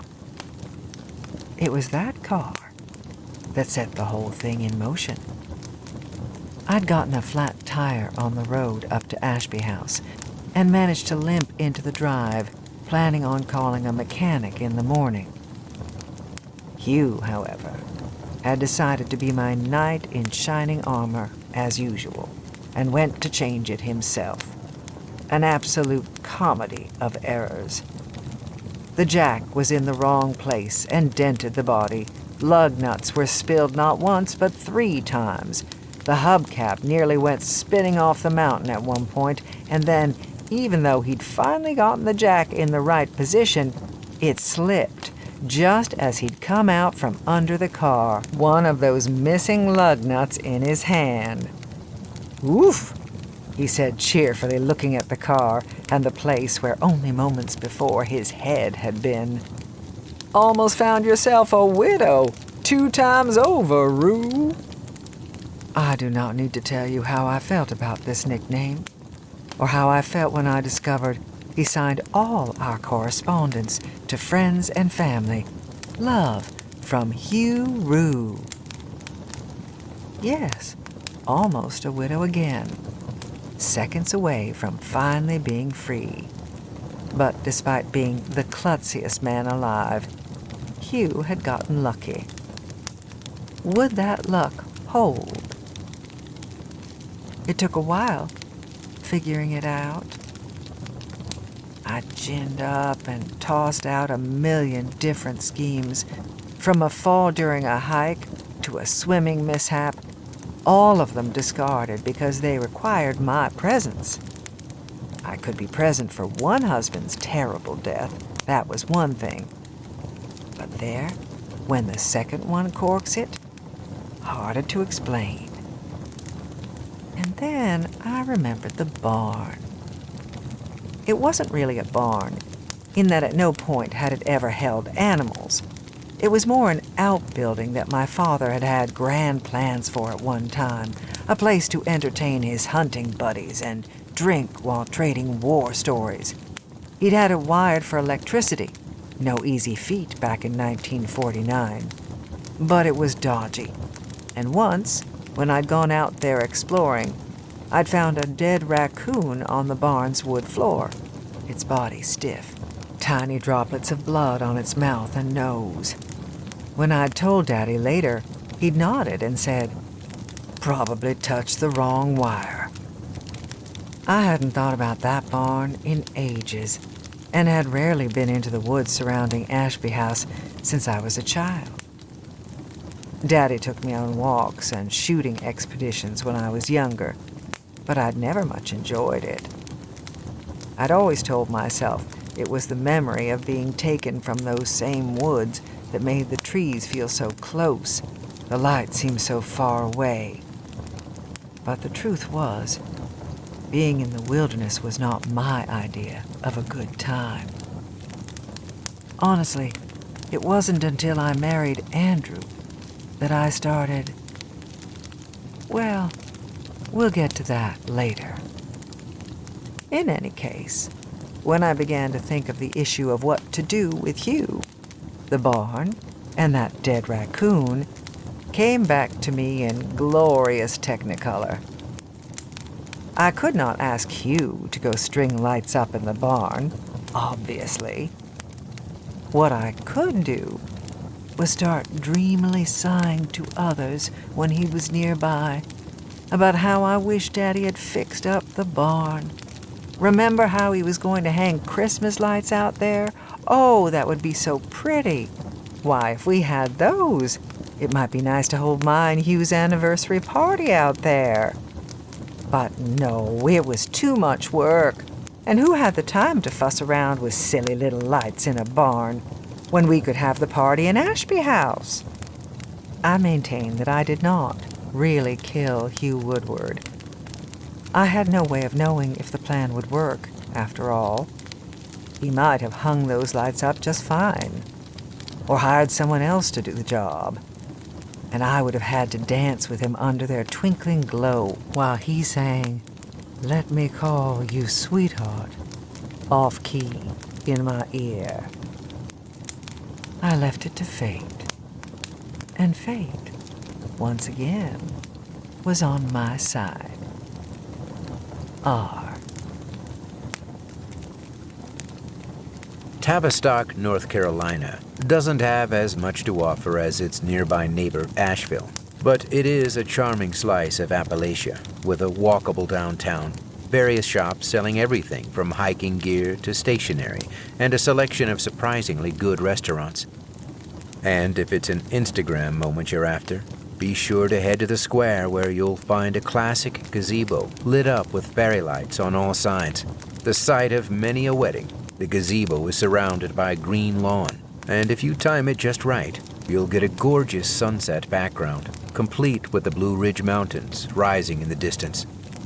The gazebo was financed by local philanthropist Ruby McTavish in the 1960s, and a bronze plaque on the floor bears the inscription, "In loving memory of Hugh Woodward, devoted husband to the end of his days." North Carolina Hiking Guide, 2015 edition. Chapter 9. Jules. It's wrong that I find this so hot, isn't it? I'm standing in the doorway to one of the upstairs bathrooms, leaning against the wall as Cam looks over at me, safety goggles on, a sledgehammer in his hands. What was once a 1960s-era avocado green toilet is in pieces at his booted feet. He grins at me, pushing the goggles up. If I knew smashing outdated fixtures was your kink, I would have torn out that sink back in Golden. Ah, yes, the sink. The one in our master bathroom that had clearly been installed sometime in the mid-'80s and featured a truly bizarre red swirl in the marble, making it look like Lady Macbeth had just been washing her hands. You couldn't have, I remind him, because that was a rental. His smile fades just the tiniest bit, and I hate it even as something in me wants to cross the bathroom and grab his face and say, "That was never our home and you knew it. We could have bought a house, but we never did. You always knew we'd be back here to claim what's yours. What's ours." But that's a little intense for a random Tuesday morning, so instead, I just step forward, kicking a stray piece of green porcelain. Correct me if I'm wrong, but this wasn't actually one of the bathrooms that was fucked up, right? I mean, I gesture to the aggressively floral wallpaper. Ugly as sin, but technically functional. The man's a machine. I turn to see Ben just behind me in the hallway, smiling as usual. This morning, he's wearing a pair of dark gray pants made of some kind of waterproof material, hiking boots replacing his usual expensive sneakers. A long-sleeve t-shirt in navy blue brings out his eyes, and I guess there are women who would appreciate how well it clings to his gym-toned torso, but I am definitely not one of them. He's already replaced the floors in one of the third-floor bedrooms, and I hear we have a cement truck coming tomorrow. Ben has his hands in his pockets as he rocks back on his heels, and a muscle in Cam's jaw ticks as he turns back to his work. "The terrace steps," is all he says, but Ben gives a hooting laugh. "Shit, Camden. If I'd known you'd go this gung-ho, I would have emailed you years ago." "I would have deleted it." He would have, I know. For the past decade, any communication with his family has gone straight in the trash, both virtual and real. Ben chuckles, shaking his head. "Yeah, you would have. Still, glad you're here now, man." Cam doesn't reply, but takes another swing at the half-destroyed toilet. And I feel it again, that tug of guilt low in my stomach. "Mind if I steal your bride for the morning?" Ben asks. And Camden pauses, his knuckles white around the shaft of the sledgehammer. I turn to Ben, surprised. "What for?" He gives me a wink, one that I guess is meant to be charming, but just makes my skin crawl. "You've seen Ashby House, and it's impressive, no doubt. this bathroom being an exception. But Ashby's real worth is the land around it. Thought I'd give you a tour. I bite back a grimace. The land around Ashby is beautiful, I can't argue that. But I like looking at it safely behind these walls. I'm not sure I actually want to go traipsing through the forest that once swallowed up baby Ruby. And it's clear from Camden's expression that he's not too wild about that idea either. But I can't think of any reason to object. And besides, I wouldn't mind getting a better sense of what Camden, and therefore I, actually own. Works for me, I say with a shrug. Am I dressed for it? I'm wearing an old pair of jeans with a light white sweater and a pair of Converse sneakers. Nothing too fancy, but also nothing too rugged. And Ben takes a little longer than I like, looking me over. Yeah, we're not going to venture all that far, he says. And then, looking past me, adds to Camden, no farther than the falls. Does that sound okay? I almost scoff at that.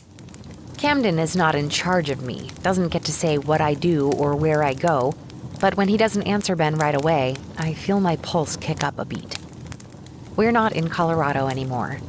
We're no longer just a simple English teacher and his wife who works at the local tourist attraction. Here, Camden is a McTavish, the de facto owner of Ashby House. And maybe that means he could say no, and Ben would have to accept it.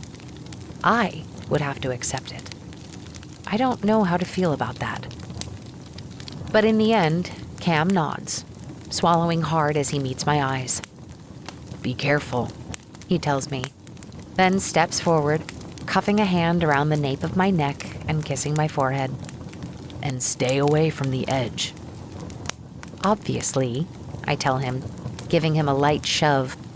But he's still watching Ben, his expression serious.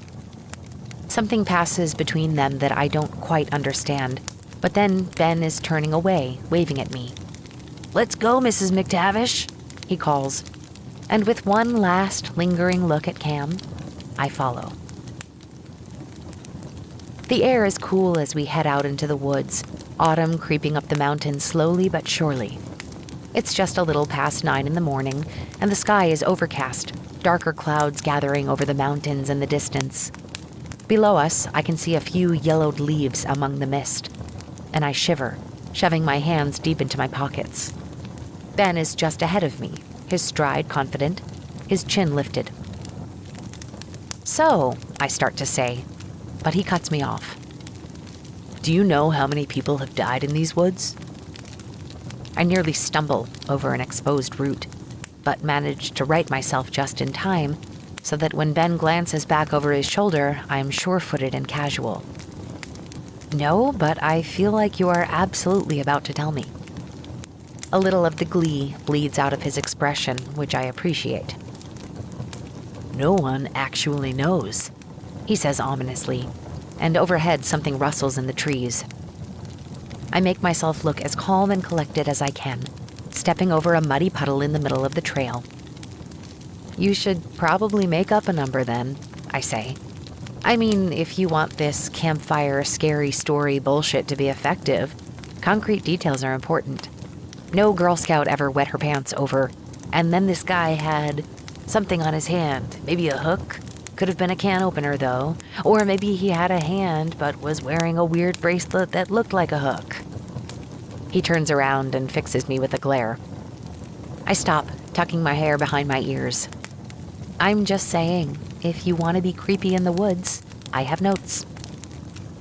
We're not that far from the house, close enough that if I glance behind me, I can still see one of the chimneys over the trees. But I'm aware of just how quiet it is, how primeval this forest feels. Still, I'd die before letting Benjamin Franklin McTavish know I'm a little freaked out.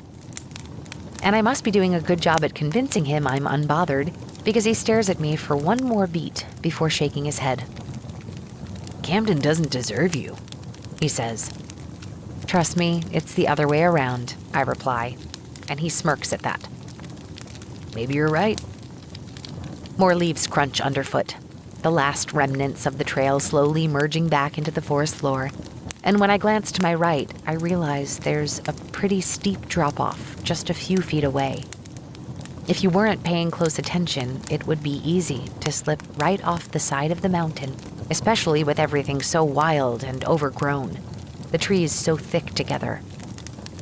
So this trail is only like 100 feet long? I call out to Ben, and he looks over his shoulder at me, his sunglasses dangling from a cord around his neck. Ruby had the trails made and maintained, he tells me. Or one of her husbands did. Anyway, the money for that kind of thing is Cam's, so maybe take it up with him. I don't reply, but tuck that information away for later.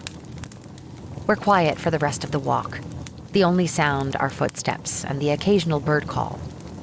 I pull out my phone to check how long we've been walking and see that it's been only about 10 minutes. But the 3 bars of signal I had at the house have dwindled down to 1, and when we take a downward turn on the trail, that 1 bar turns into an X. For the first time, I realized just how isolated Ashby House really is. Once you're just a few hundred feet away, there's no way to call for help. Even if you could, help would take its time getting up the mountain. Ben must have seen me check my phone because from just up ahead he calls out, I never get why people want to hike up here knowing that if something goes wrong, they're dead. Even when the trail wasn't this fucked up. We've timed it once, me and Cam, back when we were in high school.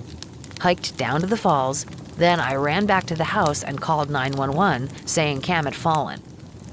I startle, almost tripping again, and Ben is suddenly there at my elbow, steadying me and smelling like expensive body wash and the detergent that clings to all the bedding at Ashby, a slightly sickly mix of sandalwood and vanilla. He hadn't, of course, Ben continues, his touch cold even through my sweater. But we wanted to test how long it would take before help came. By now, I can hear the distant rumble of the falls. Hikers went missing up here not too long ago, I know. Camden mentioned it to me the other night after he came back from town. And I know there have been others who have disappeared in these woods. A family from Kansas back in the 80s. A wannabe commune of hippies around 1970. Some college kid back in the 50s, his body never found after a fall from these cliffs. Ruby herself, lost in these trees all those years ago. 49 minutes, Ben says, his face so close to mine that I can smell the toothpaste still on his breath. 49 minutes before the ambulance even crested the driveway. Probably at least an hour before it could get all the way out here. My breath sounds harsh in my ears, and Ben is still smiling, and Camden is only a short run away, but he might as well be on the moon. What are you doing? I hear myself ask, taking a tentative step backward. But I'm not quick enough, because Ben jerks my arm, pulling me up tight against him. I did my part, he says, his voice low even though there's no chance of us being overheard. I got him here. Now, Mrs. McTavish, when are you going to do yours? From the desk of Ruby A. McTavish, March 24th, 2013. In my last letter, I said I didn't want to talk about Hugh Woodward because it was so damn boring. And now we've come to the least boring man I ever met, Andrew Miller. I don't want to talk about him either, but for different reasons, sadder ones. I married Duke out of lust, and Hugh out of obligation. But Andrew, I married for love. And he loved me, too. I think you can see it in the portrait he painted of me. The one that hangs over the stairs at Ashby House. It was a bit of a scandal at the time, that portrait. My hair down and loose, the hint of bare feet underneath that Dior gown. That smile on my face. Of course, I myself was a bit of a scandal by then. While I'd taken great care to ensure that Hugh's death was a true accident, It seems you really cannot lose 2 husbands prematurely without people beginning to whisper. And not just strangers. I could have handled that. No, it was the way I sometimes caught Daddy looking at me. His eyes dark and sad. So sad. And the way Nell's mouth seemed to draw in tighter whenever I entered a room. She and Alan were having a rough go of it by then. He'd been sleeping with Violet, Daddy's secretary, and despite Nell's insistence that she'd fill the halls of Ashby House with babies, there was only Howell, a little boy with her light hair, Alan's round face, and my father's temper. So as you can imagine, the time had seemed right to take myself abroad for a bit. Paris was out, naturally, but I decided that I'd like to see the other great cities of Europe that Duke had deprived me of. So I spent a few weeks in Rome, then on to Milan. I'd thought about Madrid next, maybe Barcelona, but then I got an invitation to visit one of my old friends from Agnes Scott, Betty Ruth. She'd done quite well for herself, marrying a Scottish laird and settling into some medieval fortress in the Highlands.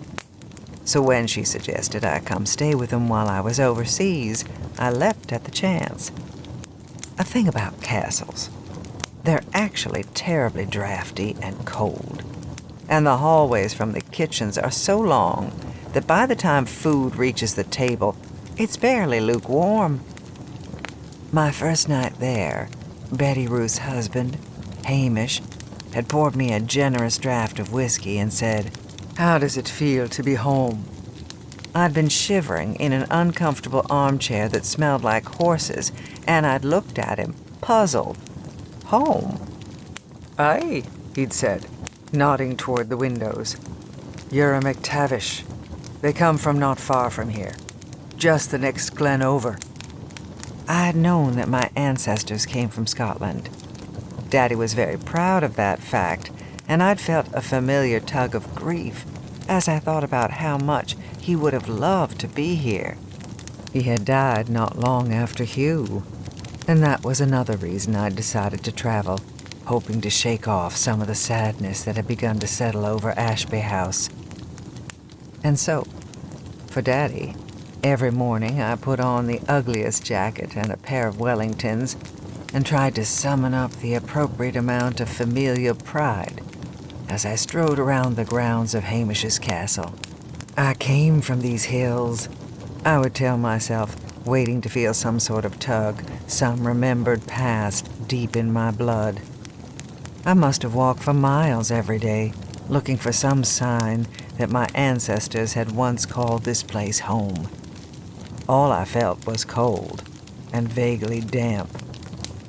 This is the part where I should tell you that even before I came to Scotland, sometime around Hugh's death, my thoughts had begun to turn more and more frequently to that old fear of mine, that I was not Ruby McTavish at all, but Dora Darnell, stolen from her poor family and raised in the lap of luxury, that the real Ruby McTavish's bones were somewhere in the forest surrounding Ashby House, and that everything that was wrong with me, because once you've killed 2 men, you really must begin to suspect you're not quite right, was because I came from some other cursed bloodline. Sometimes I thought it might be a relief to find out that was the case. Maybe it would explain why when Hugh had begun to grate on me so, my mind had immediately gone to his death. Now I know that nature versus nurture is a subject that fascinates people these days, but I was a rich woman from North Carolina in the 1960s. Our kind didn't exactly stay current on the latest psychological research, so I only had my own thoughts to consult. And those thoughts were growing increasingly loud when I met Andrew Miller. He was already fairly well known as a painter then, popular for his relaxed, natural portraits of various aristocrats. And when Hamish mentioned he was coming to stay, I was curious to meet him. I'd never met an artist before. And yes, I was already thinking it might be nice to have him paint my picture. Andrew arrived on a Saturday, harried because the train had been late, which meant the car sent to pick him up had to wait, and by the time they made their way up to Hamish's, a torrential downpour had started. When he and the driver entered, Andrew had mud up to his knees, a hole in his jacket pocket, and his dark hair, streaked with gray even though he was only in his mid-30s, was plastered unflatteringly to his face. What a shabby-looking fellow, I thought. But that's artists for you. When he introduced himself to me, his hand was cold, and I remember thinking that he had the saddest eyes I'd ever seen, and not much past that. As you can see, a very different first impression than the one I had of Duke, the man I thought was the love of my life. I had no idea this tragic, sodden person in front of me was the real thing. Darling, you'll have to forgive me, but I have to get through this part quickly, or I won't be able to get through it at all. I tumbled into love with Duke, a violent upheaval that left me breathless, dizzy in its wake. It was nothing like that with Andrew. I sat next to him at dinner, and he joined me on my morning walks, and we talked about everything and nothing. I told him about North Carolina, and he talked about growing up in Yorkshire and the life he now led in London, surrounded by other artistic types. He mentioned a wife from years ago, when he was barely 20, how she had gotten tired of the starving artist life and left him, going back to her family in Glasgow. And oh, darling, how casual I thought I sounded when I asked if there was any woman in his life now. How relieved I was when he said no. He offered to paint my portrait, and I said I'd like that. We talked as he painted, and one afternoon, sitting in the chilly library of Hamish's castle, me perched on that chair in my Dior gown, Andrew studying his canvas, his brush moving so quickly, flecks of green paint dotting his shirt front, I said, "It must be hard painting my mouth when I'm chatting away like this." Andrew didn't speak for a moment, focused on the canvas. And then, "I could paint your mouth from memory alone." He looked up at me with those sad, dark eyes, and I felt as though there were an audible click when our gazes met. From my dreams. What else could I do after that but marry him?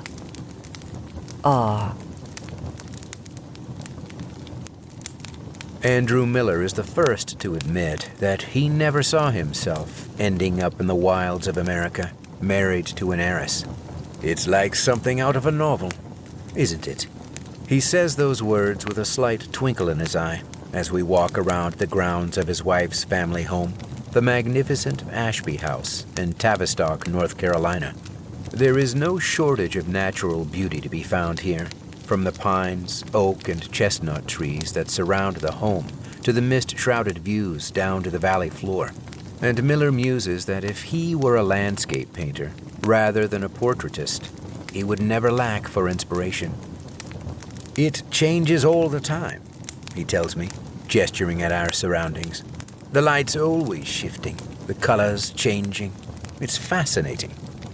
I mention his wife, then Ruby McTavish, and he gives me that same twinkly look as he says, "Oh, she's fascinating too." That is one word for it. Miller is her third husband, her first having been killed in a robbery in Paris on their honeymoon, the second falling victim to an electrical accident here on the grounds of Ashby House. She and Miller were introduced by Sir Hamish Ogilvy in 1969 and married the next year in a small ceremony in Miller's native Yorkshire. When it came time to decide where to settle as a married couple, Miller says there was no question of living anywhere else but here, in the house Ruby's grandfather built, high above the town his father founded, Tavistock. "I worried I might become bored up here," Miller tells me, "or lazy, a fatted calf and all that, drowning in excess. But here we are, 6 years later, and I don't feel as though I'm seconds away from the slaughterhouse. If anything, this place has been good for me and my work. New faces, new people." Miller is endlessly interested in people, who they are, what they think, why they think it. Several times in this interview, I feel he's asking me more questions about myself than I am about him, and he admits that his wife teases him about his insatiable curiosity all the time. In Tavistock, Ruby McTavish is talked about the way some ancient people must have discussed deities, a distant figure, mysterious and unknowable, but benevolent, a magnanimous provider. And when I mention this to Miller, he laughs. "I assure you, she's flesh and blood," he tells me. And later, when she joins us for tea on the spectacular back veranda of Ashby House, I find her to be surprisingly warm and clearly besotted with her husband. They're an odd match, the heiress and the painter, but as they sit side by side in matching Adirondack chairs, hands loosely joined, I can see why Miller has said that Ruby saved my life, really. I'm not sure I fully came alive until I took her hand in that dreary Scottish castle. Mrs. Miller remembers that moment differently.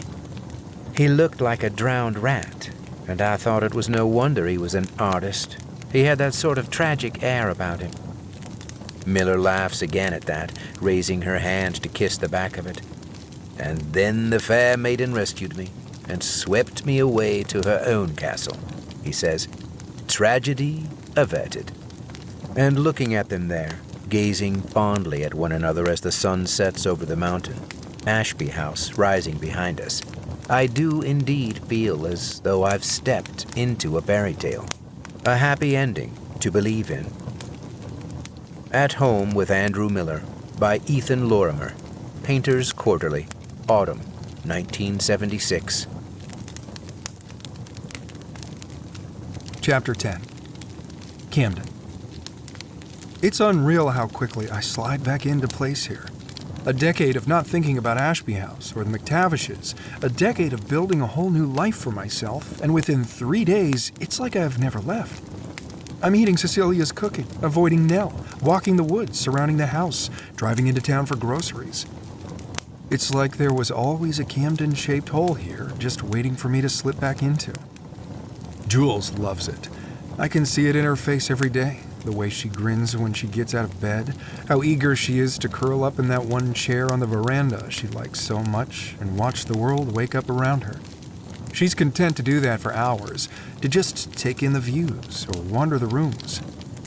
I'd been worried about letting her go off with Ben, remembering other hikes through the woods with him, my feet skidding on pebbles, his laugh in my ear. But Jules had come back with rosy cheeks and a bright smile, proclaiming the hike exactly what I needed. If anything, Ben had been the one looking a little spooked, and I'd reminded myself yet again that I had an invaluable ally in my wife.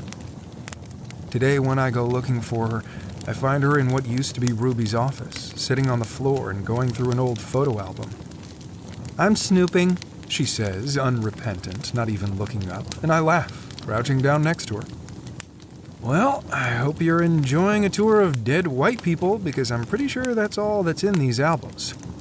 "Au contraire," she objects, flipping to a page near the back. "One very alive Camden McTavish, aged 15. And there I am, standing next to Ruby in the den. It's Christmas, clearly, the tree stretching up behind us, too tall to fit into the picture. Stockings and tinsel, a crystal glass of eggnog in Ruby's hand, and I look happy. No tight smile, no faking it for the camera. It's a real, goofy smile as I look lovingly at Ruby. I'd grown taller than her by then, and my arm is slung around her shoulders, her head just reaching my collarbone. I don't remember that picture. Don't remember taking it. Hell, I don't even remember being that kid. But there I am, and there's Ruby's neat handwriting on the little card next to the photo with my name and age, just like Jules said. I bet Christmas here is something else, she says, her voice gone slightly dreamy. She's picturing it, no doubt. That same huge tree, the twinkling lights, the snow that falls gently outside, locking the house into its own winter wonderland. And in that moment, I want so badly to give her the fairy tale. I want to take back every horrible thing that happened here, take back what I did, just so she can have that. Which is why I almost tell her the truth. If she knew, if she understood the real reason why I left, then she would see that it was impossible for us to stay, that there was no Christmas at Ashby House in our future, and that was for the best. The words are right there, so close I can almost hear myself saying them. But in the end, I just cuff a hand around the back of her neck, pulling her in to kiss her temple before rising to my feet and saying, I'll leave you to it, but hey, any embarrassing pictures of me in there, it's your wifely duty to burn them. Gonna blow 'em up life-size and hang them all over our room. She sing-songs, still flipping through albums, and I laugh as I close the door behind me and walk almost straight into Nell. She's dressed in green today, another tartan skirt and sweater set, and for the briefest second, I see her expression soften, the hint of a smile turning up her lips. Oh, she says, and that near smile becomes a scowl. It's you. She must have thought I was Ben. That had happened when I was a kid, too, and I'd get a glimpse of the Nell who was actually human. But once she realized I wasn't her own flesh and blood, the persona of the devoted grandmother would promptly disappear. It's me, I confirm and go to step around her, but she plants herself in my path. We need to talk about your wife, she says, and I glance over my shoulder at the door I just closed. I don't think that we do, I reply, keeping my voice light, though I know she hears the warning underneath, that she sees it in my eyes. But Nell is a McTavish, and she doesn't back down. She's been in every room of this house other than my bedroom, and honestly, I think she'd go in there if she thought she could get away with it. I'm not sure what it is she's looking for, but kindly remind her that she is a guest in this house. Anger sparks, my pulse picking up, and I shove my hands into my pockets. I own this house now, I remind her, which means that it's Jules' house too. She's allowed in any room, in any closet, in any tiny corner of this place she wants. I wait for Nell to draw herself up so tightly she squeaks, but instead she actually smiles a little. Not the warm, indulgent smile she let slip when she thought I was Ben, but an ugly, sardonic one. You sound like my sister, she says, and my anger fades, replaced with a wariness that has me stepping back. When she died, I thought I'd never actually be rid of her because I'd always have to deal with you, her little project, the child she molded into her own image.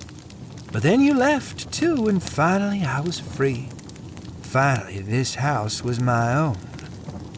Nell steps closer, her feet silent on the thick carpet. Howell's email may have said she wasn't doing well, health-wise, but there's no sign of that in this moment. Right now, Nell looks like she's made of solid steel. I thought you might come back when Howell died, and I was so relieved when you didn't. Bad enough that I'd lost my only son.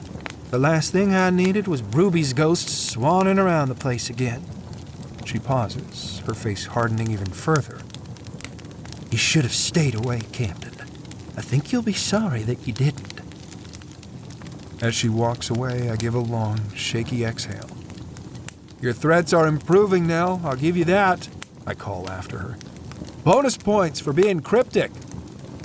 But Nell continues shuffling down the hallway, ignoring me, and I try to shake off her words as I make my way to the stairs. She was always saying shit like that, glaring darkly across the dining room table, catching me alone to remind me that I was nothing but trash, an experiment of Ruby's. I'd learned to tune it out over the years, but something about this most recent exchange slides between my ribs like a knife, lodging there. I reached the landing, and without thinking, I lift my eyes to Ruby's portrait. "They're going to hate you. I won't sugarcoat that." Her voice sweet as syrup, that old-fashioned drawl that you'd think people have only in bad movies, softening and rounding every vowel. I was 16, and we were sitting in the parlor upstairs, the one with the striped sofa, and she had a folder open on her lap filled with printouts, so many numbers on the pages, so many zeros. I don't want it. She thought I meant the money, and I did, but I also meant that hatred. The McTavishes hadn't tried to hide their belief that I wasn't one of them, but this would make it far worse. This made me a weapon Ruby had decided to wield against them, and there was nothing they could do about it.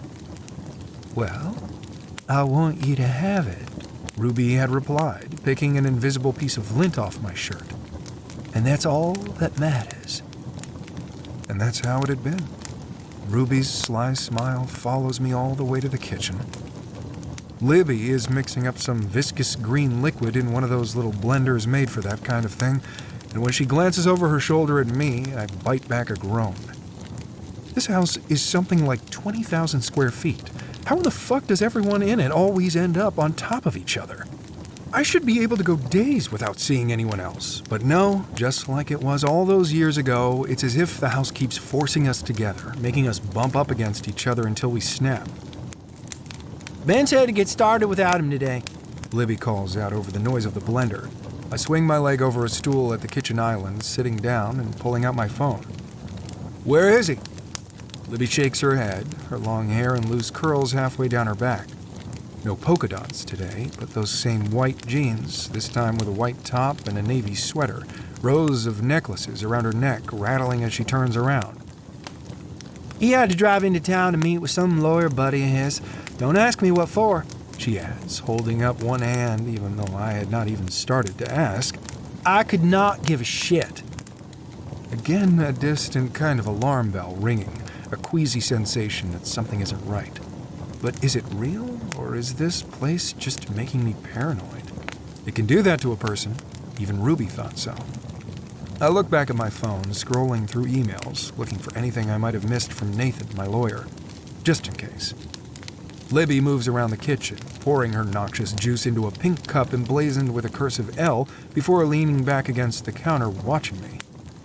I ignore her, my eyes on my phone, hoping she'll go away now, refusing to cede the space, but Libby can't pass up the opportunity to catch me alone. "So, your wife?" I don't reply, my fingers tightening around my phone. "She's pretty," Libby goes on. "Like, prettier than I thought you could land, if I'm honest." "Can't disagree with that," I say, still refusing to meet her gaze. I'd been surprised myself at how Jules, with her blonde hair and big eyes and gorgeous smile, had wanted me, a skinny, sullen kid pouring beers at a cheap wing place.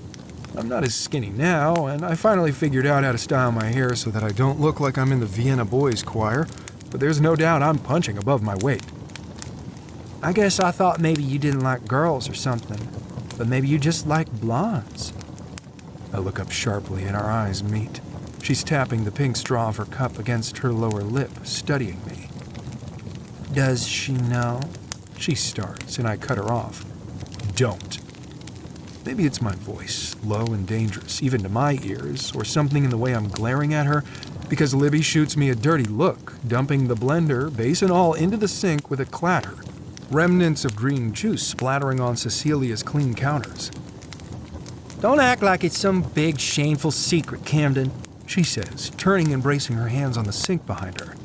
"Because honestly, if you hadn't been so weird about it, everything would have worked out a hell of a lot better than it has." My gut twists even as I give a shocked laugh, because Jesus, she really believes that. "What do you think would have happened?" I hear myself say. "We would have gotten married? Lived happily ever after here at Ashby?" It's such a perverse thought. Me and Libby married, shacked up together in this house, that I can hardly picture it. But Libby must not have that hang-up because she's suddenly crossing the kitchen. She's suddenly standing there in front of me. "It would have solved everything," she replies, her voice almost cracking, and for the first time I realize that night, that fucked up, deeply wrong night, might have meant something different to her than it did to me. "We were kids," I tell her, trying to be gentle, even as my mind fights to push down every memory, every detail. The soft breeze coming through my window, the green apple scent of her shampoo, the way her hands slid over my skin. How long I'd let her kiss me, let her touch me before shoving her away. Seconds, but they lasted an eternity. "No one's ever said no to me, Camden," Libby says now, her hand resting lightly on my chest, and I can't help but laugh as I cover her fingers with mine. "I don't doubt that," I tell her. "But fuck's sake, Libby, you're my cousin." "Not by blood," she says, too quickly, and there's a sudden sour taste in the back of my throat. "Maybe not, but in every way that matters," I reply firmly. "And besides, you didn't want me anyway." That part I remember maybe too clearly. Pushing her away, even as every cell in my stupid teenage body had wanted to pull her closer, my voice raspy as I'd said, "Your dad will kill me." And Libby, gorgeous and naked, and all of 17, shooting me a look far too old, far too knowing, and saying, "Who do you think sent me in here?" If Howell wasn't already dead, I'd kill him myself just for that. For deciding that if he couldn't change Ruby's mind about her will, he'd do whatever it took to make sure his family wouldn't be cut out of it, including sending his teenage daughter into my room to seduce me. That was the night I knew I couldn't stay here, that I couldn't be a part of this so-called family any longer. Libby is still standing in front of me, one shell-pink nail resting on the middle button of my shirt, and as I look in her green eyes, I see something there, something real. Something that turns my stomach and breaks my heart all at the same time. "Who says I didn't want you?" she asks, her voice low. "I mean, you were weird, and you always looked at me like you were afraid I was going to bite you or something. But you were cute even back then, and smart." She steps closer, so close that I can smell her perfume, feel her breath on my face. "And you're still cute and smart now," Libby goes on. "And tall. I always forget that you're tall." Reaching up, she rests her hands on my shoulders, squeezing slightly as I hold myself very still. "It's just, Cam, think how much easier it would have been." Her voice breaks, her eyes searching mine. "You and me? It would have made Daddy happy. It would have made Nan and Nell happy." "Would it have made you happy?" I ask, and she smiles a little, giving that uniquely Libby shrug. "It would have made me rich," she says, "and that would have made me happy." I suck in a deep breath through my nose, and I see Libby's smile start to curve up at the corners as she leans in even closer, her lips almost touching mine. Stepping back so fast that I nearly overturn one of the bar stools, I jerk my chin up and away from her mouth.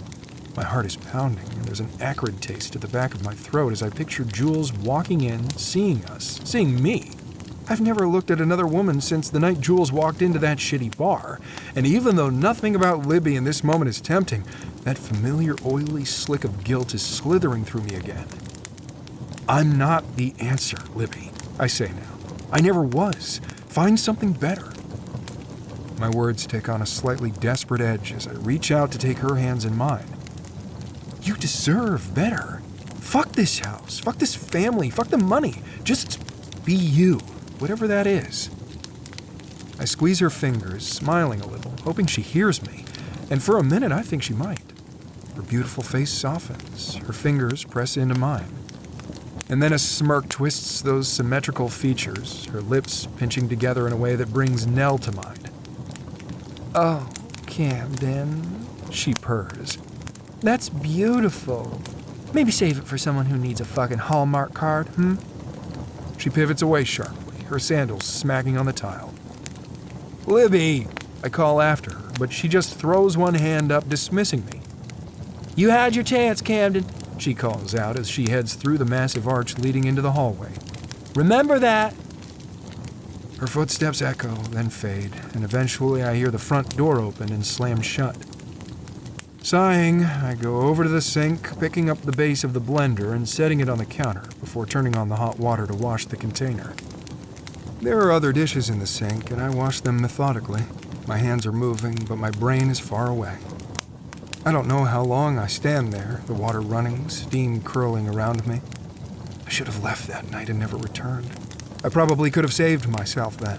I wasn't a teenager anymore, old enough to live on my own. If only I hadn't let Ruby call me back that last time. My cell phone rings, pulling me out of my daze, and I shut off the water, drying my hands on the back of my jeans before picking up the phone, glancing at the name on the display. Nathan, my lawyer. I left a message with him earlier about making an appointment to go over some paperwork, so it's probably just that, I tell myself, answering the call. But there's a heaviness in my gut that tells me it's something else. And my gut, it turns out, was right. Ooh la la, Libby. It's easy to forget Elizabeth Eleanor Libby McTavish is North Carolina royalty when you step into her boutique in Tavistock, North Carolina. The unassuming heiress is wearing jeans with a vintage t-shirt showcasing the cover of Laura Larchmont's Istas album.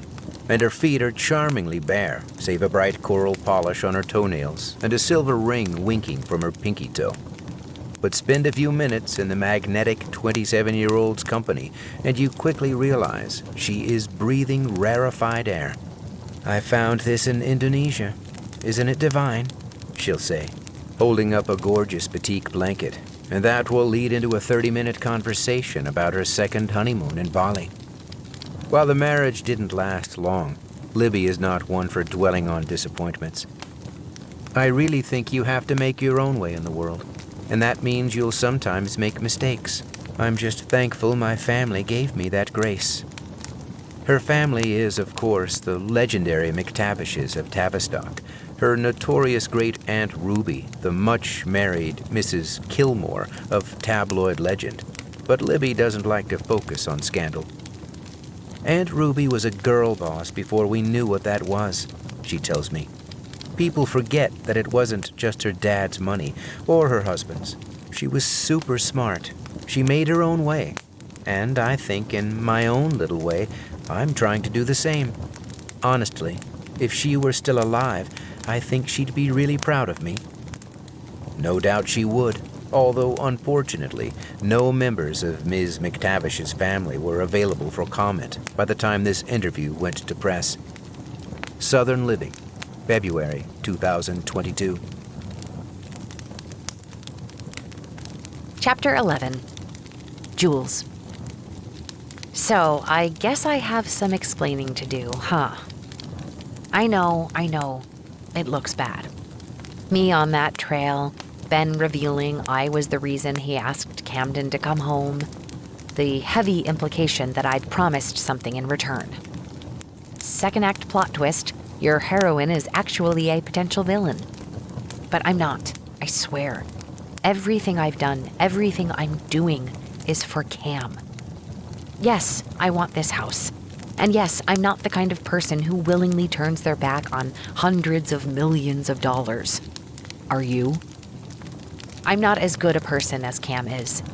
He can reject all of that because he knows the strings that come with it are too tightly knotted. But what he doesn't understand is that we can cut those knots. Together. It's just, I couldn't ask him myself.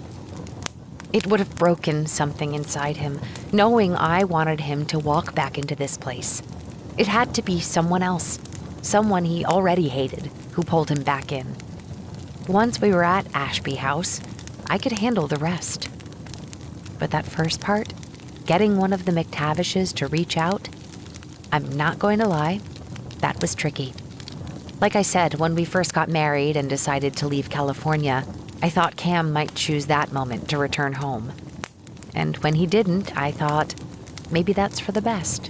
And I tried to put all thoughts of Ashby House out of my head. I really did. Yes, I kept up the Instagram stalking, and I might have set a few Google alerts for anything McTavish or Ashby House related, but I told myself to let it go. To let Cam live the life he wanted, a life where we were happy, if not living in a gorgeous mountain estate happy. And then, a few months ago, Howell died in a car accident. I found that out thanks to one of those Google alerts, and I waited for Cam to mention it. Waited for some kind of summons from North Carolina. There would have to be a funeral, right? The whole family would gather to mourn the McTavish patriarch. It would be the kind of thing Camden couldn't refuse. But he never said a word. Honestly, I wasn't even sure he knew Howell was dead. This probably isn't much of a defense, but I want you to know I did wait at least 2 weeks before I finally opened Cam's laptop when he was at work and searched his email for any communication from his family. Anything that might clue me in as to whether Camden had even been contacted about his uncle's death. That's when I found the email Howell sent, just a few nights before he died. Yes, it was full of drunken assholery, but Cam hadn't deleted it. And I'd started to wonder if the same request to come home, to sort out the financial tangle they were all trapped in, came from someone more reasonable, someone who didn't write the first email I'd ever read that actually smelled like Johnny Walker Black. Would Cam heed it? It was a risk. A big one. But, like I said, I'm a quick learner. I knew reaching out to Nell was out of the question. I was going to have to play this carefully, and enlisting the help of a septuagenarian whose only online presence was a listing in her church's directory and one blurry Facebook photo from something called a cake bee was not going to get this done. I considered Libby for a long time. For one, she was very online and very easy to contact. For another, we're close in age. We even look a little bit alike, and I thought that might make it easier to build some kind of kinship with her. But there was always something about her, some slyness in her expression. Something about all the jobs, the vacations, the flightiness, that made me think I couldn't trust her. And of course, there were the exclamation points. Couldn't risk Camden seeing an email with the subject line, "Jules and Libby's super secret plan." So in the end, Ben was really the only choice. But he was also the right one. Ben wasn't quite as hardcore as Libby when it came to social media, but he was on there. And it didn't take very much scrolling to see that almost everything he posted had a common theme. A picture of him in the woods, hiking poles planted firmly on either side of him, his teeth glowing, and a caption reading, "Nothing like hiking in your own backyard." Hashtag Tavistock NC, hashtag Ashby House, hashtag Roots Where I Stand, hashtag both metaphorical and literal, hashtag LOL. A long Facebook post about some hardware store in Tavistock reminding us to shop local, and when my great-great-grandfather, this, and being a steward, not an owner, and I shit you not, the word ancestral used 3 times in 2 paragraphs. Over and over again from his handles, at McTav on Twitter, at McTav_2 on Instagram, at Tavistocked and Loaded on TikTok, where he exclusively posted videos of Tavistock and Ashby House, to his online bio at the law firm where he worked. Benjamin McTavish resides in the iconic Ashby House. It was clear that being a McTavish was maybe the most important thing in Ben's entire life. How it must sting, knowing that the name was the only thing he could really lay claim to. Once I knew the bait to use, dangling the hook was easy. And that's why Ben thinks I'm on his side. That I'm going to talk Cam into taking some kind of reasonable settlement from the trust and turning over the rest of it. The house, the bulk of the money, whatever else comes with this kind of life, to the McTavishes, Ruby's actual family. Everyone gets what they want, or so Ben believes. Camden gets his freedom, I get some money, and they get to keep Ashby House and preserve the McTavish legacy. But, as you and I both know, I'm playing for the whole thing. This is why I wanted you to understand that I really do love Camden. This isn't just about the money. This is about us taking back what belongs to him and living the life we deserve. Yes, we. Because I deserve this shit too. I grew up in a trailer park in Panama City.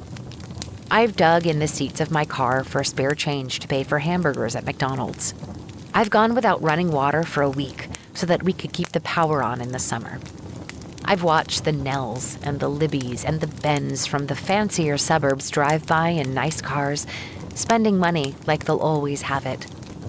So yeah, fucking sue me. When I found out the man I was married to had access to that kind of wealth, but wouldn't touch it because the family who adopted him was a bag of dicks, I thought, fuck that, and tried to figure out how to fix it. That was a lot of swearing, but this topic always gets me heated. Camden is worth 1,000 of them, a genuinely kind and decent person. Ruby McTavish saw that, and I'd wager she saw what her family was too, though she probably wouldn't have called them a bag of dicks. That's why she left Camden everything. She saw what I see in those different colored eyes every time I look at him. Someone worthy. Someone with integrity. That's not me. Like I said, I'm not that great of a person. Lying, scheming, sins of omission. I didn't major in theater for nothing. But that's why Cam and I are so perfect together. He makes me feel like more than some Florida trailer park trash.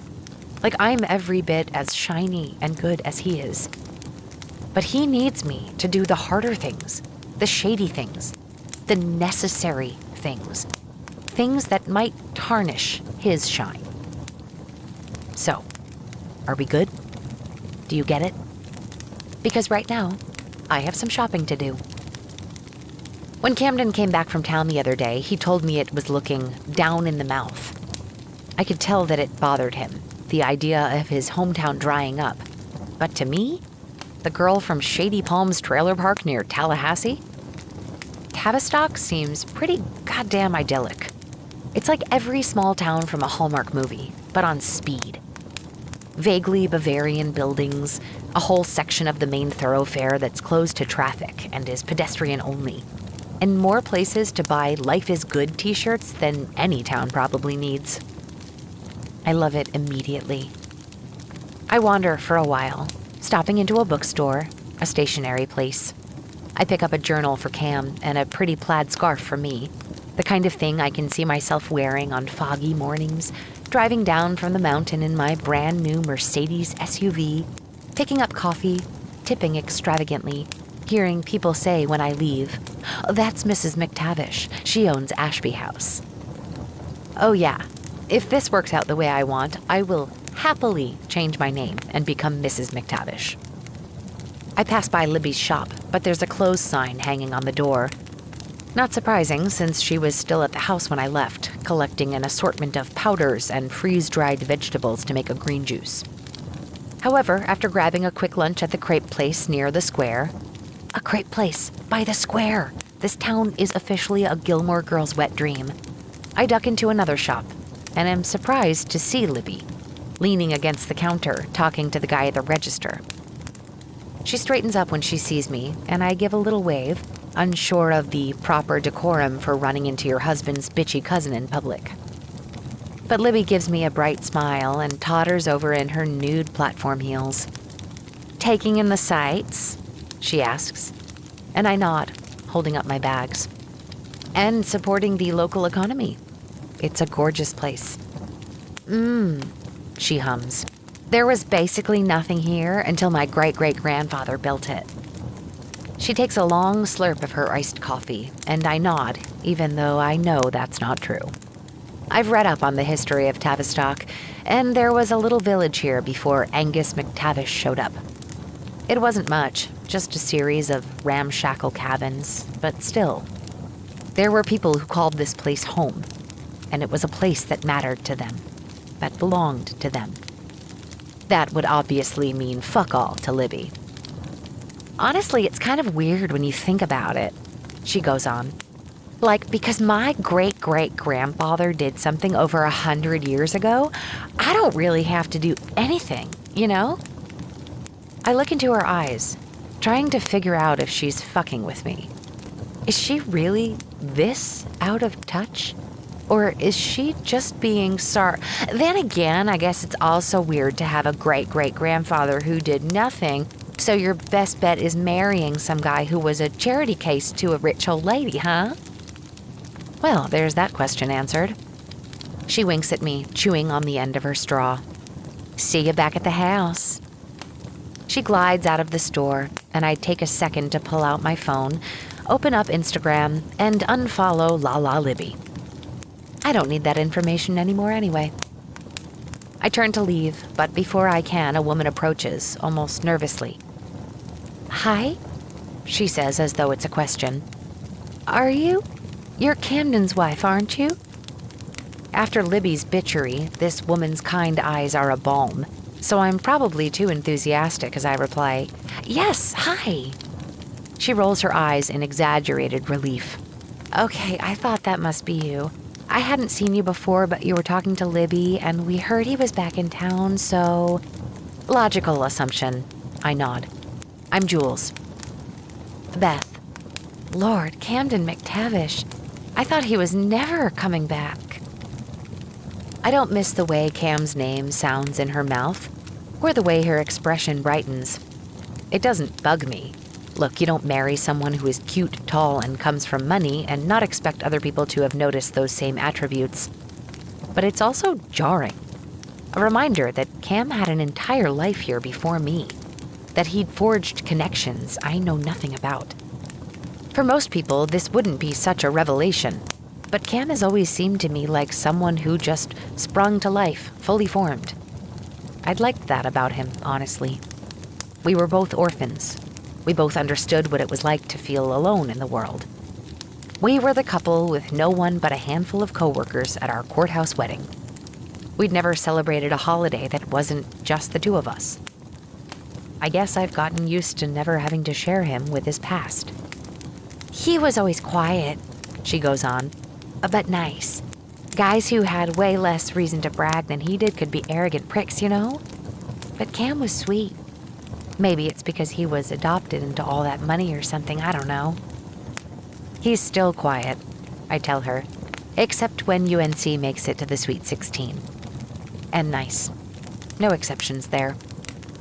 Good, she says, nodding. And then she looks around before leaning in, lowering her voice.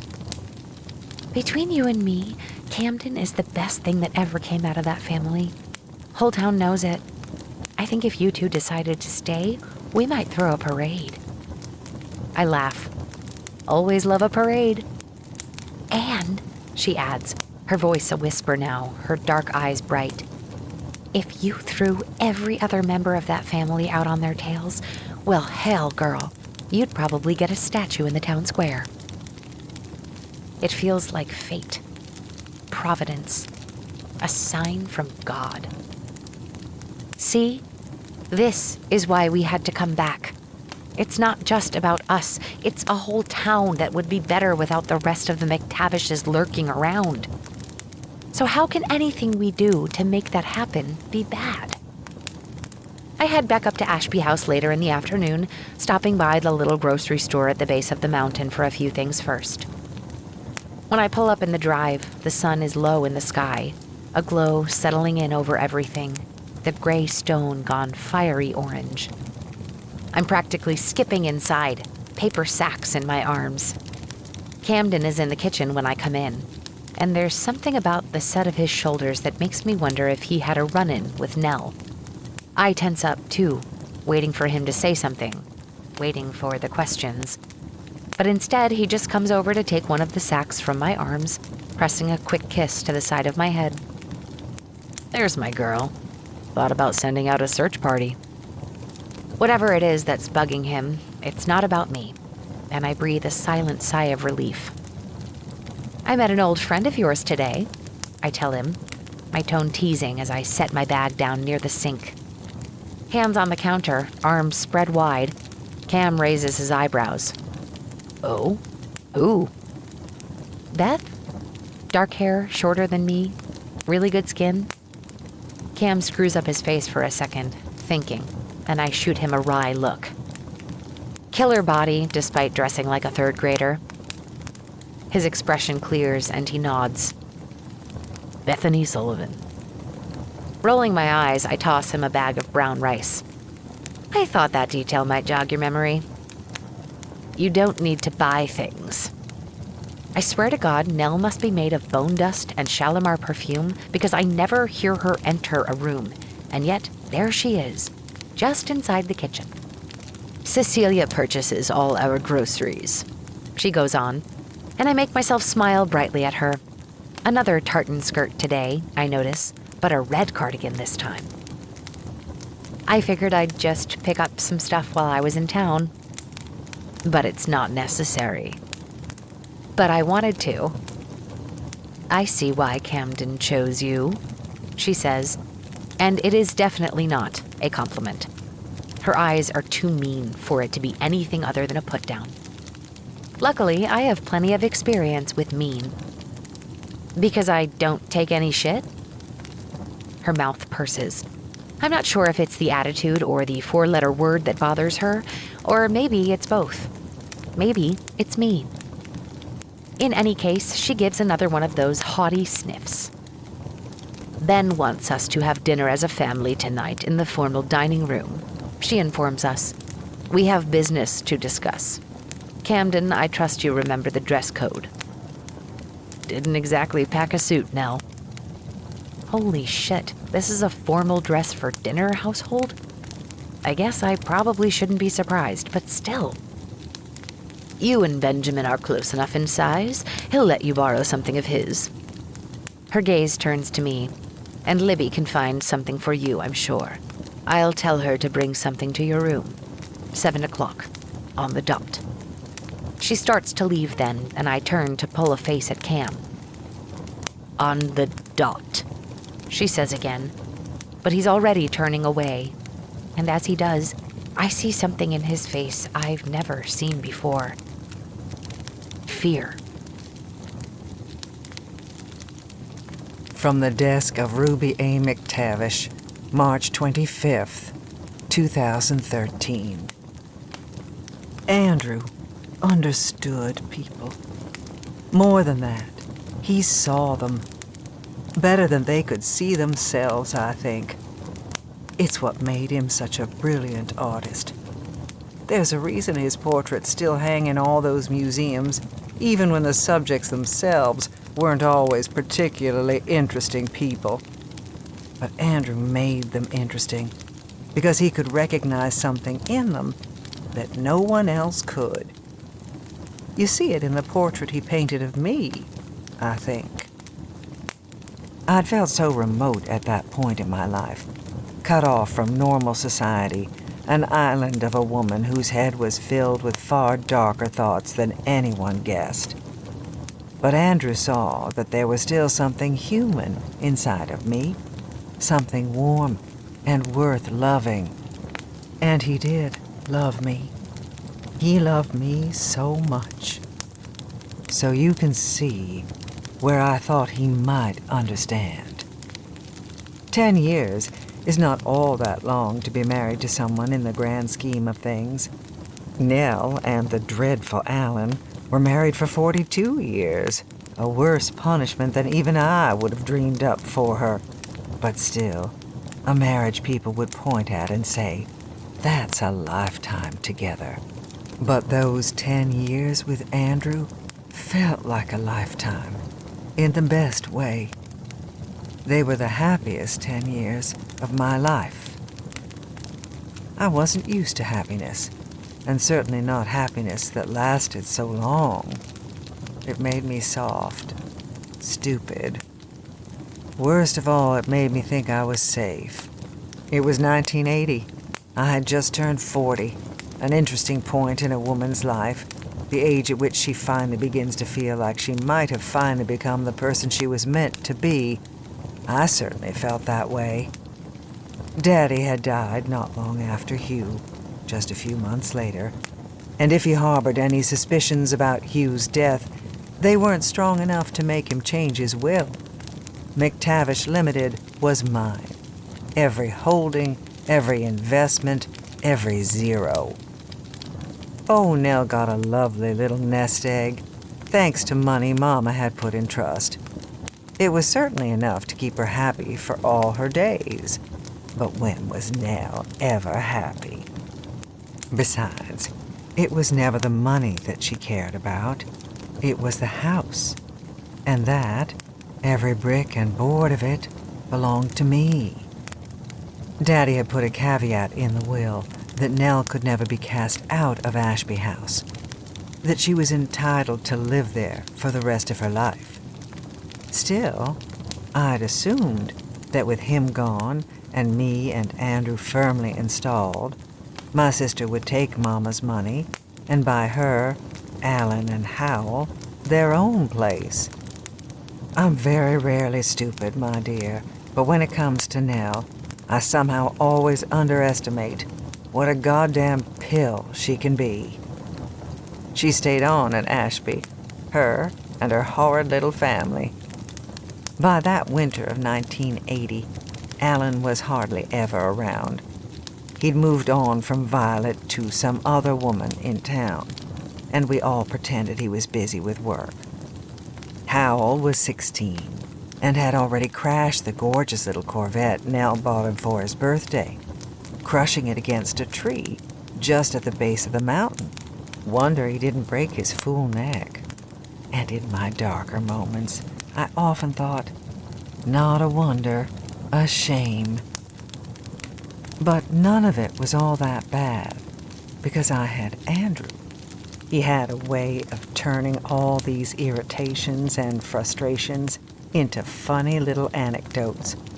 Oh, God, his impression of Nell was a thing to behold. He could get that way she holds her mouth just right. And he was so good at poking fun at Alan's cheerful blandness, Howell's teenage entitlement, and things that would usually aggravate the fire out of me became things that, through Andrew's alchemy, were funny. He was the one who made me love the woods around Ashby as well. Those woods I'd always had such a distaste for. But holding Andrew's hand, seeing the leaves and the trees through his eyes, I fell in love with the land that surrounded my home. I even had new trails made, and we would wander them together, cut off from everything but each other. You and me against the world, he would sing underneath his breath sometimes. And so it was. That's how it felt that night in 1980, curled up on the sofa in the den with Andrew, watching the fire crackle in the fireplace. It was January, a wet mix of sleet and snow pattering against the windows. Andrew had one arm around me, idly stroking my hair, the other holding a book, one of those spy thrillers he always loved. I didn't want him to lift his other hand from my hair, so every once in a while he would murmur, "Turn," and I'd reach up and turn the page for him, both of us amused every time. Him joking that who would have thought a poor Yorkshire lad would one day have the lady of the manor flipping pages of a book for him. I don't believe in an afterlife. I'm sure you can understand why such an idea is abhorrent to me. But if there is a heaven, and through some mix-up of celestial paperwork, I actually got to go there, this moment is where I'd want to spend eternity. Andrew's hand on my hair, the fire before us, the snow outside, the crackle of pages turning, and his soft chuckle in my ear. "How's your book?" I asked. "Horrible," he replied. "I've counted at least 3 plot holes, and the author has had to describe blood so often that he's beginning to run out of synonyms for red. I expect the next death to involve the word vermilion at this rate, and you're loving it very much." I smiled and settled back against his side. And to this day, I can't say what made me say what I said next. When Duke died, I thought his blood looked almost black. But it was dark, and there was so much of it. Andrew's hand stilled on my hair, but the words kept coming out of me. That's why I can never read those thrillers of yours. They never seem to get it right. What it feels like, what it looks like when someone dies violently, how much blood there is, the sounds they make. When Duke died, there was this rattling noise in his chest, like nothing I'd ever heard before. But in those books, it's always silent. I sat up then, looking at him, and he watched me with his sad eyes, interested, but not alarmed. Not even when he said, "I thought Duke was already dead when you found him." And so I told him. It was more or less the same version of events I told you, so you can go back and reread that letter if you want to. I can't imagine what your face looked like as you learned the true story of Duke's death. But Andrew's never changed. I waited for shock, for horror to sink in, for those dark eyes I loved so much to shudder closed to me. But he just listened. And when I was done, he leaned over, his hand a warm weight on the back of my neck as he kissed my forehead. "You brave girl," he murmured, and it cracked something open inside me. Not a monster, not a murderess, a liar, a lunatic. Brave. The love I felt for him overflowed from that crack in my heart. The understanding in his face a balm I hadn't known I needed, and I felt almost drunk with gratitude, with the freedom that came from saying it all out loud. Like I said, soft, stupid. Stupid enough to get greedy, to want that same love and understanding poured over Hugh's death as well, for both of my darkest sins to be washed clean. If I hadn't been so giddy with the relief of it all, maybe I would have found better words or known to soften the story. But it felt so good, you see, spilling all this darkness into a welcoming vessel. And so I didn't catch the shock, the horror that I had been waiting for when recounting Duke's death slowly slide into his eyes as I described Hugh's.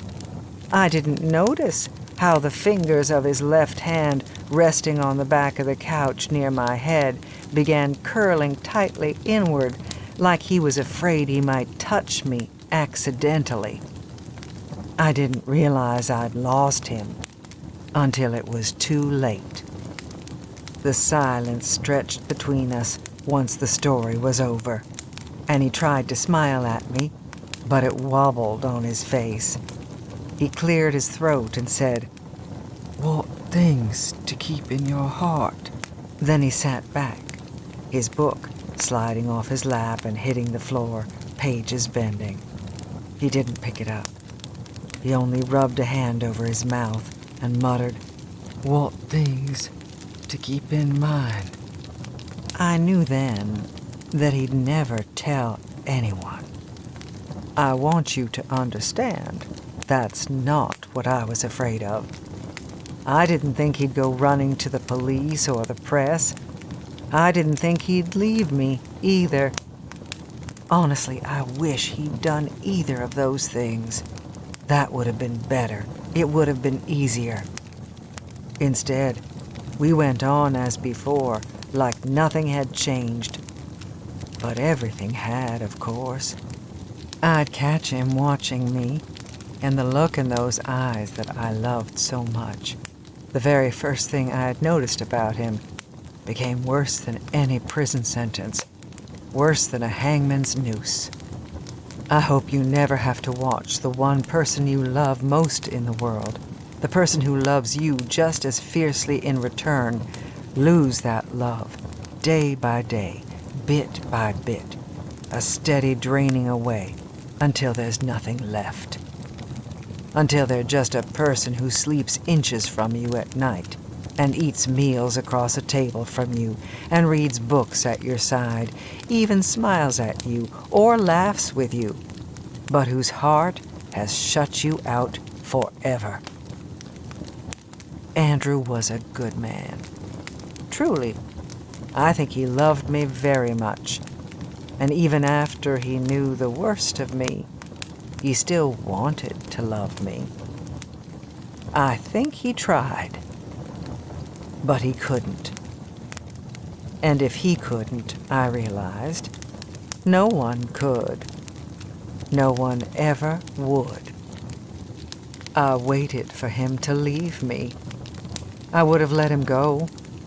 I want you to understand that before we get to this next part. If Andrew had only left, if he'd only told me he couldn't stay married to me, knowing what I'd done, I would have signed any papers he wanted, given him all the money in the world. But he didn't leave. Not physically, at least. Spiritually, emotionally, mentally. Oh, he left me in those ways. But he stayed in the house, stayed my husband. And the longer that went on, the more unbearable it started to feel. Even now, I ask myself why he stayed. I've had over 30 years to wonder over it. And I think he was waiting to get past it, to love me again. Or maybe that's just what I want to believe. At the time, however, those darker thoughts crept back in. Duke had wanted my money and my body and my fear. Hugh had wanted some idealized version of me, a woman on a pedestal. Andrew had, I believed, wanted me for me. But what if I'd been wrong? What if it was the money, the easy life in Ashby House, the heightened attention on his art that came from being the husband of a wealthy woman? When I first started slipping the ant killer into his morning tea, just the smallest amount, never enough to kill, I didn't actually want him to die. I just wanted to bring an end to the torture for us both. Surely he'd realize what was happening, and he would tell someone. Part of me even hoped he'd call the police, and I'd be forced to face some punishment for my sins. At the very least, he'd finally leave me, end the charade that we were both stuck in. As he got sicker, thinner, I waited for him to drive down that mountain and never return, to tell someone what I'd done to Duke and Hugh, what he now thought, what he must have known I was doing to him. But instead, I watched Andrew sit there in Dr. Donaldson's office, nodding as he said the symptoms might be from all the years of exposure to his paints and their chemicals. Or perhaps it was some kind of rare infection, or an autoimmune disease they had yet to detect. There were all kinds of ideas and theories thrown his way, charcoal tablets prescribed, sleep studies scheduled, and never once did Andrew say, or perhaps my murderous wife is killing me. Not once. I've never understood that. Even when he was retching in agony, even when I got more and more reckless, with bigger doses in his lukewarm tea and oatmeal, the only things he could keep down, he never said a word, never took those fucking tablets that might have saved him. He just looked at me with those sad eyes of his. And I wanted him to die. And I wanted him to live. And I wanted someone to stop me. To march into Ashby House with handcuffs, a straitjacket even, and finally put an end to it. But no one ever did. The worst thing, the thing I can't even bear to think about all these years later, is that in the end, I stopped. No more ant killer, no more tea or oatmeal. Andrew had proven to me that he was loyal, that even if he didn't love me anymore, he couldn't bring himself to hate me despite all I'd done to him. But it was too late. His kidneys, his liver, they'd endured too much damage over that long year. The longest year of my life. Andrew died on another wintry night, late December of 1980. Snow falling outside, as soft as his final breath. No rattle this time, just a gentle sigh. Then nothing more. How unfair I'd been to all those novelists and their quiet deaths. There was no autopsy because I said I didn't want one. And by that point, what I wanted, I got, at least where Tavistock County was concerned. Harlan Jackson Sr. took my check and patted my hand, telling me he'd handle everything. Judge Claiborne was so appreciative of my donation to his re-election campaign. The town was grateful for its new arts center the following year, Andrew's name emblazoned above the doors in metal letters. My home and my name closed around me, protecting me, shielding me, their queen in her castle, who was secretly the dragon. Well, not a secret any longer, is it, my darling? Not to you. R. Chapter 12. Camden. There are plenty of rooms in Ashby House that are comfortable, cozy even. The den is fairly modern with its earth-toned furniture and cream-colored rugs. There's a sitting room in the east wing that actually has a flat-screen TV and a couple of gaming systems from when Ben and I were kids. And the kitchen was totally renovated to Cecilia's specifications right before Ruby died. But Ashby's formal dining room hasn't changed since 1904, and as I take my seat next to Jules at the teak wood table Ruby's grandfather had shipped over from what was then Siam, I find my eyes landing on all the other bits of McTavish family history in this room.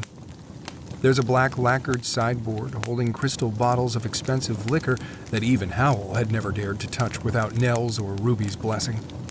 The walls are covered in silk, deep green with a swirling gold pattern. And the chandelier overhead glimmers, despite the cobweb I can see clinging between several of the crystals. At one end of the room is a huge bay window, but it's too dark to see the view outside, so I find my eyes drifting to the painting that hangs on the opposite wall. It's a hunting scene, featuring gently rolling fields and men in jaunty red jackets. It would be positively serene if it weren't for the deer in the foreground getting its throat ripped out by hounds. I hated that painting as a kid. I always wondered why anyone would hang it in a room where people eat, but it feels appropriate tonight. I'm that deer, and as the other McTavishes settle around the table, I have no doubt they're the hounds. Jules reaches over and takes my hand where it rests on the table, giving it a little shake. I make myself give her a quick smile, squeezing her fingers in return, but in truth, I can hardly look at her. Libby had done as Nell asked and sent up a dress in a heavy black garment bag.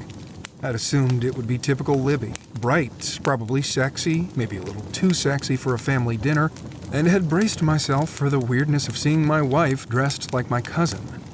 And then Jules had come out of the ensuite. "What do you think?" she'd asked, standing in the doorway to the bedroom, her arms held out to her sides. "Fancy enough for a family dinner?" She looked beautiful, She was beautiful, but the words had frozen in my mouth and Jules had laughed. Wait, so good you're literally stunned, speechless? Clearly, I'd said, shaking my head ruefully and taking her hands, kissing her forehead and thinking, Libby, you sick bitch. Jules would have fit into one of Libby's dresses easily, but that's not what Libby brought her. No, Libby gave her one of Ruby's old dresses. Not just any dress either, but one of her favorites, the one she most often wore when we did these dinners when I was growing up. She'd had it made in the late 60s and was always so proud that it still fit so well. Same figure at 28 and 68, she'd preen, throwing a look to Nell, who always glowered back, her own body thinner, more wizened as she aged. It's a gorgeous dress. Even now from the corner of my eye, I can see the way the chandelier sparkles off the crystal beading along the neckline, how the color of the fabric, not white, not beige, something Ruby called candlelight, makes Jules' skin glow. But it just adds another layer of unreality to the scene. I'm back in Ashby House, back at this table, back with these people, and my wife is wearing my dead mother's dress. Christ, I hate this family. They're all seated now, Nell at the head of the table where Ruby used to sit, Ben at her right hand where Howell always sat, Libby on the left. Ben is cheerful, his tie loose and shoulders relaxed. Nell is almost smiling, which in her case means she's not actively scowling. Only Libby seems a little unsettled, her eyes darting again and again to the sideboard, her nails drumming the edge of the table. I wonder if she feels guilty for the stunt with the dress, but guilt is not something I've ever known Libby to be familiar with. She's probably just bored. Still, that sense of unease lingers, potent as the smell of the gardenia-scented candles lit in the sconces on the walls. Ben, why don't you pour the wine? Nell suggests, and he gets up to do just that. As he fills each of our glasses with a rich Cabernet, I watch Nell sitting proudly in Ruby's place. How she must love this, queen of the castle at last. That contractor come by today? Ben asks, and it takes me a second to realize he's talking to me. He did. I take a sip of wine. He said the ceiling on the second floor isn't as bad as we thought. Didn't think it was rain damage, though. Did a third-floor bathroom flood or something? Ben waves a hand, topping off his own glass even though it's already pretty full. Who knows? This house is as twisted as the people who live in it. He gives a hearty laugh, one that no one echoes, and I think we're all relieved when Cecilia starts bringing in steaming dishes of food. I hate that she's had to stay late for this, and I find myself thinking about hiring more staff for the house. Ruby had a paranoia about people working here, never wanting the maids or handymen that were so common on other estates like this. When I was a kid, I'd wondered if it was because of what happened to her, the kidnapping. That guy, Jimmy Darnell, had been an itinerant worker, so Ruby had good reason not to trust strangers in her space. She had a cleaning crew come out once a month, but Cecilia had done everything else, and as I watch her wince slightly while putting down a heavy tureen of soup, I realize she's got to be in her mid-60s by now. Ruby hired her not long after adopting me. Maybe she'd like some help, or... No.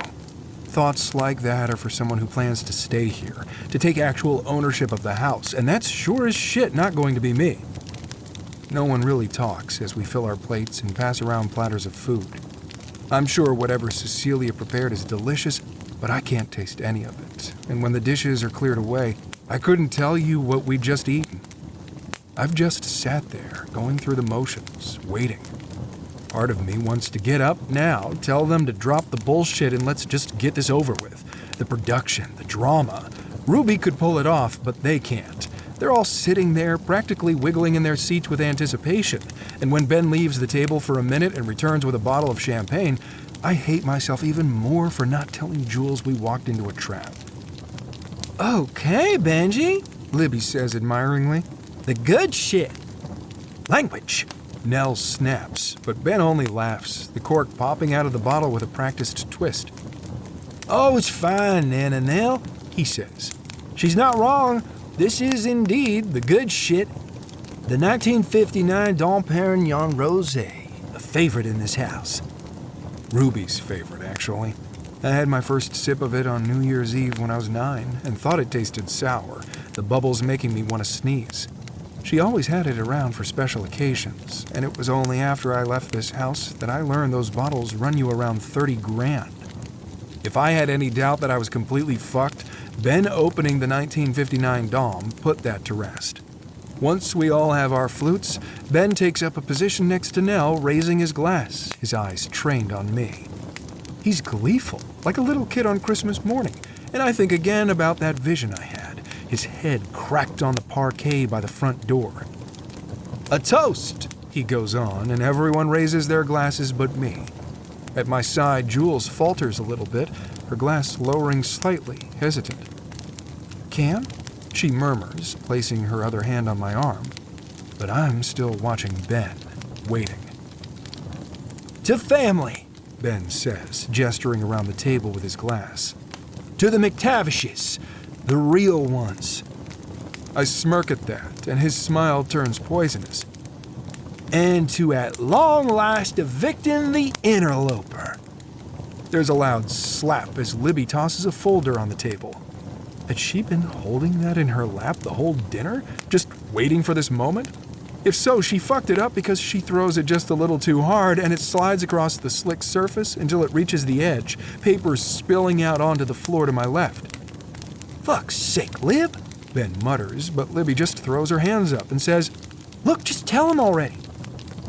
"Tell him what?" Jules asks, and I take a deep breath, keeping my hands steady as I lift my glass of champagne and finally take a sip. "They're going to tell me," I say, surprising myself with how calm I sound, "that the woman I knew, that we all knew, as Ruby McTavish wasn't Ruby at all." Another swallow of champagne, but it might as well be acid sliding down my throat. They're going to tell me that she was really Dora Darnell. From the desk of Ruby A. McTavish, March 29, 2013. Roddy Kenmore was a drug-addled fool who I never should have married in the first place. And the only regret I felt when I watched him slip under that dark salt water was that I hadn't shoved him sooner. There. That's the last husband sorted. And frankly, that one sentence is more effort than I want to expend on him. Oh, fine. I suppose I can give you a little more information. After Andrew, I was as lost as I'd ever been. I left Ashby House for over a year, unable to bear the giant rooms, the rural seclusion without Andrew by my side. Nell was thrilled, of course. Finally queen of the castle. I thought about letting her keep the damn thing, just signing it over to her and never darkening its door again, instead making my own way in the world without the McTavish name. I had no idea what that would look like, though. I'd gotten so used to life there at Ashby, in Tavistock. Out in the rest of the world, my money still opened doors and smoothed paths, but it wasn't the same. I liked the power of the name, the safety it implied. Being the latest in a long line, a person with roots that ran deep. It's no surprise to me that Roddy Kenmore found me when I was floundering like this. The Roddys of this world have a sixth sense for homing in on the vulnerable, the lost, the rudderless. I actually met him at one of those clubs I'd bought back in the 60s, the one in Miami. When I first invested in it, it was called the Palma Palace, and then in the 70s it was just Palma for several years. By 1985, it had become Paloma, and it was making a rather staggering amount of money. Lucky for you, I sold it in 1989 for a mint. 2 years later, I believe there was some mess with drugs and maybe a murder. I don't remember. Perhaps you now understand why I wouldn't be all that interested in murders I did not commit. So, there I was at the Paloma, dancing in a Halston dress, the music so loud it drowned out any rational thinking, which must be why I found myself dancing with a man who was little more than a boy, really. 26, but he seemed even younger, with his long red hair and his bright smile. Roddy was always the husband that didn't make sense. Duke was an obvious choice at the time. Hugh was a logical second husband, and anyone could see Andrew and I were mad for each other. So why did I marry a spoiled brat who said irregardless and thought Tiffany lamps had all belonged to someone named Tiffany?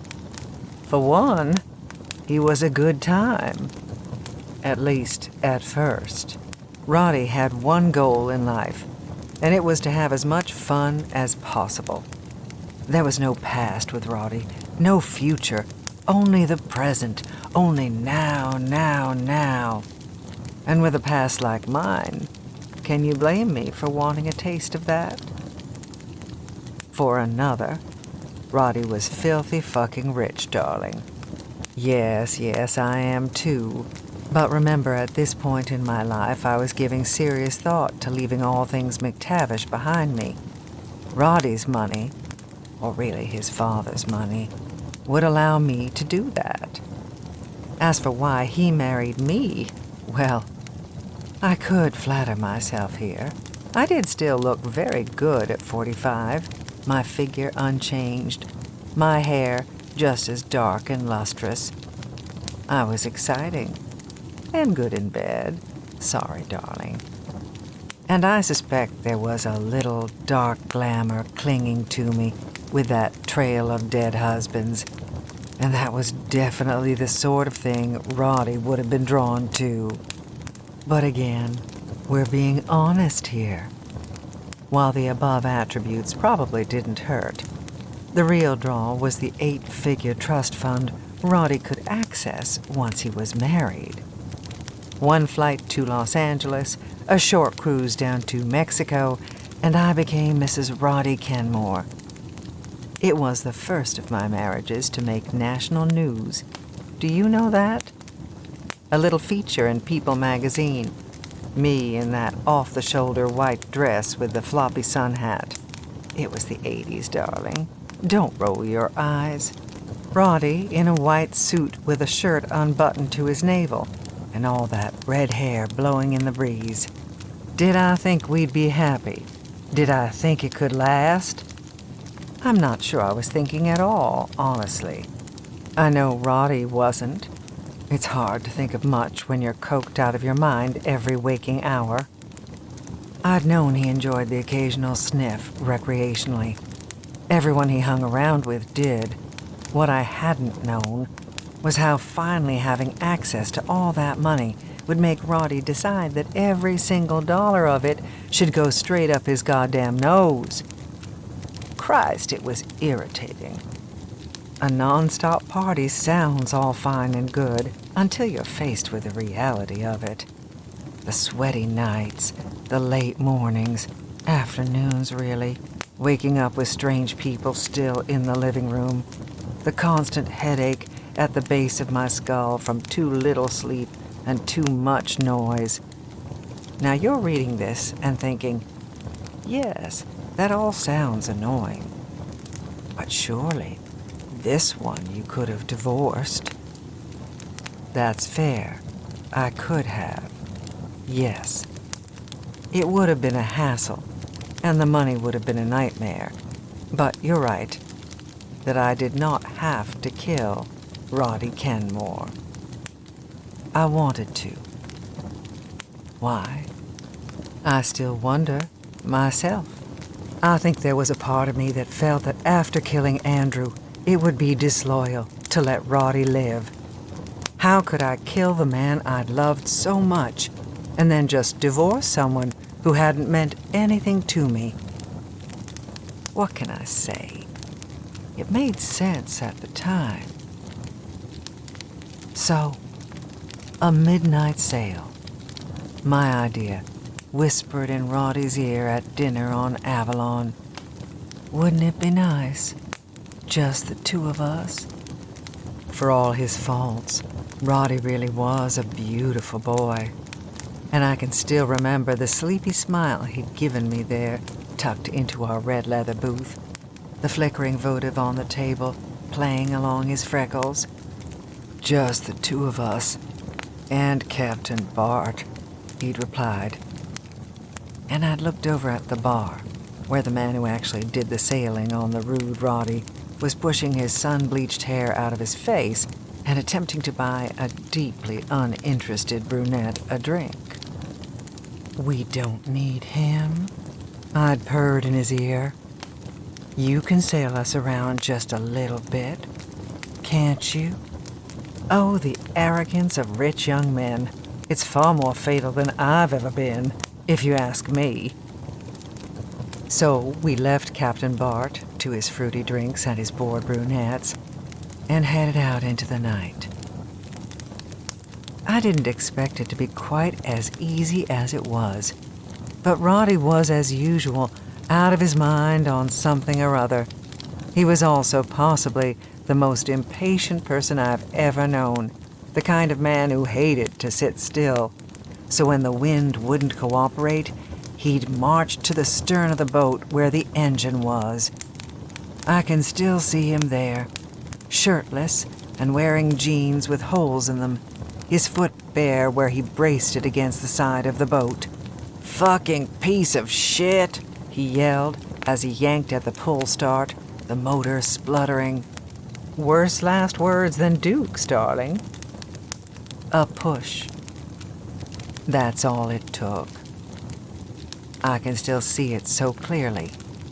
The sky overhead spangled with stars, the water below black and murky. Roddy, precariously balanced, and me in a poochy caftan of all things, wedding rings glimmering, as I placed my hands on his bare back and shoved. He couldn't swim, you see, despite wanting to sail the rude Roddy to Australia at some point in the near future. Or maybe Thailand? I can never remember. I never quite understood why someone who couldn't swim took up sailing as a hobby. But then his father had sent him to some boarding school in Maine, so that may have had something to do with it. An aside, I'm still irked about all that Mrs. Kilmore nonsense. I wouldn't have even gotten the fucking nickname had I not married a man named Kenmore. And now his name and mine are linked forever by something even more binding and eternal than wedding vows. Gossip. Roddy is the one I thought I wouldn't get away with, if I'm honest. It was hardly all that sneaky or subtle. My husband of 2 months, drowning off the coast of Catalina Island, and me, his new wife, the only other person on board. This was in 1985, by the way. Only a few years after that poor actress also found herself in those same dark waters. So Roddy's name is often linked with hers. That I do regret. No one deserves such a fate. To be linked with Roddy for eternity, I should clarify. As has been previously implied, there are some people who I clearly believe deserve drowning, although she was not one of them. But as it had with Andrew, the McTavish name and fortune wrapped around me, buttressing me as I glided through the inquest, the interviews, the implications. Before I knew it, I was back at Ashby House as though nothing had changed. I had changed, though. If Andrew's death had proven to me that I was as monstrous as I'd always feared, Roddy's made me decide it might be time to find out why that was. Why did dealing out death come so easily to me? Why, with the exception of Andrew, had I never felt true guilt over it? Duke I could justify to myself. He had abused me, no doubt would have continued doing so, and in that initial moment, I had genuinely been fearful for my life. But Hugh had been nothing more than annoying. Roddy, a mistake I could have easily undone without ending his life. And Andrew.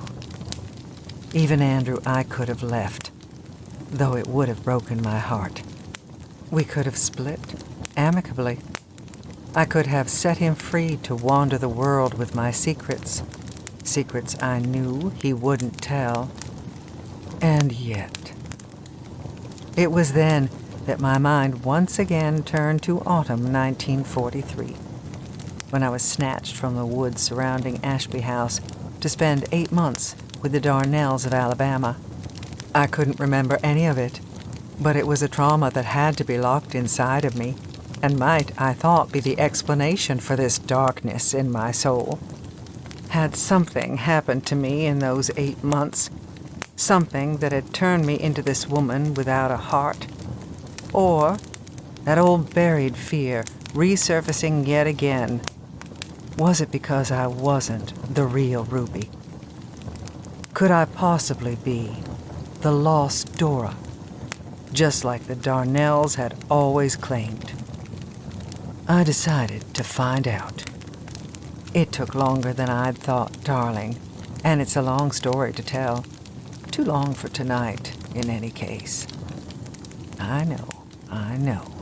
This is the bit you're the most interested in. But patience, darling. As I told you, that was one of the qualities Roddy was most lacking in. And you see what happened to him.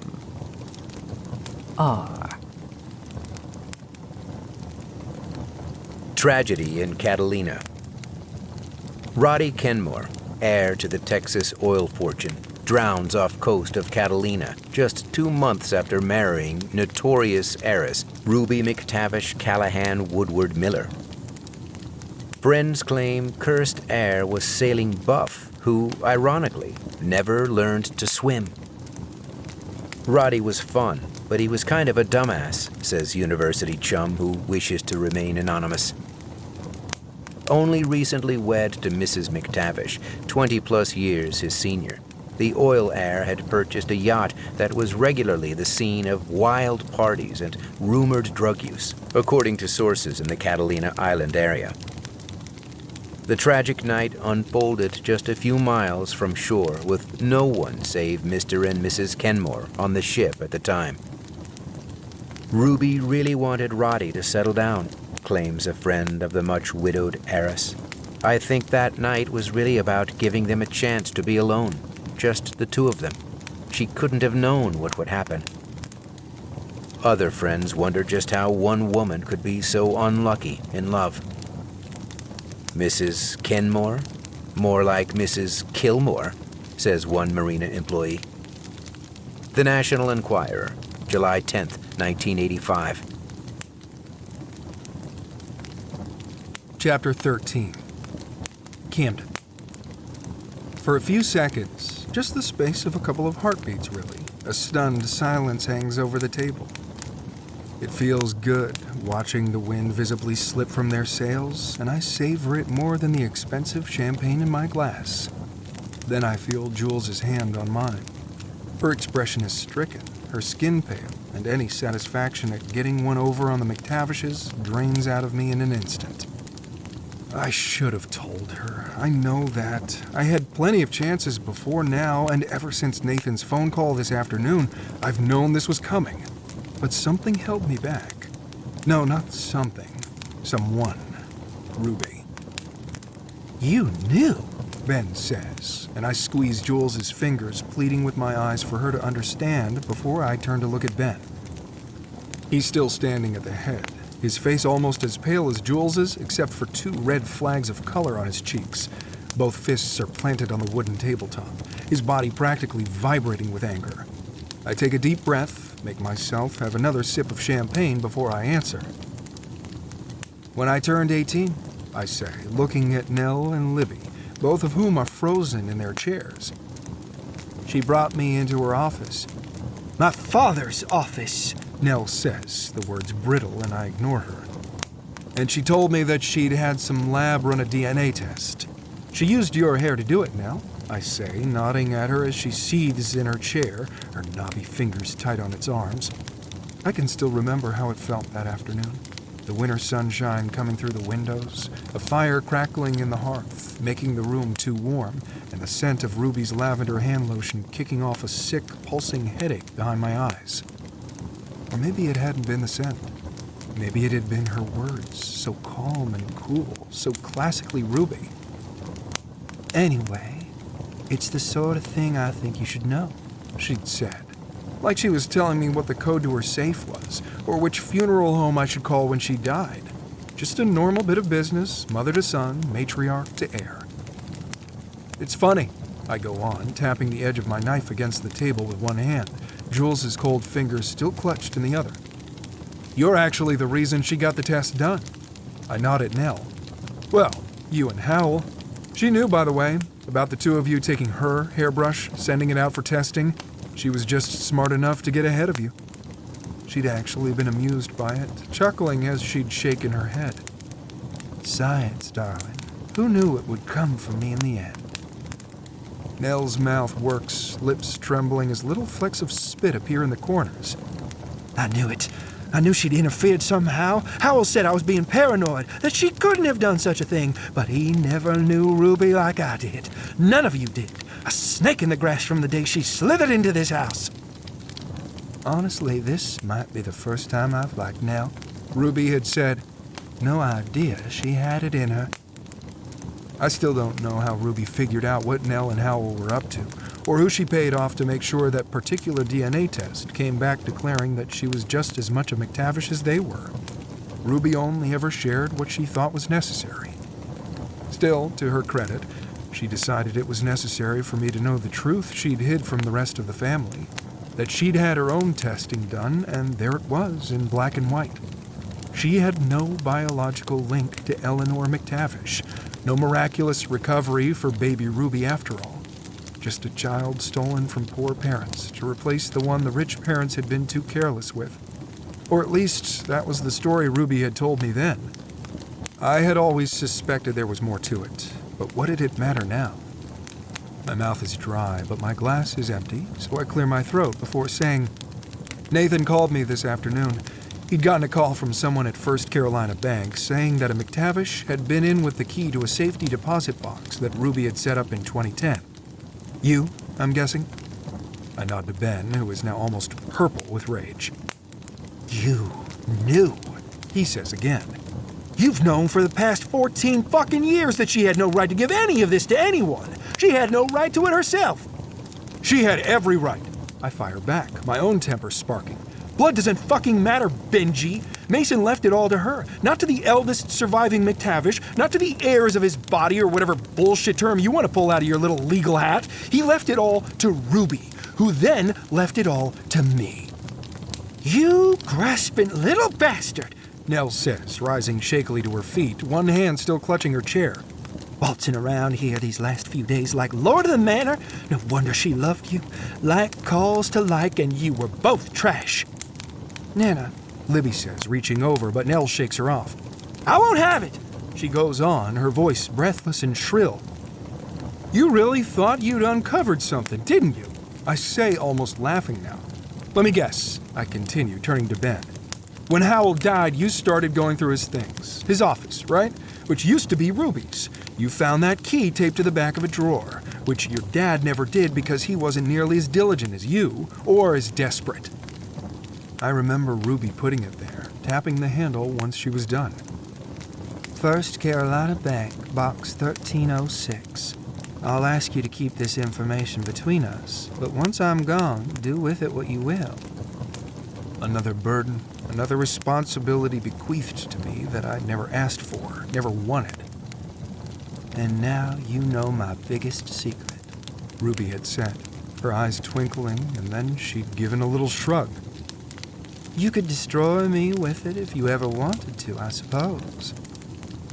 I wouldn't, I'd said, and I'd meant it. Wouldn't do it, wouldn't want to. She'd smiled at that and reached over, squeezed my hand, her fingers cold, the skin papery thin. You and me. Against the world, I'd finished. Because it really had been the two of us against everyone, against it all. And even after everything that had happened, There was still a part of me that was instinctually loyal to Ruby, that had sworn to keep her secrets and had chosen to do so over and over again, even from my own wife. The laugh dies a bitter death in my throat, and I swallow hard. And then what? You go to the bank, you find the safety deposit box, you read the DNA report, you learn the truth about Ruby.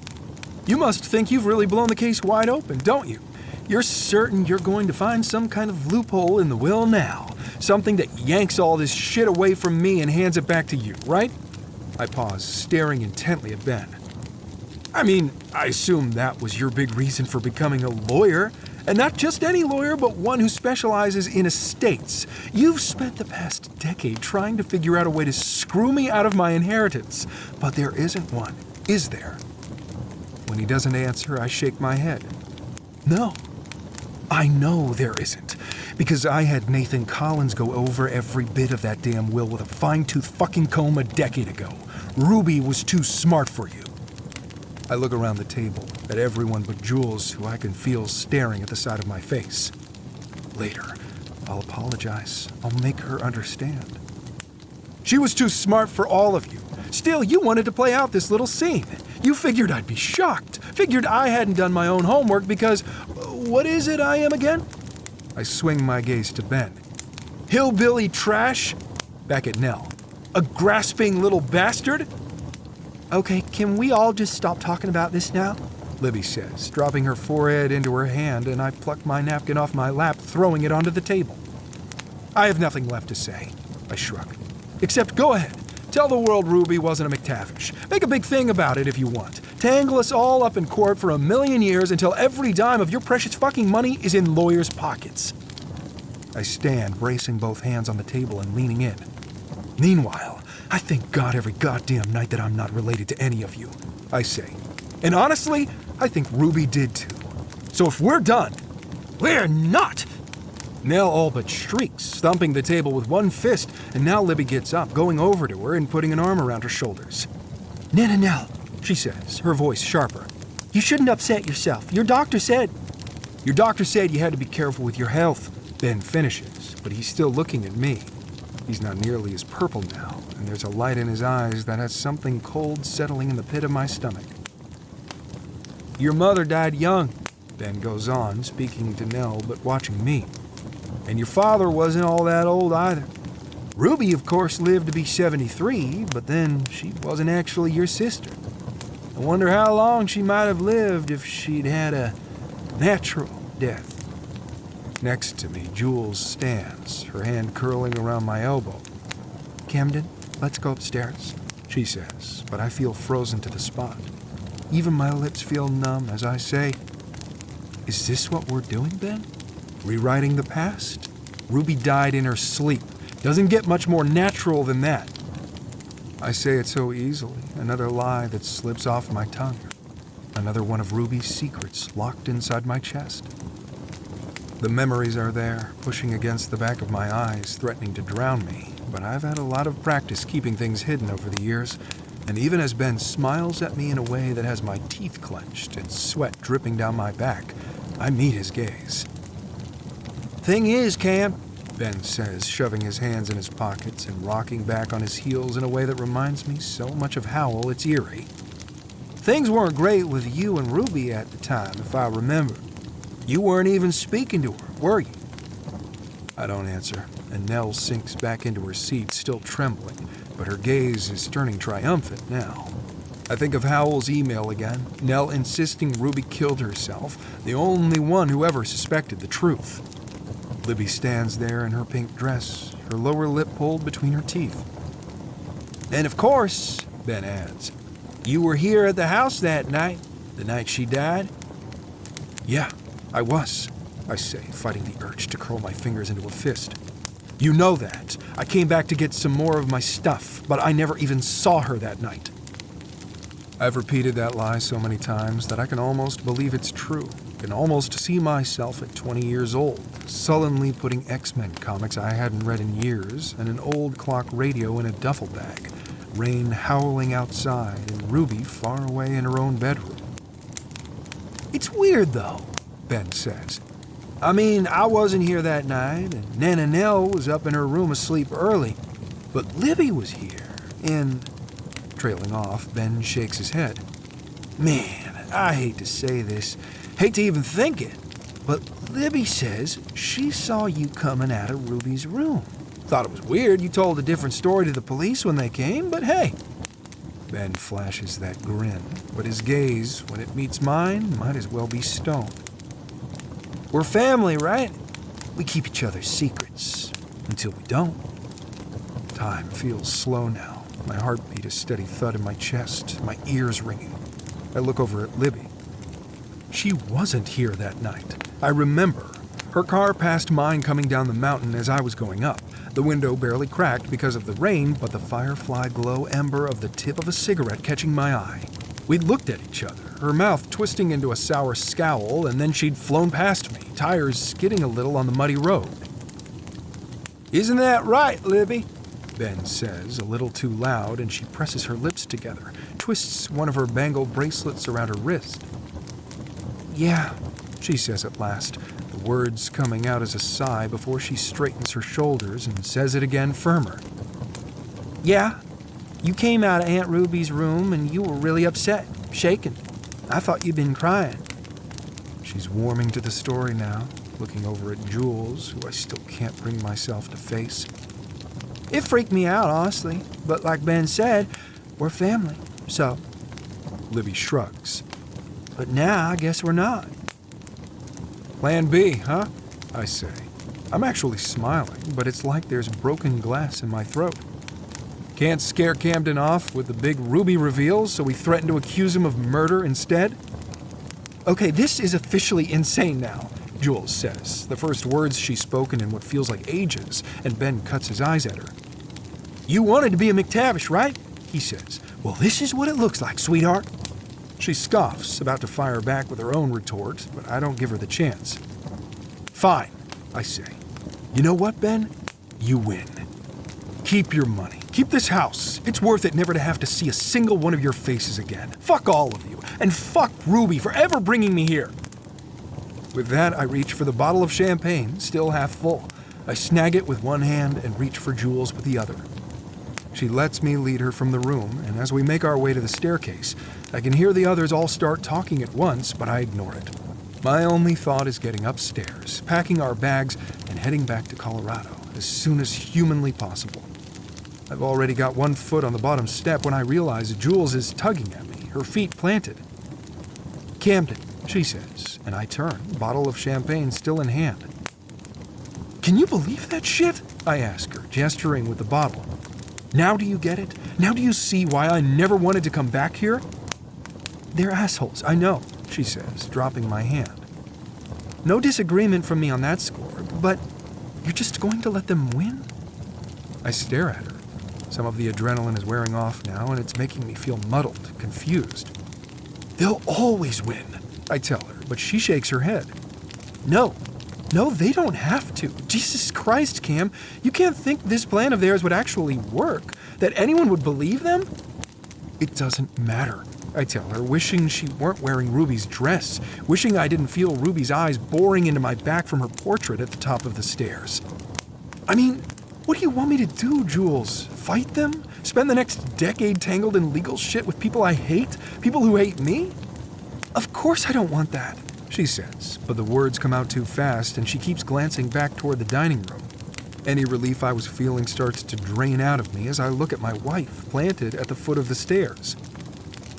You do, I say slow. You do want that. You want me to fight it. You want this place and everything that comes with it. Even after that display. Even after what they accused me of.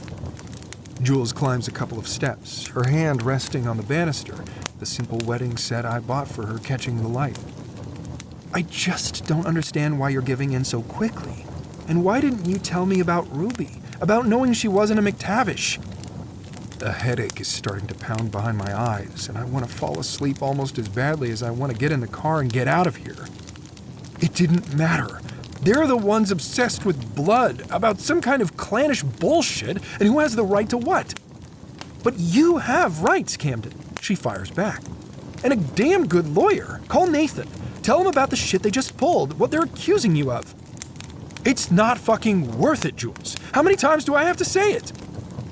I have never raised my voice to her since the day we met. I've hardly ever yelled at anyone, and now my words seem to echo around the cavernous hallway as she lifts her eyes to mine, her expression turning stony. Fine, she says, moving past me. Fine, let them have it all. We'll go back to the rental, and you'll go back to teaching, and they can live the sweet life because 200 years ago, their ancestors did a thing and ours didn't. Got it. Jules, I say, all the fight gone out of me now, but she just keeps moving up the stairs, and I watch her go, eventually hearing the distant slam of our bedroom door. Sighing, I trudge up the stairs too, but instead of making the turn to our room, I go down the other hallway almost without thinking. I'm at Ruby's room before I quite realize it, and when I push open the door, that familiar scent hits me. Lavender and cedar, still preserved just as I remember it, like everything else in this bedroom. Her dressing table, her tiny watercolor paintings that she'd bought at a yard sale and proclaimed delightful, lopping them down alongside a genuine Degas sketch in a silver frame. The Belgian lace bedspread that scratched the back of my legs when I'd sit in here after soccer practice. She always insisted I come in and tell her about my day. I sink heavily onto the bed now, setting the champagne bottle on the nightstand with a thunk before dropping my head into my hands. The real reason I can't stay and fight is because I got lucky tonight. If I leave now, if I cut every string tying me to my past, I might be okay. But if I stay here, if I go toe-to-toe with Nell and Ben and Libby, those strings are only going to get tighter and tighter until they finally choke me. And I can never tell Jules why. I look back to the champagne, but then I think of something else, sliding open Ruby's nightstand drawer. I expect it to be empty, but her things are still there. Reading glasses, an old Reader's Digest, a pot of lip balm, and her pills. She had dozens of them, all kept in a little silver pill box, and I close my hand around it now. Even in the darkness, I know the shape of the one I'm after. I've never taken anything to help me sleep, figuring I deserved whatever bad dreams or sleepless nights I got. But tonight, I want oblivion. A bitter white square under my tongue, a swig from the bottle, and I curl up on Ruby's bed, still in Ben's suit, only my shoes kicked off, and let the blackness take me.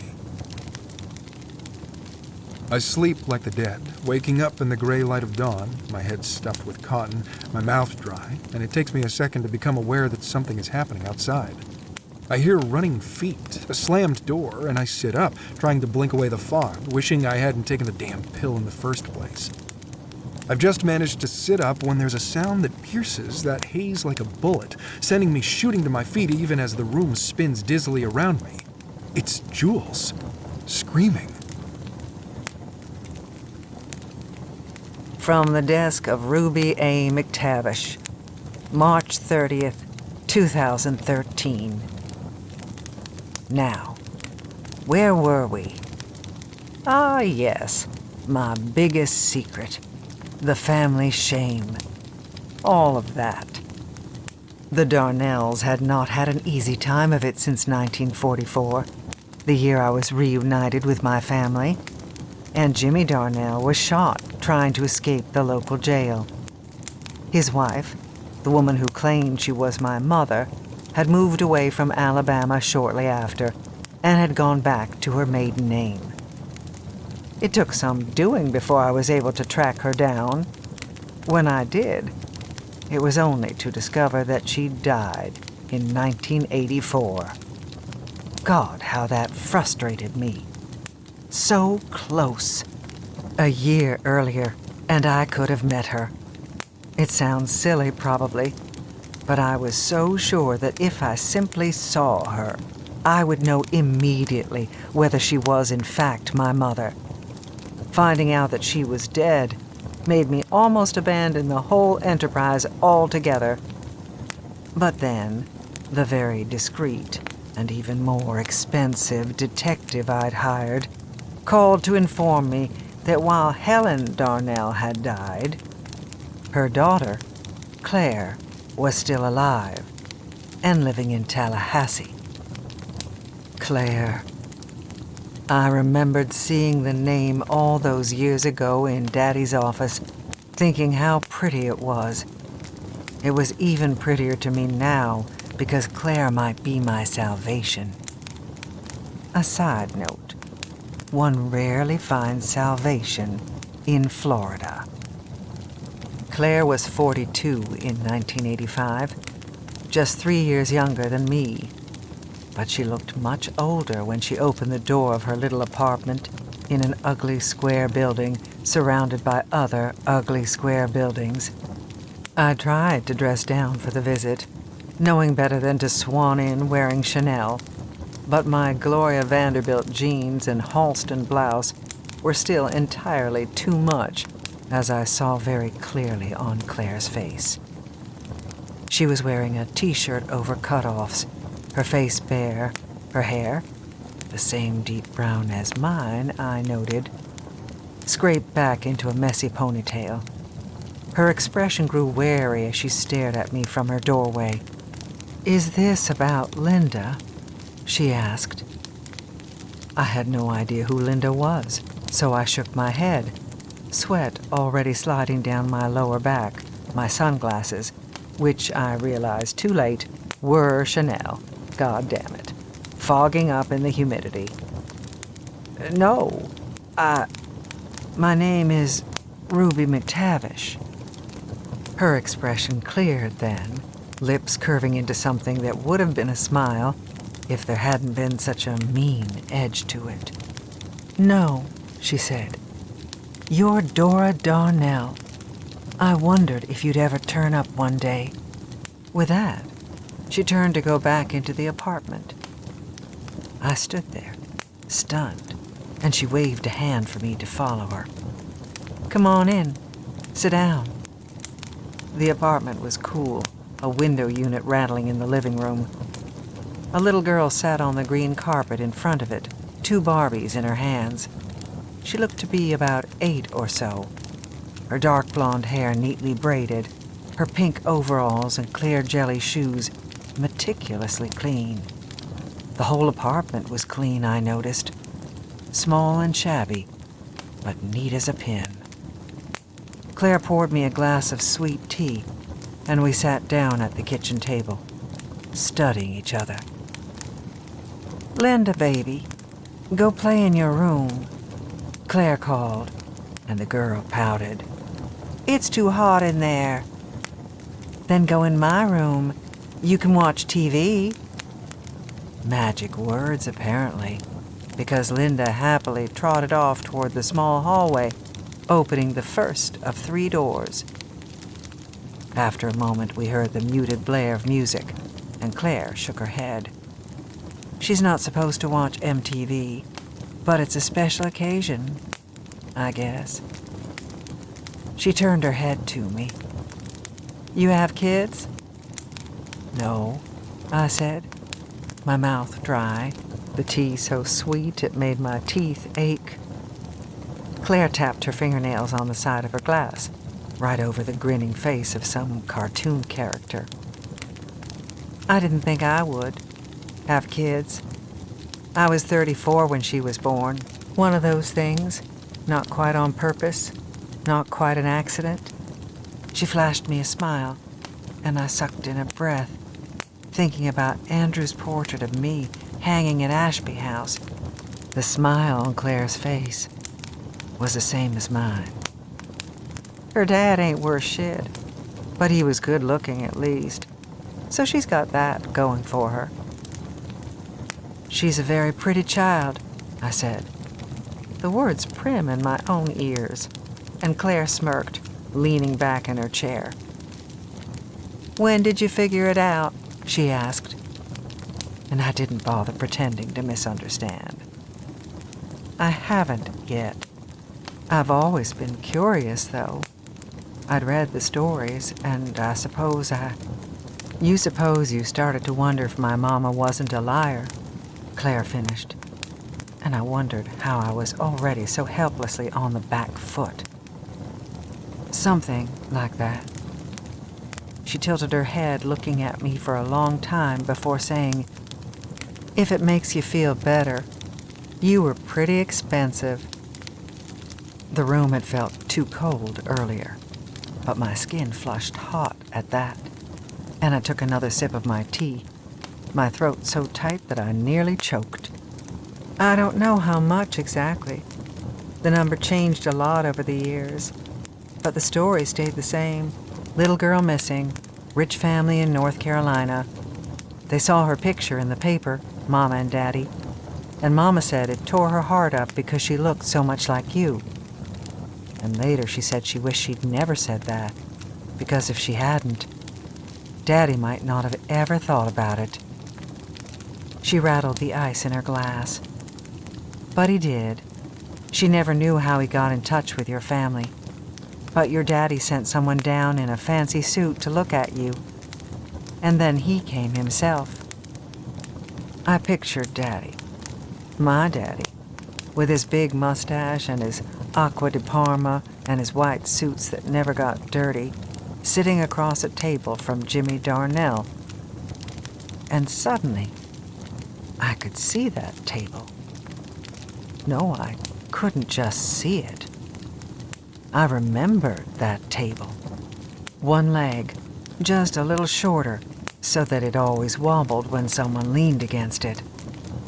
His wife was beside herself, he told Daddy. Or that's what Mama said he told Daddy anyway. Mrs. McTavish blamed herself, I think. She was the one who told Ruby to go find the nanny, to leave her alone for a little while. Said she saw her walk up the hill and out of sight, but thought the nanny was just on the other side.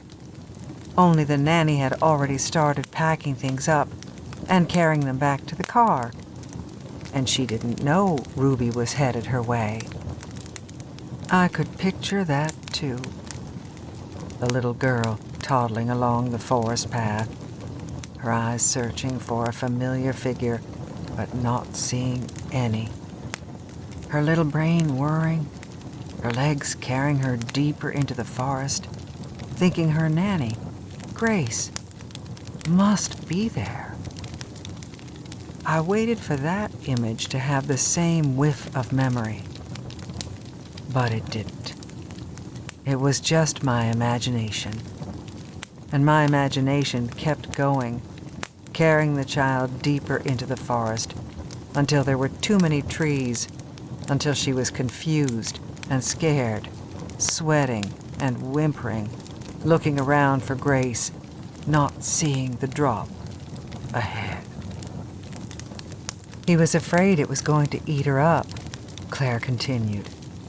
And my mind, still fixed on baby Ruby, conjured up a bear now instead of a steep cliff. A mountain lion, maybe. But then I realized she meant Mama and her guilt. No, not my Mama. Not if what Claire was saying is true.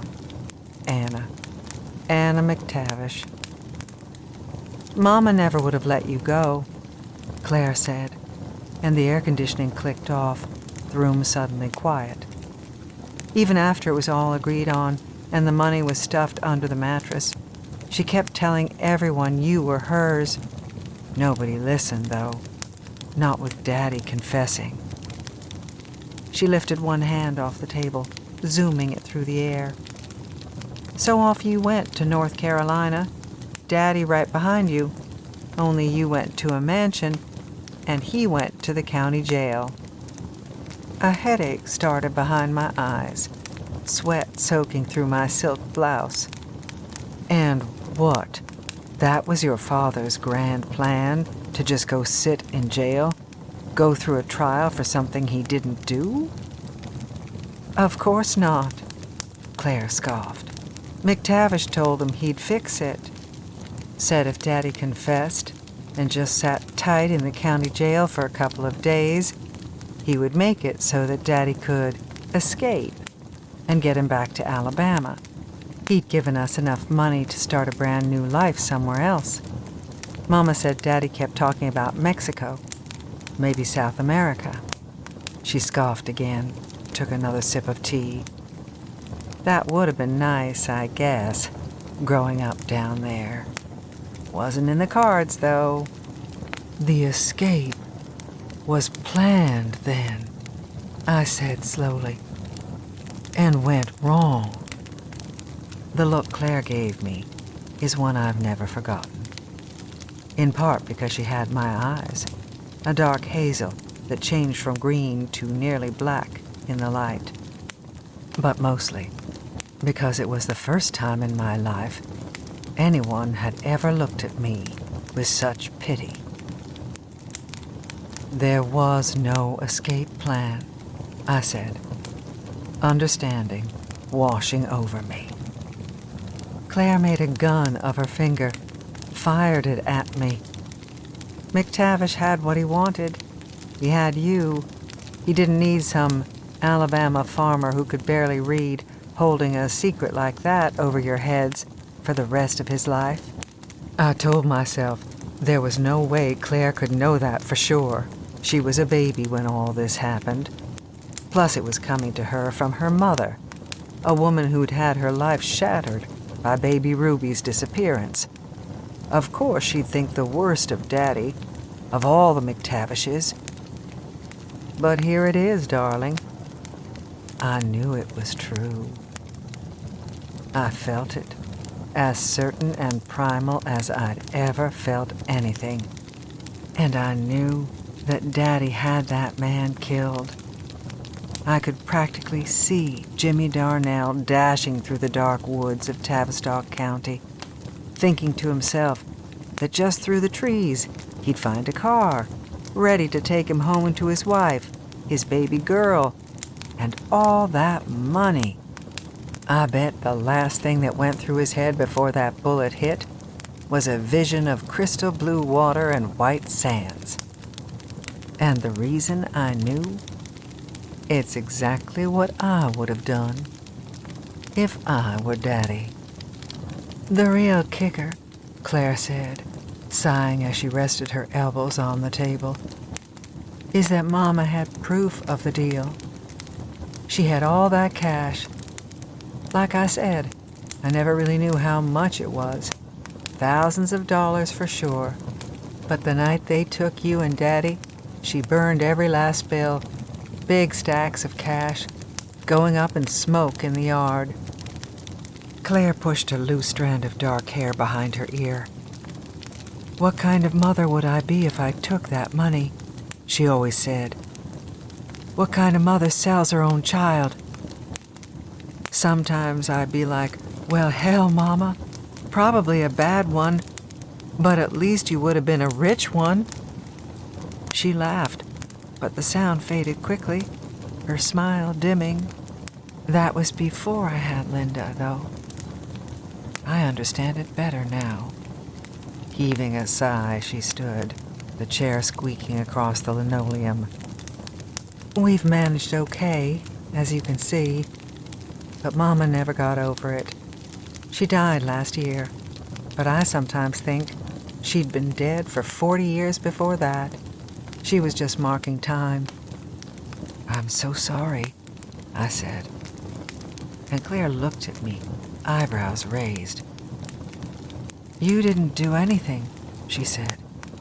You were just a kid, although I admit, I used to be jealous of you when I was younger. We didn't get much North Carolina news down here, but sometimes you made the bigger papers, and I used to dream about what it would be like to live in a big house and have all that money. It wasn't very nice of me, but when your first husband died, I thought, well, that's what she gets, isn't it? Her daddy had my daddy shot, and now someone's shot her man. She kept looking at me, her gaze steady. And then I read about your second husband and thought, shit, maybe God really does dole out vengeance. And when the third died, I thought, how is one woman this unlucky? It wasn't until the fourth one that I understood.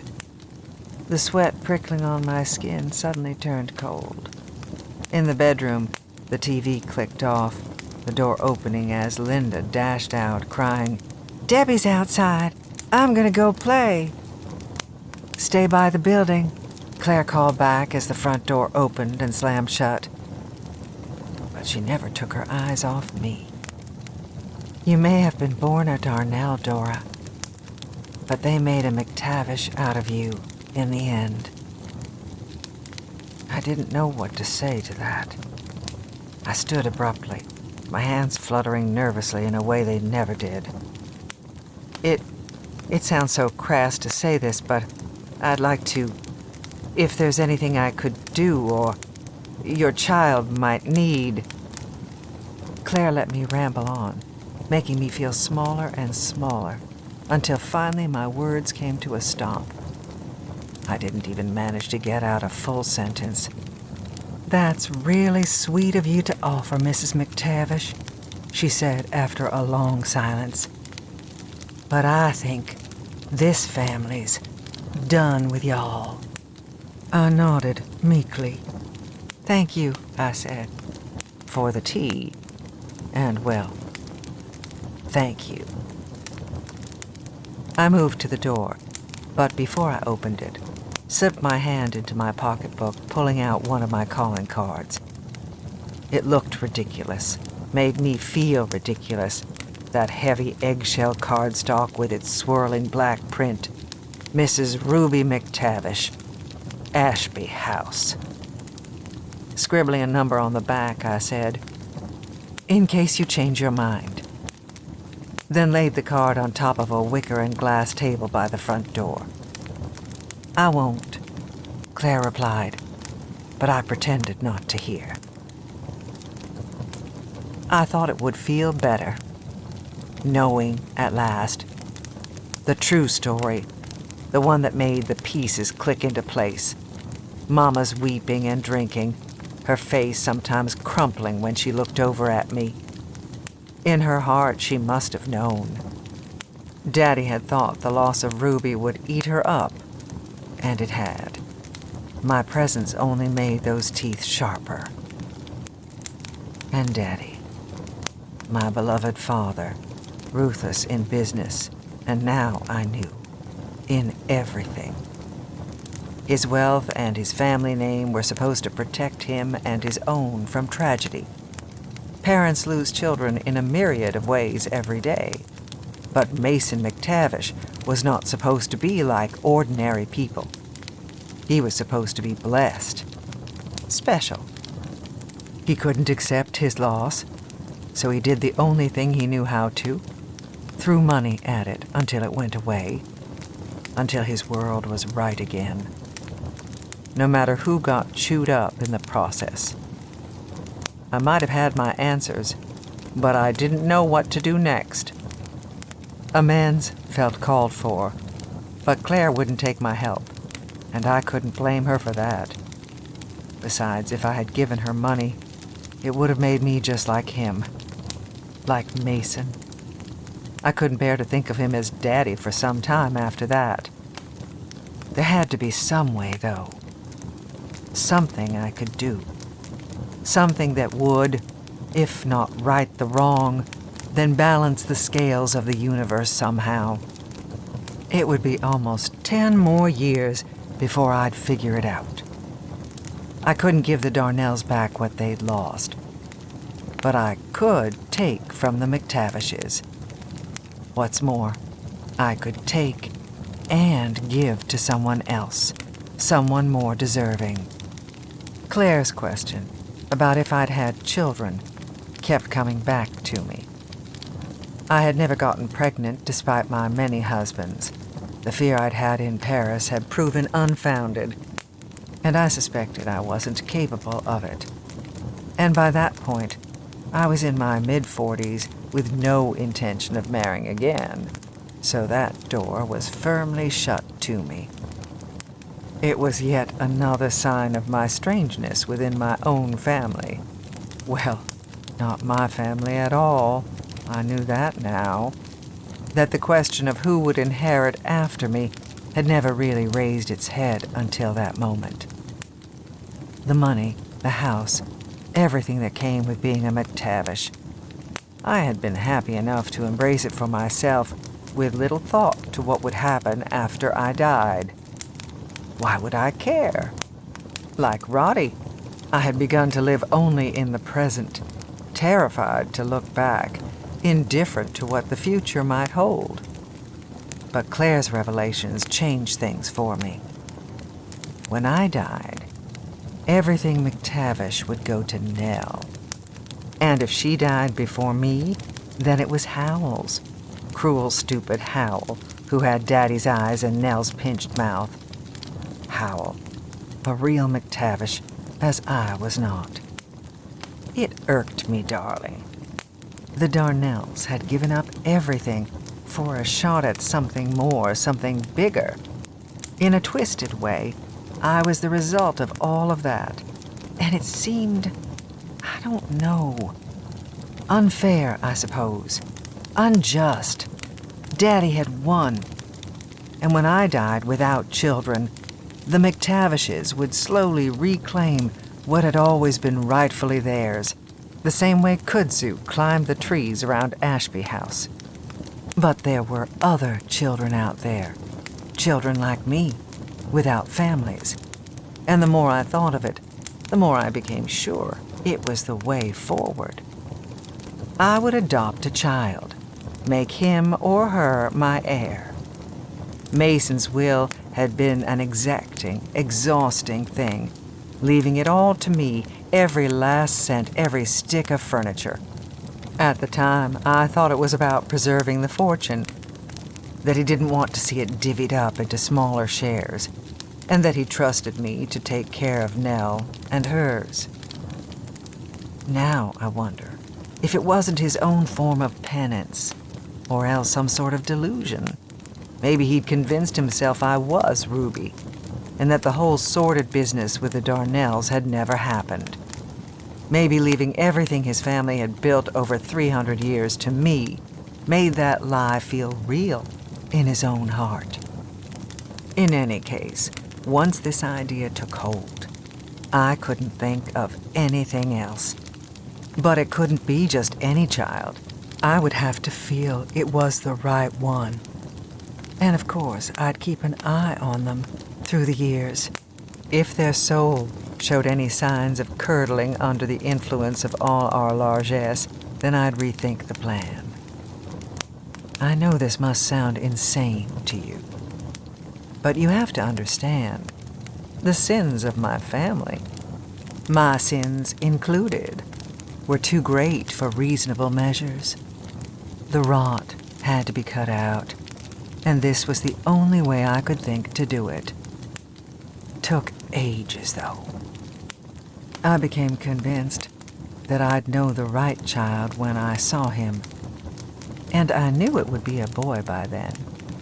I can never decide if that was intuition or some sort of internalized sexism, but there you have it. I was born in 1940. I do the best I can. I'd almost given up until the adoption agency I'd hired called. Until I looked into a pair of eyes, one blue, one brown. Sad eyes, like Andrew's. Camden, my beautiful boy, the one good thing I've ever done. Oh, my darling, I can't wait for you to meet him. Ah. Chapter 14. Jules. I'm at the top of the stairs, staring up at Ruby's portrait. It's dark, the house quiet, and I'm still in that fancy dress, the crystal beading digging into the skin of my collarbone. Those crystals glitter in the dim light from the sconces lining the wall. But Ruby's eyes are shining brighter, and as I watch, they begin to move. She's looking directly at me now, and her painted lips curve up even more, a smile that reminds me of Camden. And I know I should be scared. Paintings aren't supposed to come to life. But all I feel is relieved, because she's here now, because I can finally talk to her. I need her help. Tell me what to do, I whisper, but she doesn't answer. Instead, the painting shifts, color bleeding away from her dark hair, her green dress, and now I'm the one in the portrait, still wearing this dress, my hands folded just like hers had been. No, not like hers. Hers were pale and elegant, a discreet emerald ring on one finger, and mine are red. Dark crimson drops fall from my painted hands, soaking into the skirt of my dress, and I look down at my bare feet on the carpet to see that the blood is seeping out of the frame now, snaking along in a viscous river, warm when it reaches my skin. I stumble back in horror, but the stairs are there, and I'm falling until fingers wrap around my wrist, pulling me up short.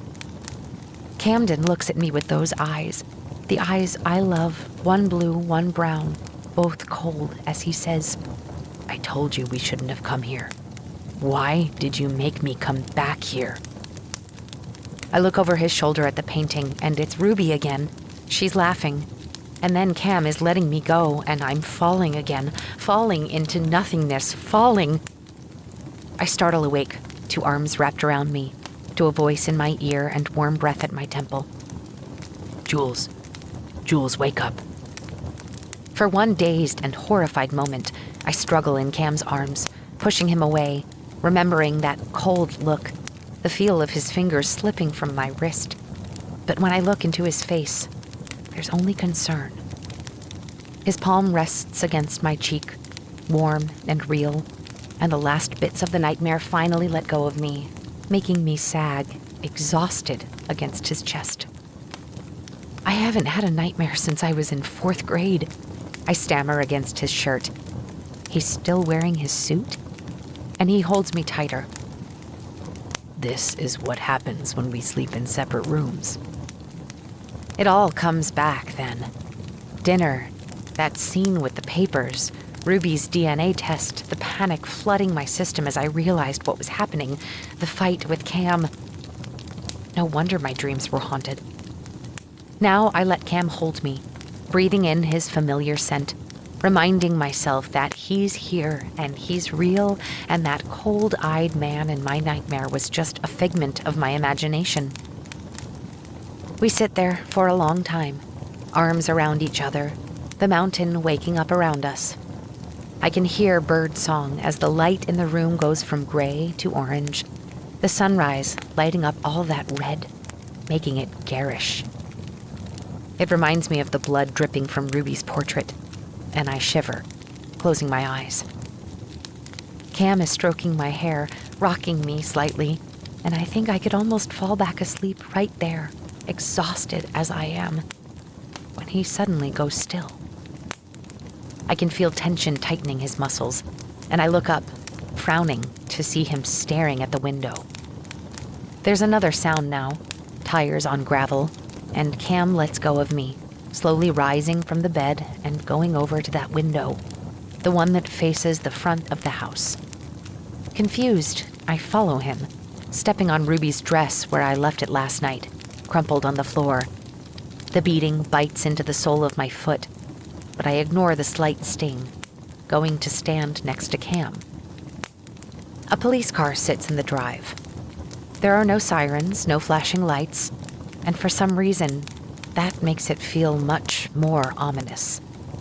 And then another car appears, a sleek, dark blue BMW, parking just behind the cruiser. Cam is watching as the cops get out of the cars, followed by the man in the BMW, his hair snow white, belly hanging over the belt of his khaki slacks. Then we see Ben, still in his pajamas, coming out to meet them, pointing back at the house. A muscle ticks in Cam's jaw, and when he turns away from the window, I follow him out into the hallway. Ben is coming up the stairs, the policeman trailing him, and when he looks up at us, I see that his face looks slack, his eyes bloodshot. He looks awful, and after last night's bullshit, that should be satisfying. But right now, I'm more concerned with those men behind him, their solemn expressions, the guns on their waists. "What's going on?" Cam asks, and Ben pauses, running a shaking hand over his jaw. It's Nana Nell, he says, and then he and the police make their way past us, the two in plain clothes giving us tight nods. Nell, Cam asks. what about her? Ben turns at the top of the stairs, his face flushing red. She's dead, that's what. The words are flat, but his voice cracks just the littlest bit on that last word before he makes his way to the second staircase, the one that leads to the third floor where Nell's bedroom is. Lordy, lordy, The man with white hair says, huffing as he holds onto the banister. I told her she needed to move to the ground floor years ago, but she wouldn't hear of it. Said her room had the best views in the whole place. When we follow them into Nell's bedroom, I see immediately that she was right. The large windows behind the bed frame the forest outside, the mountain below, and other peaks in the distance. Soft gray smudges against the sky.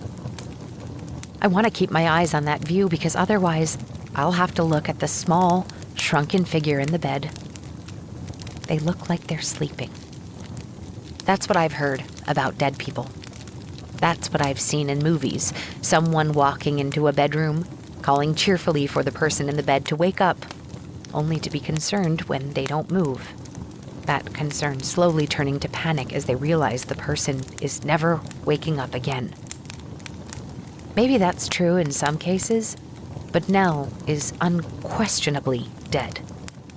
Her skin is a waxy yellow, her eyes open and cloudy, mouth agape. Next to her on the sheets is a doll, an old one if the flaking paint and yellowing lace dress are anything to go by. One of its eyes is half shut, making it look as dead as the woman in the bed, and a shudder runs through me, making me chafe my arms as a bitter taste floods my mouth. I found her just before I called you, Ben says, and I think he's talking to the police, but it's the white-haired man who nods, his wrinkled face creased with sympathy. Hell of a thing, Benji. Hell of a thing. But her heart had been bad since, 15, 16? Sometime around there, Ben says with a sigh. One of the police officers is holding Nell's thin wrist in his hand, but that's clearly a formality, and he nods at his partner, who steps out of the room, pressing the radio on his shoulder as he goes. The static crackle loud in the quiet room. At least she got to pass here at Ashby, the white-haired man says, clapping Ben on the shoulder. It's what she wanted. She was tired last night, Ben says, almost to himself. She said so. Went to bed early. Trailing off, he swings his gaze to Camden, his jaw clenching. It was too much for her. That little performance at dinner. Wore her out. Like that little performance was all Cam's doing. Like they hadn't all licked up the drama of it eagerly, Nell herself in the starring role. Honestly, it would serve her right if that shit is what finally made her heart give out. So, I came up here early this morning to see how she was feeling, and what the hell are you doing? He barks the words, and the other cop, the one still by the bed, drops his hand from Nell's face. He's young, probably barely in his 20s, and a flush actually rises up his smooth cheeks like he's been caught with his hand in the cookie jar. Like Ben is the authority, not him. I thought I could see some bruising on the inside of her mouth, and I wanted to check. Now, the white-haired man says, stepping forward and laying his hand on the younger officer's shoulder. This is an old woman who died in her bed, Officer Jameson. No need to upset anyone with that kind of talk. And Miss Nell certainly wouldn't want strangers pawing over her in her own bedroom. I wait for the officer to tell him that it doesn't matter what Nell would want. She's dead, and he's a cop doing his job. But instead he mutters, Sorry, Mr. Jackson, Mr. McTavish, practically doffing his cap to them. I've seen the house and the wealth, and the way people in town respect the McTavish name, but until this moment, I don't think I fully realized the kind of power this family wields around here. It's their own little kingdom, and everyone else is simply a servant, bowing to their commands. God, no wonder they're all so fucked up. The cop steps back into the room, skirting around me and Cam, still frozen just inside the doorway, and walking over to Ben. The coroner is on his way. I guess you want her taken to Thornton's? Ben nods, and the white-haired man makes his way over to us, giving me a broad smile with teeth that are just a little too big and a little too white. Harlan Jackson, He says, offering me his hand. family friend foremost, but also family attorney. You must be Mrs. McTavish. Jules, I murmur, shaking his hand, and then he looks over at Camden. So do I, and what I see makes my heart almost stop. Cam looks nearly as pale as Nell, his face gone gray, his expression shuttered, and Harlan gives him a sympathetic frown, resting a hand on his arm. I forgot you were the one who found Ruby, He says. hell of a thing. I'm guessing that's his go-to phrase for anything bad that happens, but when Cam just nods robotically, swallowing hard, I get the sense he's in his own hell right now. I take his hand, his fingers icy, and when I squeeze, he doesn't return it. Doesn't even look at me.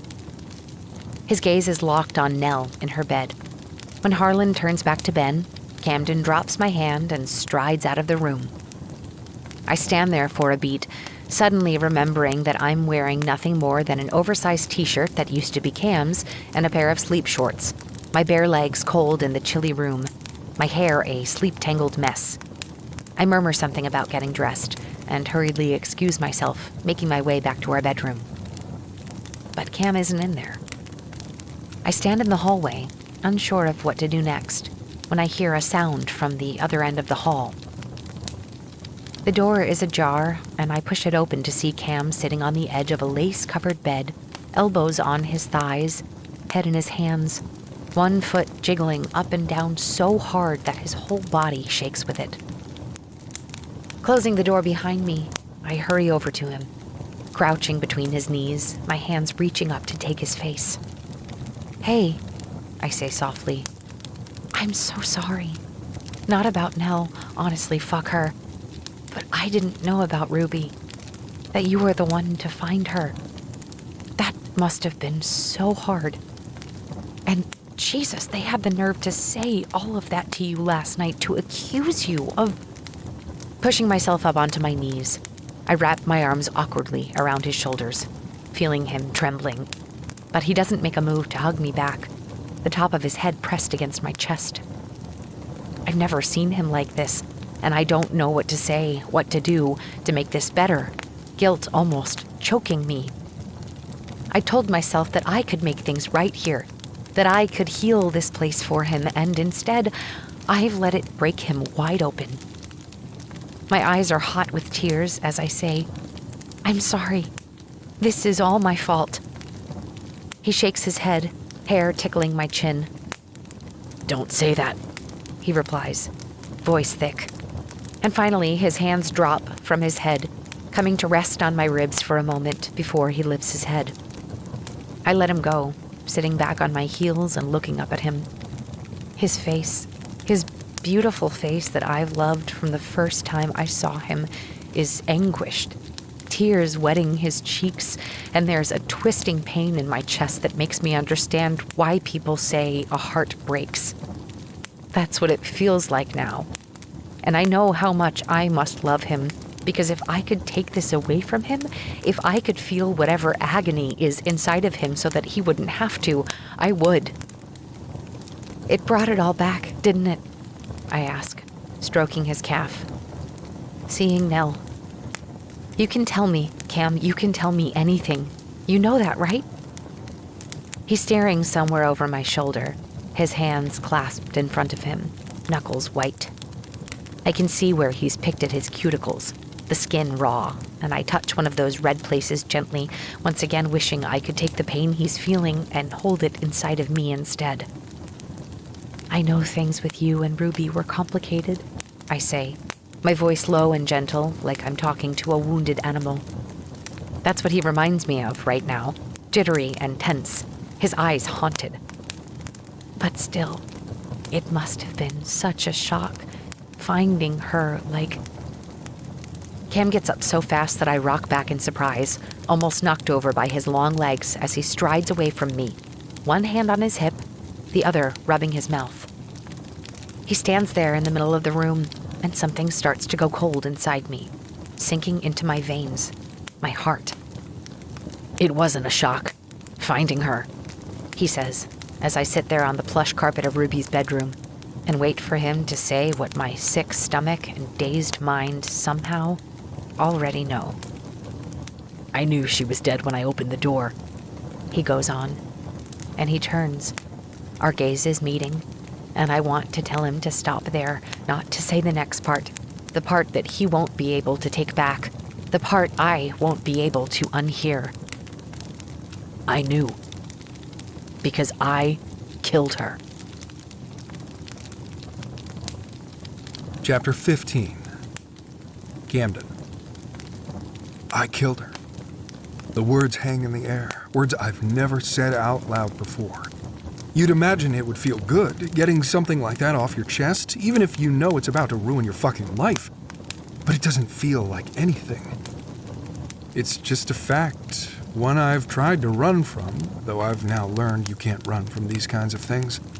They always catch you in the end. Jules is still sitting on the floor, her legs twisted to one side, her eyes wide in a pale face. Her legs and feet are bare, her toenails turquoise. I flash back to her painting them in the bathroom of our little house in Golden, singing softly to herself as I lay in our bed and watched her, warmth in my chest, contentment in my bones. How fucking stupid I was, thinking I could have that forever. I'd come back from college. I was going to UNC then, but I'd already started the paperwork to transfer. Do you know why I picked CSU San Bernardino? She shakes her head, and I rub the back of my neck, a humorless laugh harsh in my throat. Neither did I. I just searched colleges in California and told myself I'd choose one at random. It didn't matter where, just so long as it put the whole country between me and this place. Because I knew by then, I knew what Ashby House did to people, how it twisted them. It's not just the money. I mean, the money is part of it, but it's more than that. It's what happens when you live in a place that never expects you to, well, leave, I guess. To go out in the world and actually do something with your life. Ruby, her family, they might as well be gods here. It's why they all stay. They're so used to everyone knowing who they are, to their last name opening doors and greasing wheels, and... I blow out a shaky breath. These secrets have been stuck inside me for so long, and now they're all tumbling out. When nothing has ever been hard for you. When you've never had to do the normal shit everyone else does to get through their day. You start thinking maybe you aren't a normal person. Maybe you are better, which means you can do what you want. Anything you want. Jules hasn't moved, but I can see her chest moving up and down, her lips parted. And I wish there were some way to make her understand. To pour all these experiences into her head, all the years of living in this house, to make her see how confusing it was to be simultaneously the coddled golden boy and the outsider, the orphan. Ruby used to say that to me. I continue. You're a McTavish now, Camden. That makes you special. But I saw what being special looked like to this family. It looked like Ben wrecking a boat on Beaver Lake, slamming into some poor kid on a jet ski who never walked again. No matter that Ben was drunk, no matter that he should have been arrested, the kid lost his legs. But thanks to the McTavish fortune, he had a full bank account for life. It looked like Howell's wife, sunglasses hiding black eyes, but new diamonds always appearing in her ears around her neck before the bruises even faded. Howell was a mean drunk, but a regular at Tiffany's. It looked like Nell, placidly watching the police haul away one of the cleaning crew on robbery charges. Then later that same evening, appearing at dinner wearing the very same bracelet she'd claimed had been stolen. I found it in my jewelry box, she'd said with an elegant shrug, and nothing more. There was no phone call down to the station, and certainly no guilt at having jumped to conclusions. It looked like Libby sitting on the edge of my bed, expecting me to be enthralled, assuming I'd be seduced. And yeah, you know what? It looked like Ruby, picking some poor kid out of the foster system and hanging a golden anchor around his neck just to piss off her family. She hated it, I tell Jules, sinking down on the bench in front of Ruby's dressing table. The idea of me leaving. I think it was the only time she ever raised her voice to me. You're a little old for teenage rebellion, Camden, and frankly, I'm tired of this discussion. Transfer to Duke, transfer to Wake Forest, but you have responsibilities to this family, and I will be damned if you abandon them. I stopped taking her calls. She stopped paying my bills. I got a job working at a restaurant in Chapel Hill, only to have the manager call me into his office after my first shift and say that he needed to let me go. I laughed bitterly, shaking my head.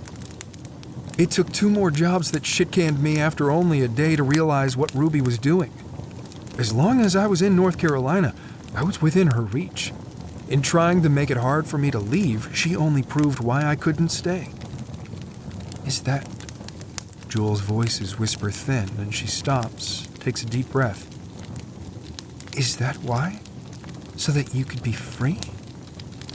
It's not an absolution, but it's not a condemnation either. She hasn't gotten up, hasn't run out screaming, and fuck knows I shouldn't be dumb enough to hope for anything more, but that's what the little spark in my chest feels like right now. I don't know. I tell her truthfully. Maybe. It wasn't something I planned. I didn't come here that night to do that.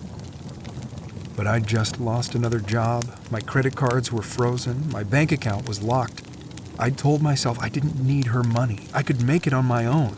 I didn't care if I slept in my car and ate cheap hot dogs and canned chili for the rest of my life. Though, of course, I didn't realize how naive that was.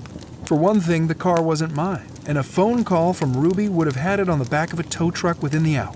And if I couldn't keep a job for more than 2 days, I couldn't make enough money to buy hot dogs, much less a new car. And the more jobs I lost, the harder it would be to get new ones.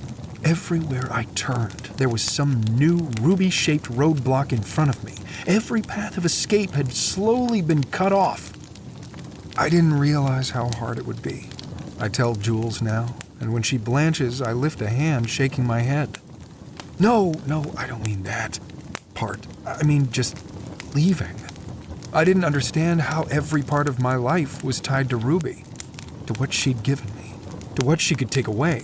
When I came up here that night, all I wanted to do was talk to her, to see if we could find some kind of compromise. I thought there had to be a way, you know? I thought I could find the right words to make her see reason, to let me go. What I didn't get was that there was nothing reasonable about any of this to Ruby, that Ruby would never let me go. I breathe in through my nose, knowing I have to finish this. It was raining that night. Ben was off at college and Libby was in town.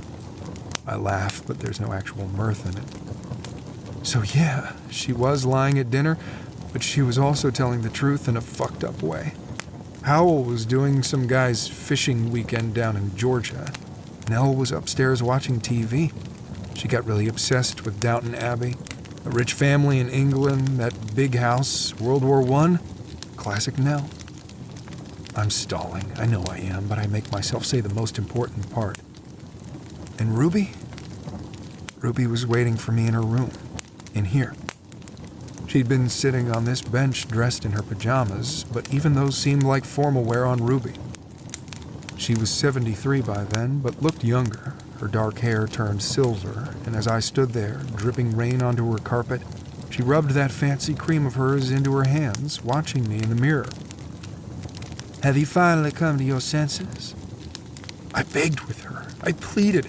I swear to God, Jules, I actually got down on my fucking knees right there. I point to where she's sitting. I can't stay here. Please let me go. She got up and she crossed the room and she put her hands on my face. They were cold, almost slimy, from the cream she used. She was smiling at me. I was crying and she was smiling.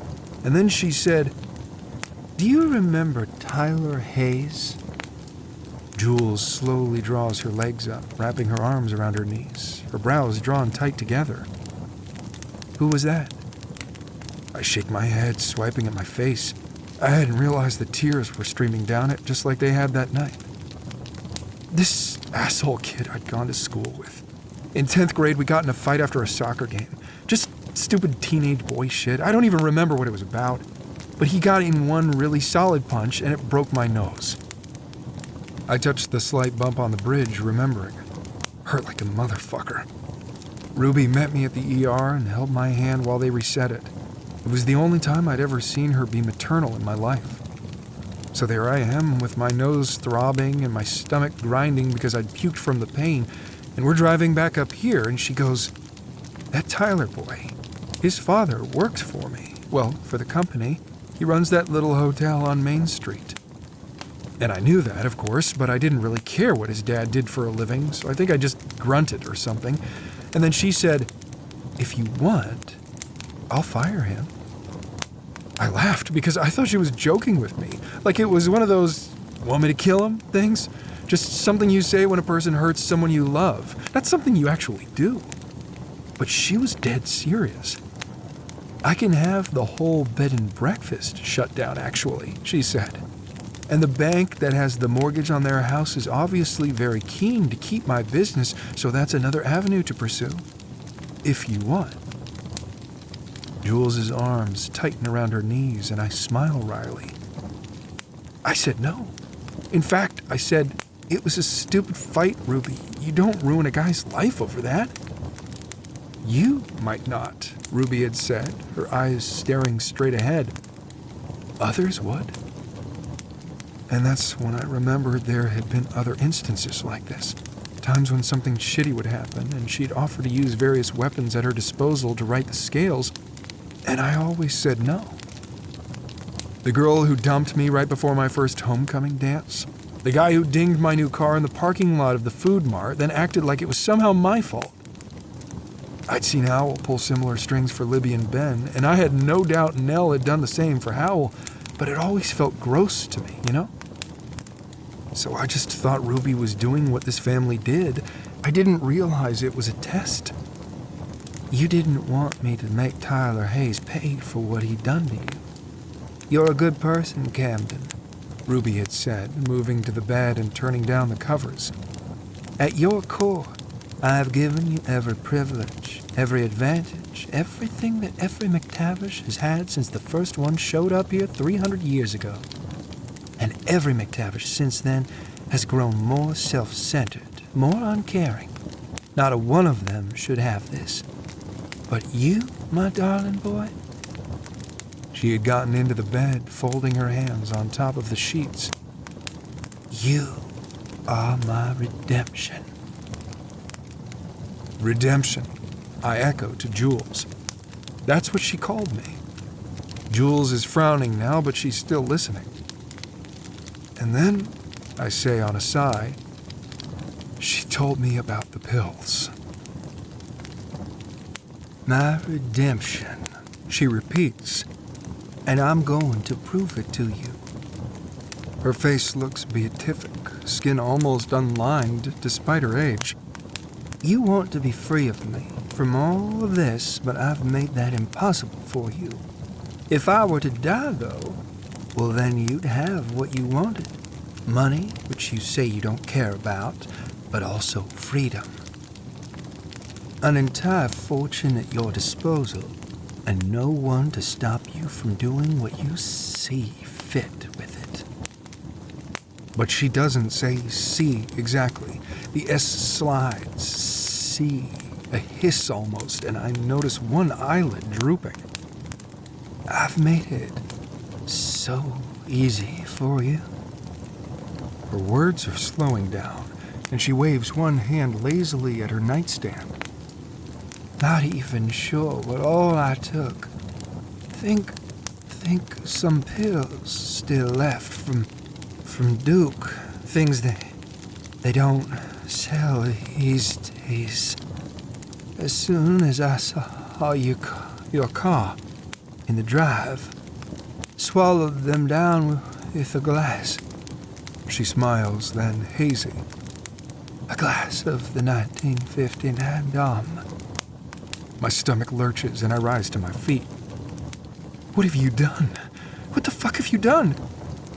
"You could let me die." and get all you ever wanted. But you won't. Just like you never told them about Dora Darnell. Her smile widens, teeth glinting. About me. You wouldn't do that. And you're not going to do that. Not going to do this.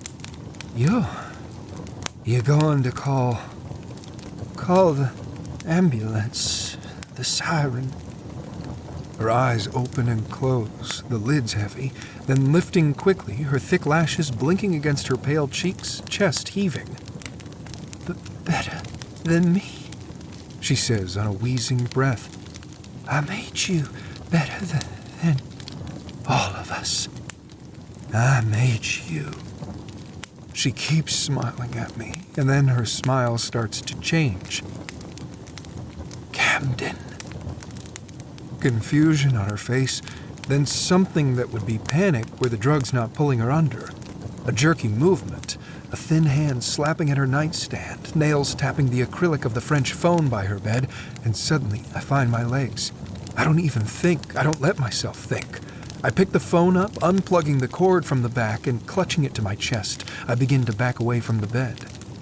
Ruby watches me, panting now, fighting to keep her eyes open, her mouth opening to scream, but all that comes out is a breathy sort of moan, and I keep backing up until my heels hit the wall, my head thumping back, my eyes never leaving her. As Ruby McTavish Callahan Woodward Miller Kenmore slowly dies in her bed, I sink down against the wall, holding onto the phone so tightly that later I'll find red grooves in my palms, a bruise making a purple line against the skin of my chest. I sob as she finally stops struggling, sitting there on the floor as her breathing slows, steady at first like she's sleeping. But there are gasps after that. And then for a long time, so long I can feel my mind cracking inside my skull, there's a rattling, guttural noise. And my mind must crack, because that's when I get up from my spot against the wall, the phone clattering out of my grip, and grab a pillow from her bed and press it over her face, just wanting her to stop. Stop making that sound. She needs to stop. She does. Later, I put the phone back into place, plug it back into the wall.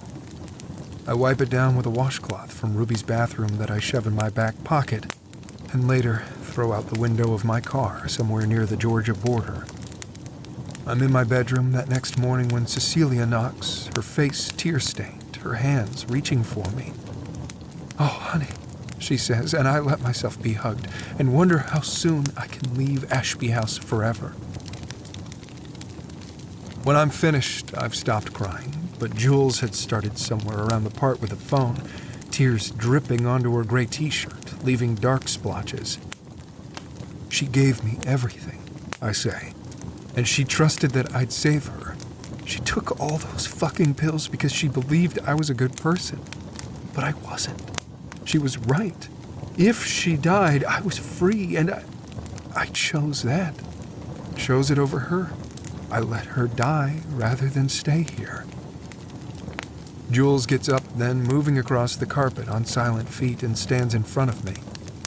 She cups my face in her hands and then leans down and kisses me.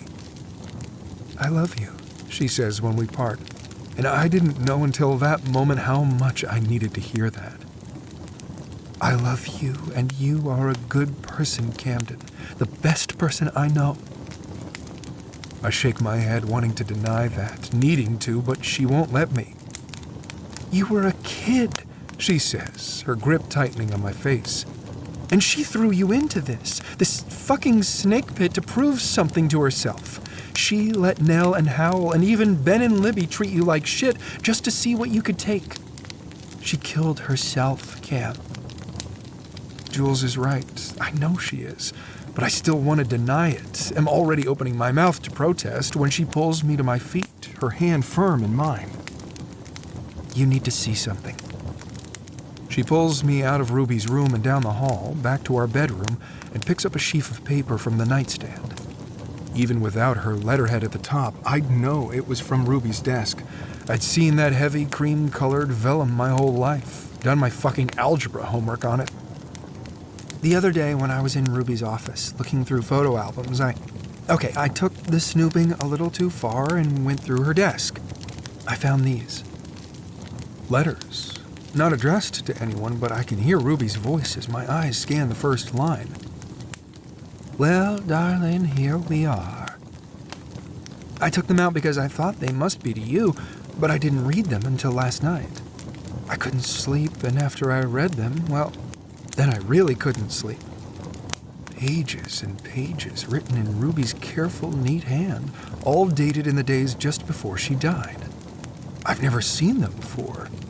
I don't want to read them. I don't want Ruby's voice in my head, and I try to hand them back to Jules. It doesn't matter. I tell her, but she patiently shoves the papers back at me, her hazel eyes imploring. It does, Cam, she says softly. I promise you. I'm exhausted, drained, but I sit on the edge of the bed, willing to humor her. I read the first page, then the second, 3 more, 5 more, page after page, confession after confession. Ruby's familiar, chatty voice, and then all these nightmares, all this death. I feel heavy with it, weighed down with the knowledge of who this woman, the only mother I'd ever known, really was. But right behind all of that, relief. Because now I know. The rumors, the whispers, the secret Google searches at the library, the guilt for suspecting that the woman who raised me was a murderer making my palms sweat and my stomach ache. All of it was true. What's more, I feel like I understand her better now. She did these things and she wanted to tell me about them because I was her son, and she thought I deserved to know.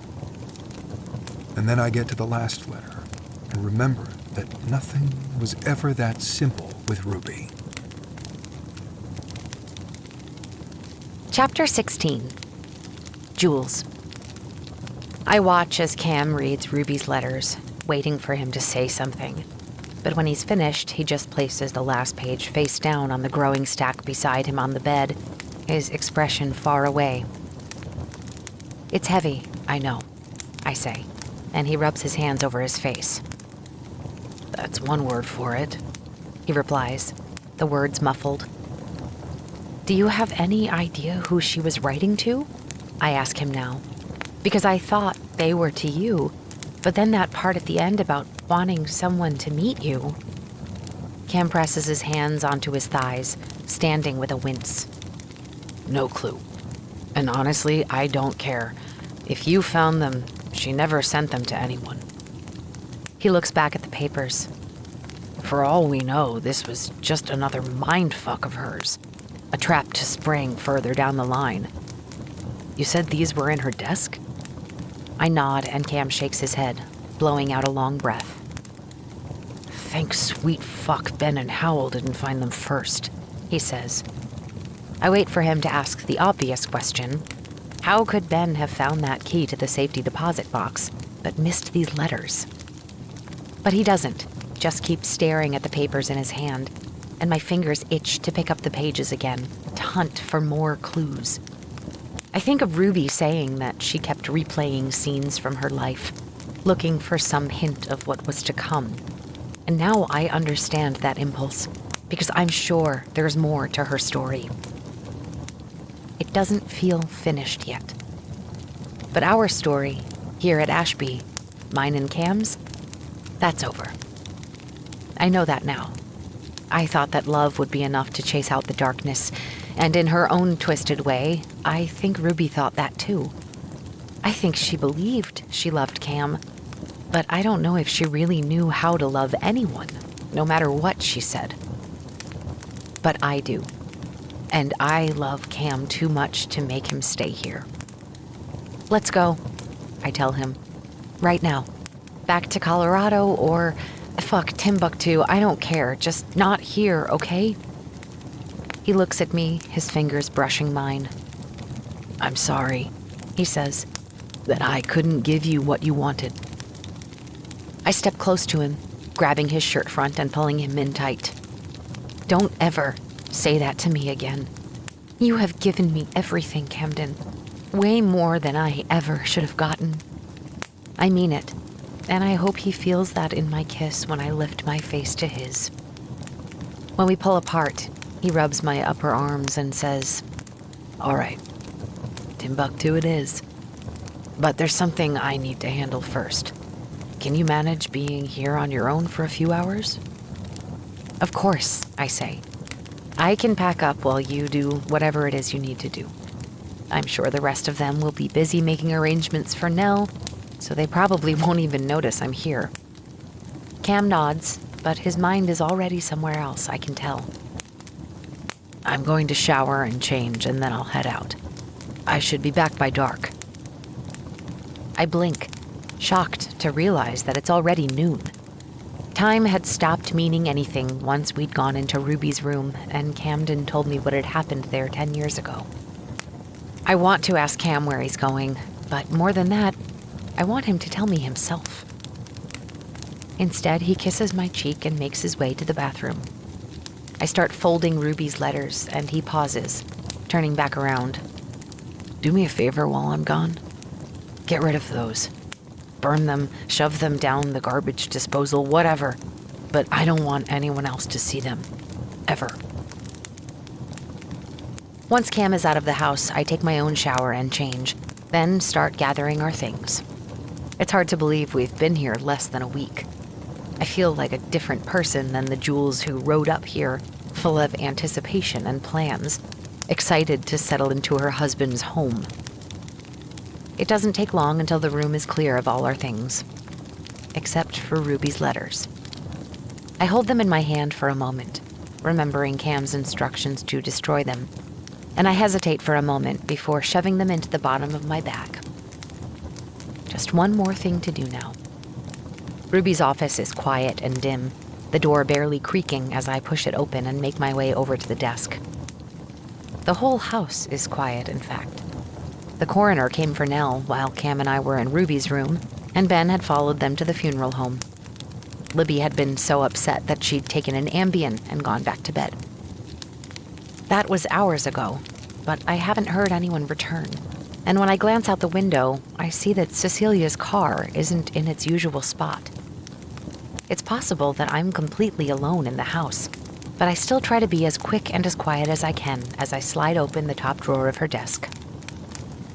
My heart leaps at the sight of that familiar paper, but the pages are all blank, and the other drawers are nearly empty, like I'd known they'd almost certainly be. Fuck. I straighten up, looking around the office for another hiding place. But the thing with fancy offices in mansions belonging to homicidal heiresses is that everything looks like a hiding place.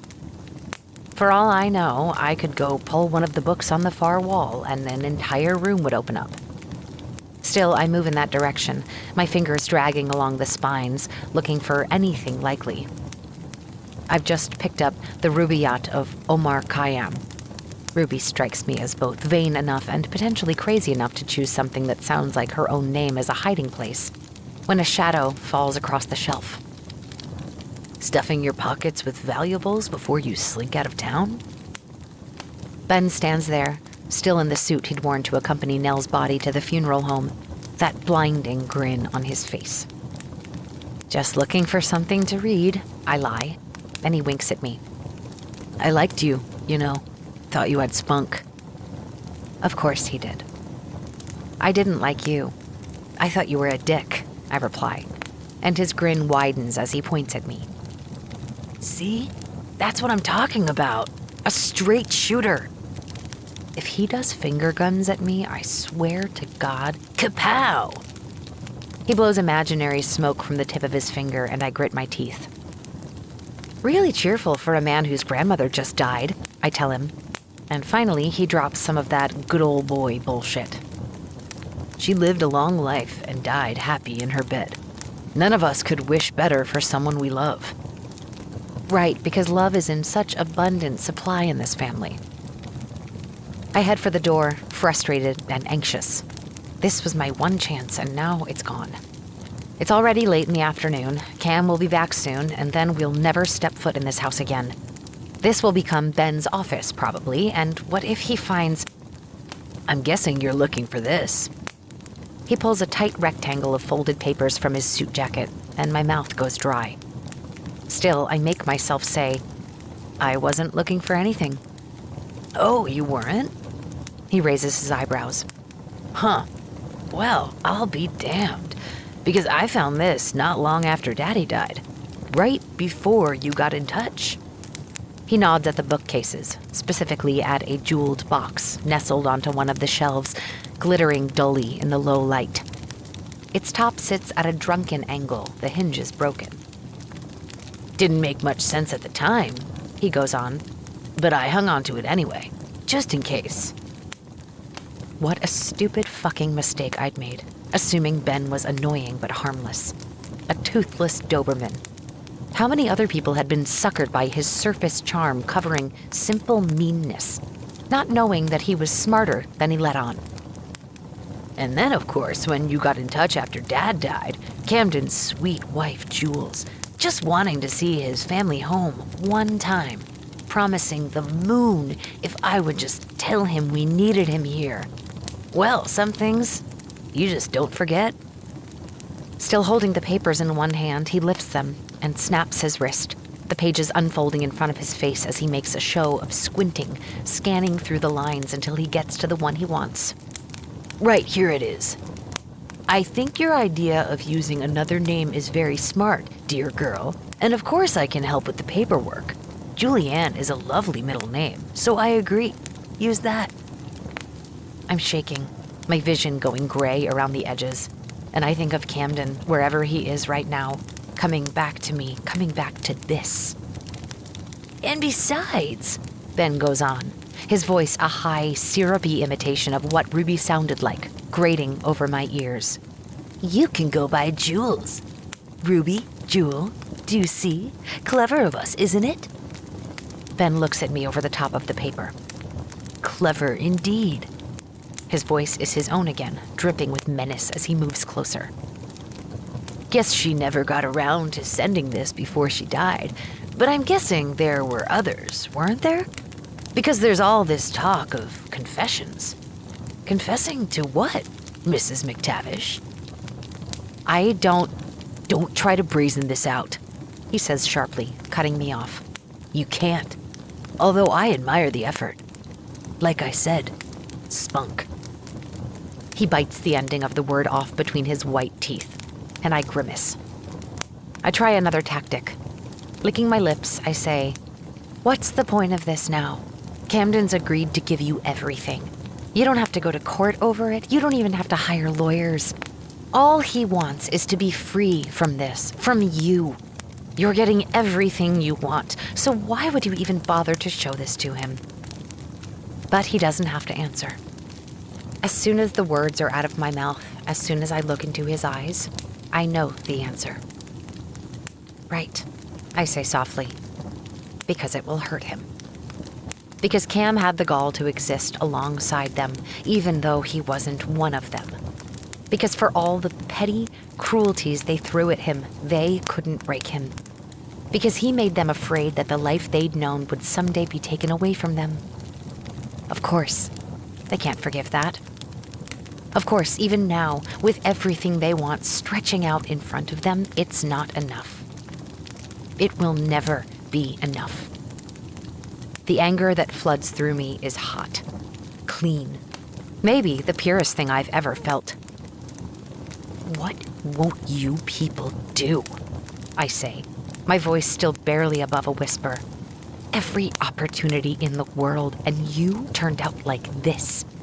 These sad, grasping, pathetic fuckers who'd kill each other just to get a bigger piece of the pie." I'm not thinking of Nell when I say it, truly. It's just a figure of speech. But maybe you've figured out by now that I think fast on my feet. And while Ben may be smarter than I thought he was, that still doesn't make him smarter than me. I see the way he blanches, see the vein that ticks in his forehead, his eyes sliding from mine just for a second, and I almost start laughing. "Fuck me," I say, shaking my head. You did kill your own grandmother." If Camden relinquished his hold on the McTavish inheritance, Nell was next in line for the whole thing. Sure, she was almost 80 and bound to kick it sooner rather than later, but Ben couldn't wait even that long. Shut your mouth, bitch. Ben growls, and now I do laugh. Oh my God, that's why you didn't want that cop looking at her mouth, right? Cam's confession, that horrible story, Ruby seizing on the bed, his sobs, the pillow over her face. I knew that after 10 years in the grave, there wouldn't be any evidence left if someone decided to exhume Ruby. If Ben decided to follow through on his threat and actually accused Cam of murder. Nevertheless, I still found myself frantically Googling on my phone after he had left. How to know if someone has been smothered. Apparently, the evidence is usually in their mouths. Bruising inside their lips, from their teeth pressing hard against the skin. And yet you tried to come in here and hold it over my head that I lied? I say to Ben now, my voice growing louder. Yeah, I did, okay? I lied, and I schemed, and I wanted Cam to throw all of you out. I wanted this house and to be a McTavish, but I am nothing like you. And neither is Cam. We're better than all of you, and that's what you can't stand. I snatched the letter from his limp hand, the pages almost tearing. Get fucked, Ben. Sincerely. I'll DVR your episode of Dateline. And then I make one last, stupid mistake. I turn my back on a man with nothing to lose. Chapter 17. Camden. I used to make this drive a lot when I first got a car. 2 hours to Knoxville, almost on the nose. Ruby never asked where I went, maybe didn't care, but if she had, I think I would have told her the truth. It wasn't that hard finding my birth mother's name. Ruby could be careless with paperwork, leaving sensitive things in places where anyone could find them. I was 14 when I saw the name for the first time.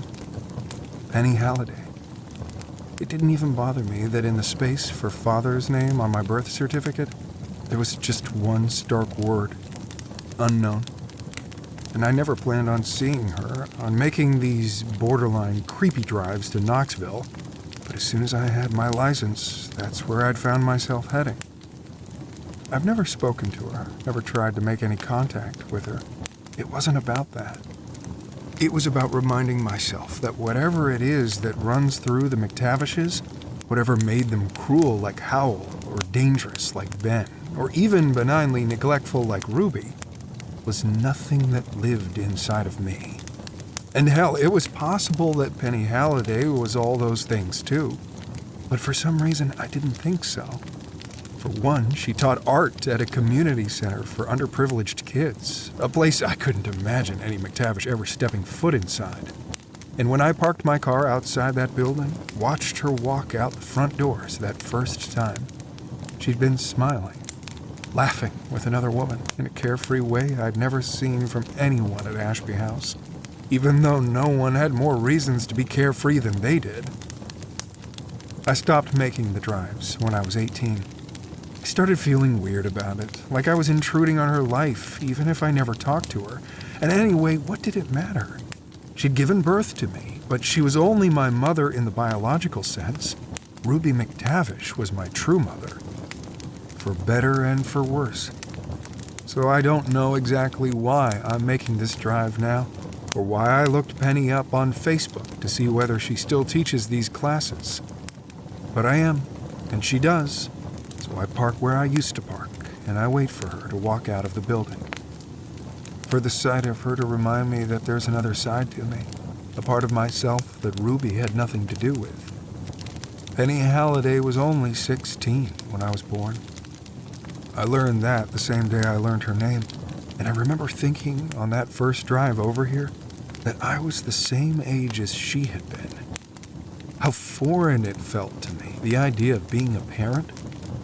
I never resented her for giving me up. I understood it, honestly. She simply did what she thought was best. But I wondered if she ever learned what happened to me, if she saw those pictures in that magazine, and her heart swelled and broke all at once seeing me called the luckiest boy in North Carolina. The doors open across the street, and kids pour out into a courtyard, excitedly chattering. I wait for the adults that follow. Penny is one of the last ones to leave, but there she is, wearing a red shirt and jeans. She's only 48, and she hasn't changed much in the last decade. Her brown hair, the same shade as mine, tucked behind her ears. She has other kids now, I learned on Facebook. I have a half-brother and a half-sister. They're 20 and 18, and the boy, Brandon, has my eyes. One blue, one brown.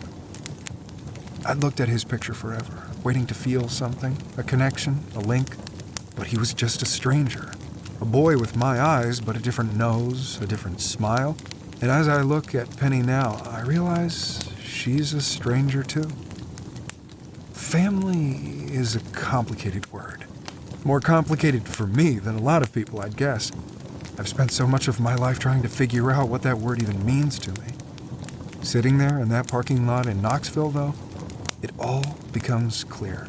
Simple, even. Jules is my family. Jules, who sees the darkest parts of me, the worst thing I ever did, and loves me anyway. Just like I see the darkest parts of her, the worst thing she's ever done, and love her too. She doesn't know it, though. Oh, she knows I love her. It's the rest of it. The darkest parts, the worst thing. It took me a while to put it together, I can admit that. When she first slid into my life, I mostly thought how stupidly lucky I'd gotten. This gorgeous girl who wanted me, even though I was still the human equivalent of a locked door when we met. And then, once the sex haze wore off and I started paying a little more attention, I thought maybe I was just being paranoid. Ruby was dead, after all. She couldn't have had anything to do with this pretty-eyed girl in my bed, in my heart. But Jules knew things about me she shouldn't have. Things I hadn't told her. Things that would slip out, like the name of the soccer team I'd played on in middle school, or that I was allergic to cats. I thought about how desperate Ruby had been to keep me tethered to her, how no one hedged their bets quite like she did, and how, when I looked into Jules's eyes, I saw that same deep green, dark enough to seem black, fathomless. I tried to use the money Ruby had left as little as possible, but you need cash to pay for the best and most discreet private detectives, something Ruby had known when she found Claire Darnell. My guys found Claire Darnell, too. She was dead by then, but she had a daughter, Linda. Tragedy stalked the Darnells, though, because Linda had also died in a car accident in 2011, which had left her 19-year-old daughter an orphan. Caitlin Julianne Darnell. A real mouthful. Didn't blame her for switching to Jules, although I still can't tell you where Brewster came from. Never did figure that part out. Did Ruby reach out first? To Jules? I don't know. What I do know is that the great-granddaughter of the man accused of kidnapping my adoptive mother showing up at the shitty wing place where I worked seemed like too big of a coincidence to explain away. I could tell you that's why I stayed with her, that I was waiting to see what she'd do. If Ruby had put her up to this, that plan had to be fucking toast now, given that Ruby was dead. I admit, I was curious. How long could she keep it up? Trouble was, I did the dumbest thing I could have, given what I knew. I fell in love with her. And then she did the dumbest thing she could have done. She fell in love with me, too.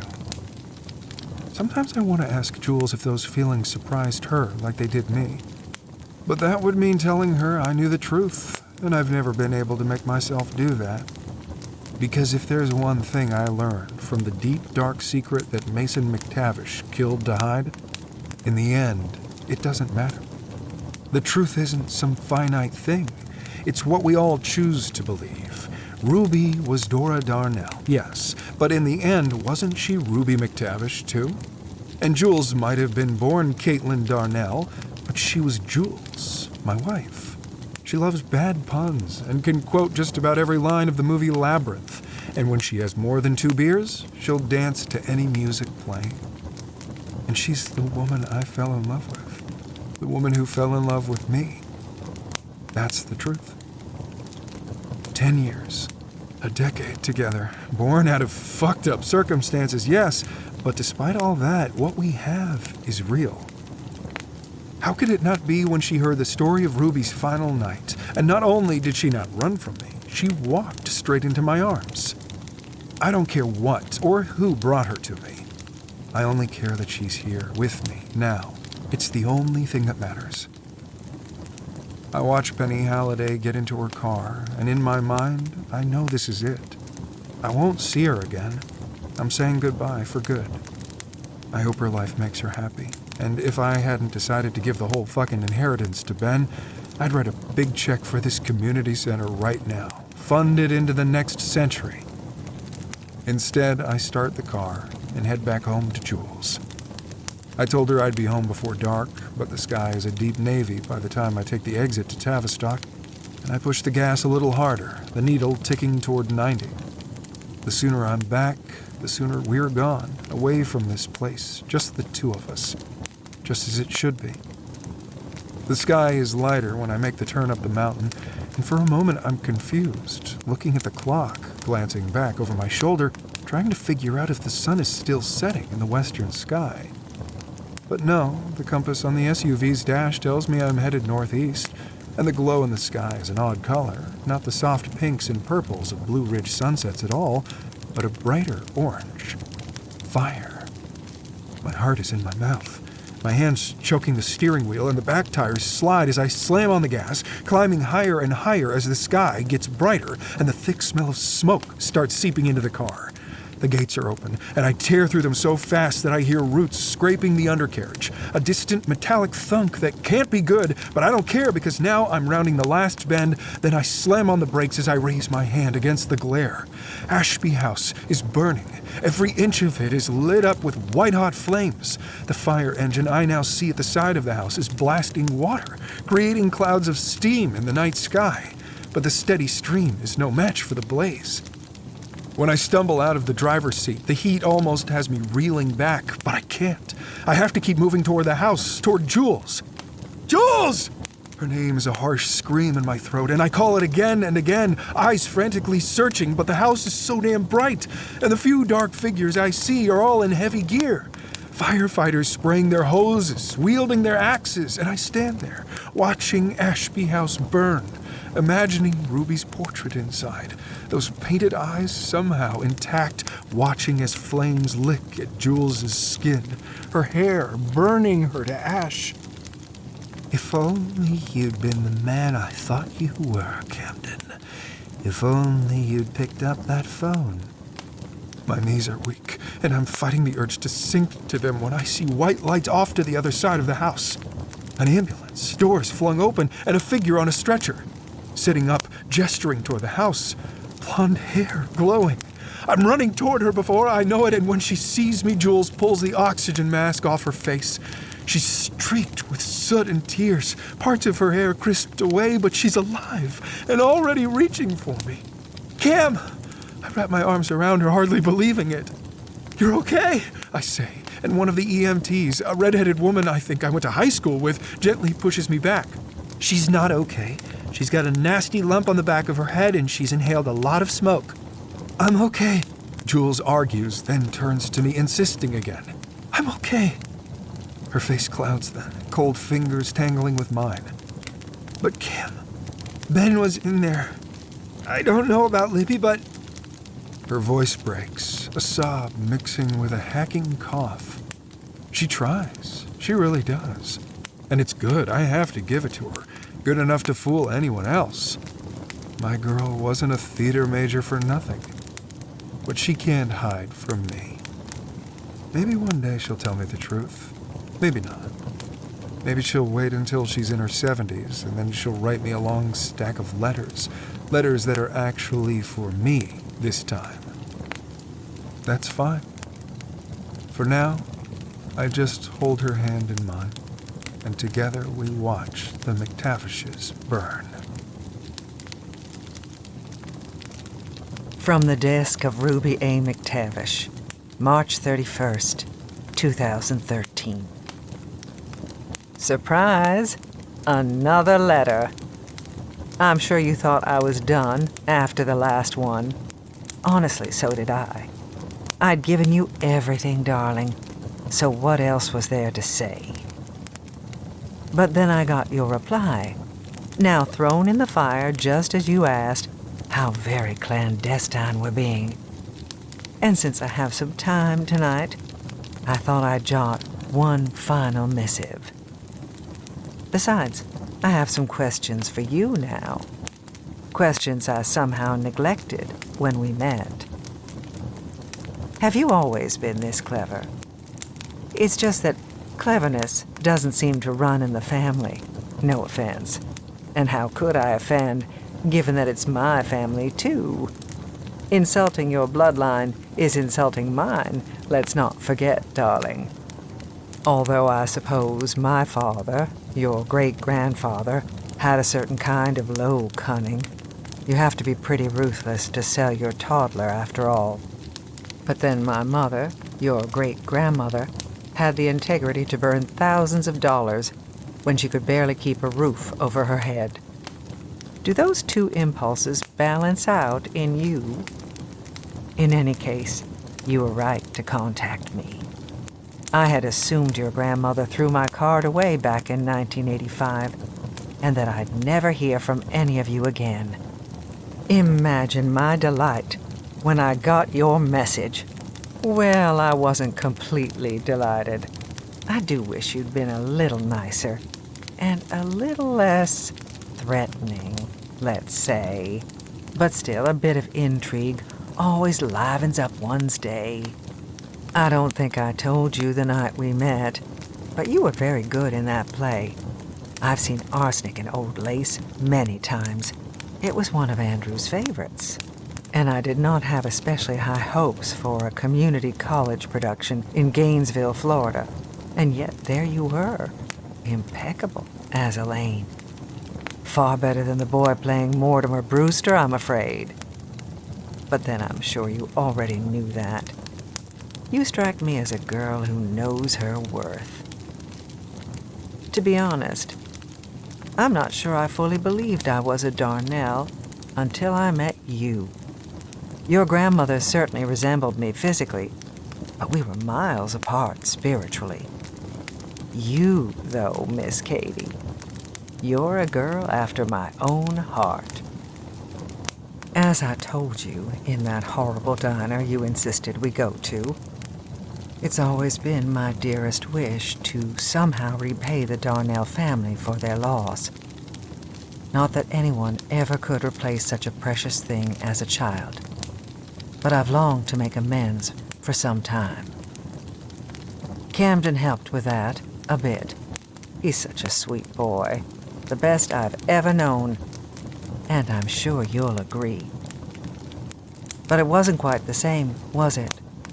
I could take from the McTavishes, but how to give to the Darnells? And then you fell into my lap with your strange phone call and your rather unsubtle hints at blackmail, and I suddenly understood why it couldn't be your grandmother or even your mother who showed me the path to making things right. It had to be you. You and my Camden. Born in the same year, you know, in 1992, just 2 months apart. Fate, one might say. Now, like I told you, Camden is being a bit difficult. I'd hoped he'd stay here in North Carolina, but he continues to insist on going to some college in California. Not even one of the nicer ones near the beach either, but in San Bernardino. He's just doing this to upset me. Some kind of delayed rebellion, I assume. But fair warning, our plans may need to shift a bit. He's coming to see me tomorrow evening, though. And I think I have just the thing to make sure he's right where we need him when you're ready to make the drive up here. You'll need to be subtle, I should warn you. Camden is naturally suspicious. and I'm afraid I may have only made that worse over the last few months. But I have faith in you, my darling. My great niece. What a thing. I think your idea of using another name is very smart, dear girl. And of course I can help with the paperwork. Julianne is a lovely middle name, so I agree. Use that. And besides, you can go by Jules. Ruby. Jewel. Do you see? Clever of us, isn't it? And thank you for your response to that packet of letters. It was a difficult thing, unpacking all of that after all this time.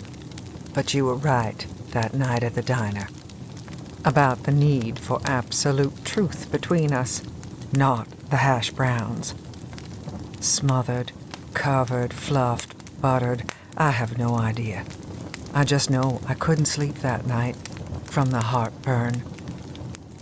You're a tough cookie, but you understood what I was telling you. You had compassion for me, in spite of all of it. And yes, I have heard that tale about the scorpion and the frog. The poor little frog agrees to carry the scorpion across the river, even though he worries that the scorpion will sting him. The scorpion promises he won't, but sure enough, he can't resist, sinking them both beneath the water. Why did you do it? The frog asks before he drowns. Now we'll both die. Because it's my nature, says the scorpion. Yes, darling. If that's the story that my confessions made you think of, I think you might understand all of us better than you know. You'll be good for Camden. He'll be good for you. And I will sleep well at night, knowing I've left Ashby House in the very best hands. The only hands I could.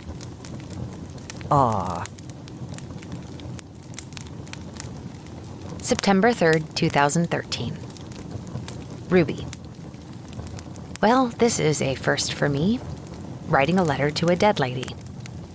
But honestly, I wasn't sure what else to do. I guess this is the kind of thing normal girls would journal about. But when have I ever been a normal girl? When were you? You can't answer that, I know. Still, I liked writing with you, and I miss it.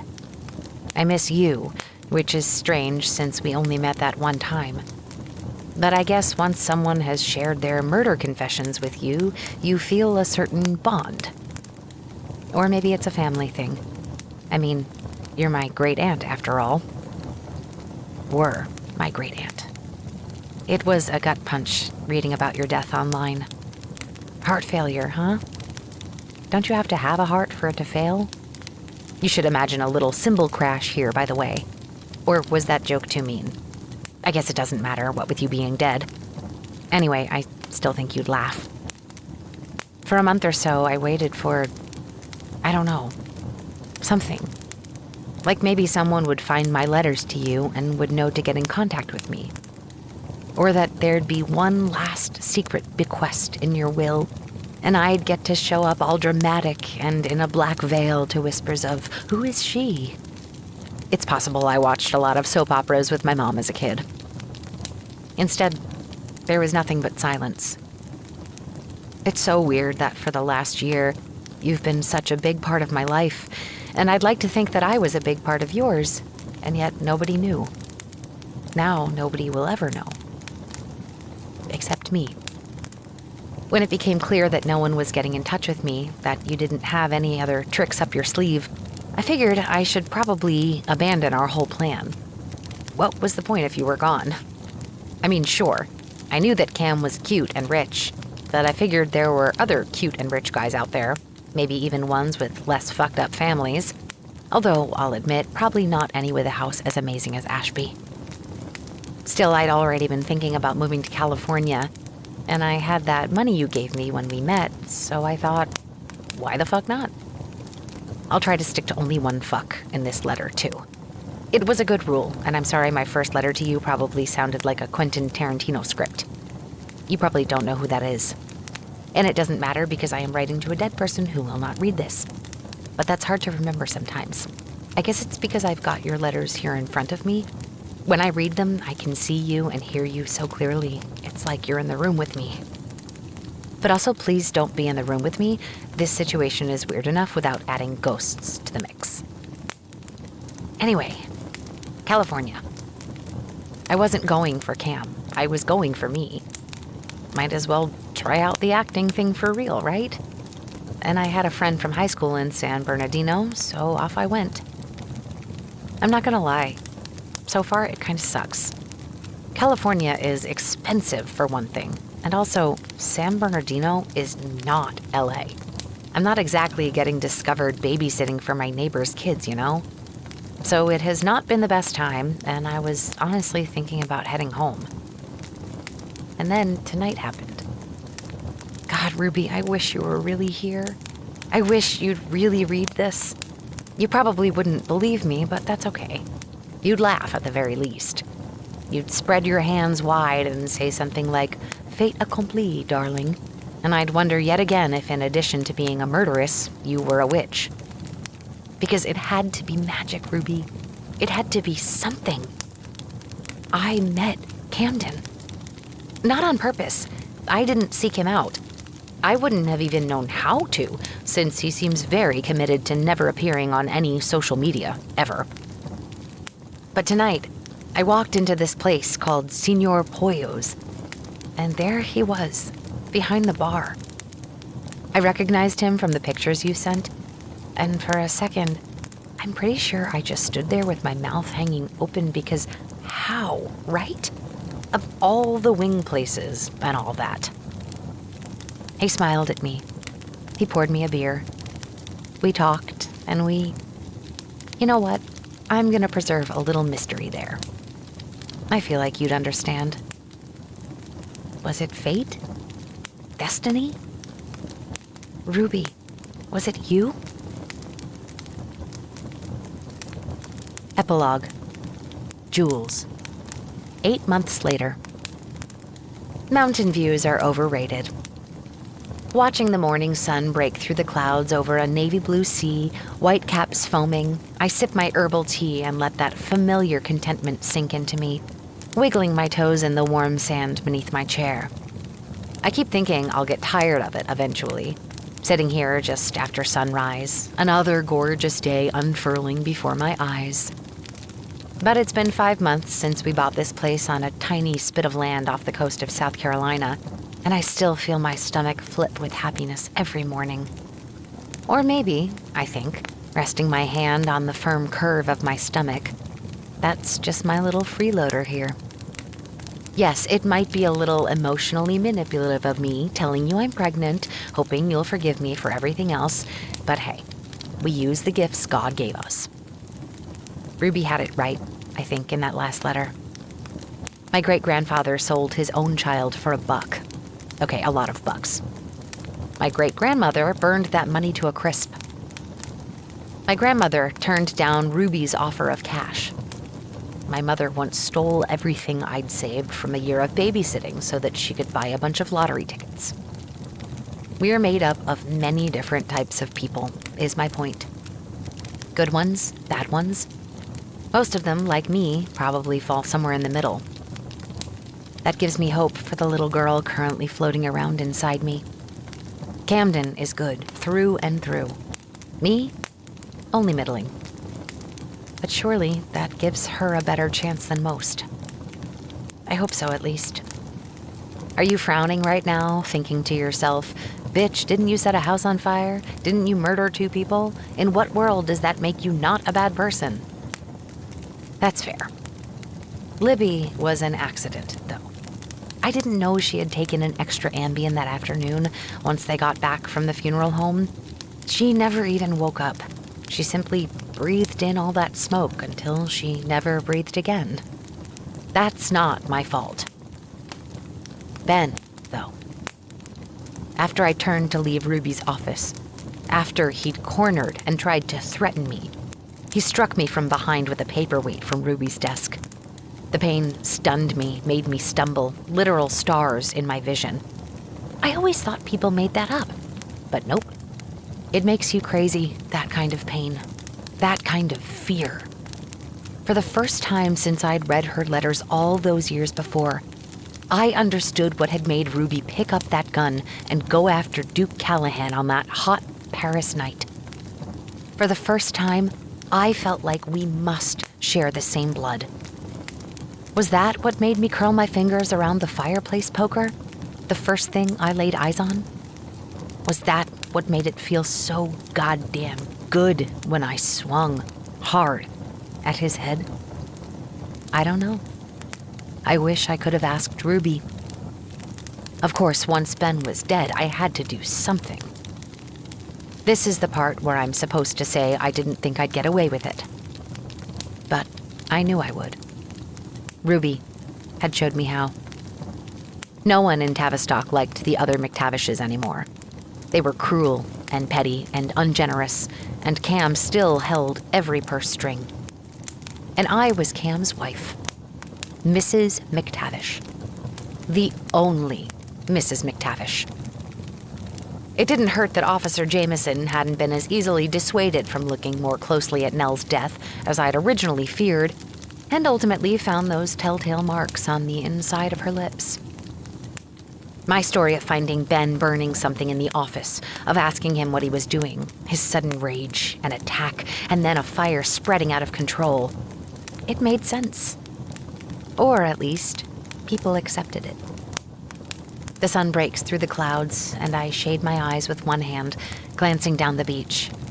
Cam is nothing more than a speck, but I know it's him, wrapping up his morning jog, and I smile to myself, patting my belly.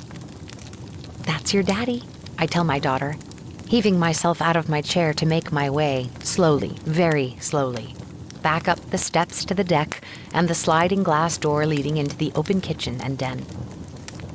"Morning, Ruby," I call.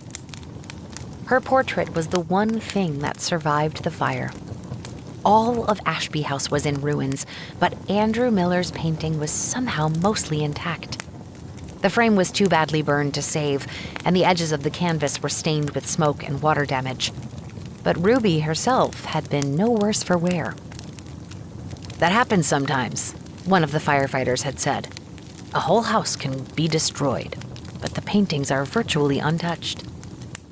He said it was because the heat tended to snap their hanging wires early on, so they fall face down, protecting them. Another story that made sense, sure. But when I meet Ruby's eyes over the fireplace of this new house, I wonder if there's more to it. I told Camden we could get rid of it if he wanted. I would understand. Now that I knew the full extent of what she put him through, I wouldn't have blamed him. "We can donate it or something if you feel weird about throwing it away," I said. "Any museum would be happy to take it, I bet." That had been in the early days, before we bought this place, when it was just the two of us, well, 3, but we didn't know it then, in a hotel room in Asheville. He'd thought about it, but in the end, he'd shaken his head and said, "It's all that's left of her, really. Only thing left from Ashby House." Not the only thing, I think now, my hand once again going to my stomach. Ashby House may have been reduced to a dark rectangle of earth on a mountaintop miles away, but one night in that red bedroom gave us a permanent reminder of our time there. And Ruby's portrait, professionally repaired and reframed, was the first thing we hung in our new house. I wondered if I'd feel differently about her now that I fully understood all that she was, all that she'd done. She'd seemed like my savior all those years ago. A woman who wanted to ease her conscience by fixing everything that was wrong in my life? Setting me up with her handsome son, ensuring that I would ultimately inherit her estate? What wasn't there to like? But she'd hurt Camden. Oh, I know that, in her own way, she'd thought she was doing the right thing by him. I even think she had known she might die that night, had made her peace with it. She was giving Cam one final test. But in her mind, either outcome would mean that her project had been successful. He'd call the ambulance and prove his loyalty, or he'd let her die and prove his independence. Either way, I'd be waiting in the wings. Still, she'd manipulated him, manipulated me, in ways I might never fully understand. And yet, I couldn't make myself get rid of that fucking portrait. Or her letters. Lost in the fire, I'd told Cam, and that was for the best. Why would we need them now? I knew everything there was to know about Ruby, about her crimes and her schemes and her plans. I understood her. And learning the truth about Ruby's past had released something in Cam as well. No more shadows in his eyes, no more guilt. No, that was my emotion to carry. But I was fine with that. It seemed like a small price to pay. The sliding glass door opens and Cam comes in, damp with sweat and sea air. How are my ladies this morning? The littlest lady is apparently doing some kind of spin class in there, and this lady is thinking you should make her an omelet. Well, I have my marching orders, He says, dropping a kiss on my forehead and then heading toward the sink to wash up. I smile and drift into the den as he hums to himself. He's lighter now, Cam. Finally free from all of it. The money, it turns out, was not such a terrible burden once it was no longer connected to that place, those people. Cam is already using it to do good things. He made a major donation to this community center in Tennessee, and there's a trust his lawyer is putting together in Tavistock that will make sure the town has a sizable endowment for decades to come. And of course, even with all that generosity, we'll still have more than we could ever spend. The three of us, or 4, 5, who knows what shape our family will take, we'll never have to worry about money. Somehow, impossibly, we've gotten our happy ending. I stand in the living room, the soft sound of the waves in the distance a soothing soundtrack, as I gaze up at Ruby's portrait. Only I know that behind her dark eyes, slid between the canvas and its backing, are all the letters Ruby had sent me. The ones I had saved and hidden for years. The ones I'd taken with us to Ashby House, because I'd known that once we were there, it would be time for Cam to learn the truth too. The ones I'd run through a burning house to save. Even that last letter, the one hidden in her office and never sent, was now tucked away with the others, the full accounting of Ruby's sins, and mine, hiding in plain sight. Would she be pleased with how things had turned out? This life that Cam and I have built? She said she wanted good things for him, but did she truly? Or had she always been using him and me for her own ends? Glancing over my shoulder, I see him pull out eggs, butter, and I think, probably for the 1000th time, that I should tell him the truth about us. I found Ruby's card in my grandmother's things a week after the accident that killed my mother. Grammy had died 2 years before, and her entire existence had been contained in 2 cardboard boxes in the back of my mom's closet. I'd taken those boxes out of the closet along with the few other things I could carry, because Dan, my mom's boyfriend, already had another woman moving in and didn't have room for Linda's shit anymore. I remember going through those boxes in my dorm room, knowing that next semester I'd have to find somewhere else to live, because there was no way I could afford even student housing, not after burying Mom. I'd been terrified, and more than that, angry. How unfair it all seemed to be alone in the world at 19. I almost threw that card away, but for whatever reason, I shoved it in my purse, forgetting about it until I was searching for a $10 bill I thought I'd stashed away. Still, it had been another week or two before I was curious enough to Google Ruby McTavish. There was much more to find than I expected. I spent night after night at my computer reading about her husbands, about Ashby House, wondering what in the world my grandmother had had to do with a person like that. And then, finally, I stumbled on the story about her kidnapping, about her miraculous recovery, about the poor family in Alabama who had stolen this golden girl. Suddenly, the pieces clicked into place, and the rush I felt as I realized who this woman might be to me. It still sends chills up my spine just thinking about it. I somewhat regret that stupid, heedless phone call, but miraculously, it led to me standing here in this house with this man, this child just months away from being born. I will tell him, I promise. But you'll keep my secret for now, won't you? I think you will. I trust you. Here, I'll even tell you one more secret, for good measure. When I cut that slit in the back of Ruby's portrait to hide her letters, I discovered I wasn't the first person to use it as a hiding spot. As I'd shoved the papers inside, my fingers had brushed a crinkled piece of newsprint. When I'd pulled it out, it was yellowed with age, the date at the top reading August 18th, 1987. The article that had been carefully clipped out was some fluff piece about a parade in some small Iowa town called Bishop. The faded color photo showing people lined up along a flag-bedecked street as an old car drove by, a beauty queen waving from the back. I couldn't figure out why Ruby had cut it out, much less hidden it, but I knew it had been her handiwork. I recognized her elegant, spidery script in the blank space alongside the photo. F and L, R and G, she'd written.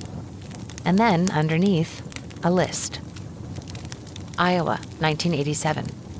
Missouri, 1970 to 1987. Ohio, 1962 to 1970. Kentucky, 1960 to 1962. Before? Question mark, question mark. It didn't make any sense to me, and I turned the clipping over in my hand, hoping for more clues. But there was only an ad for the local Ford dealership. I looked more carefully at the picture, studying the beauty queen. She was pretty, her red hair curled back from her face, but there was nothing familiar there, and my eyes drifted to the crowd. It took a while. All the faces were a little blurry, and several were wearing sunglasses. But finally, I saw a dark-haired woman standing just at the edge of the photo, her hand shading her eyes.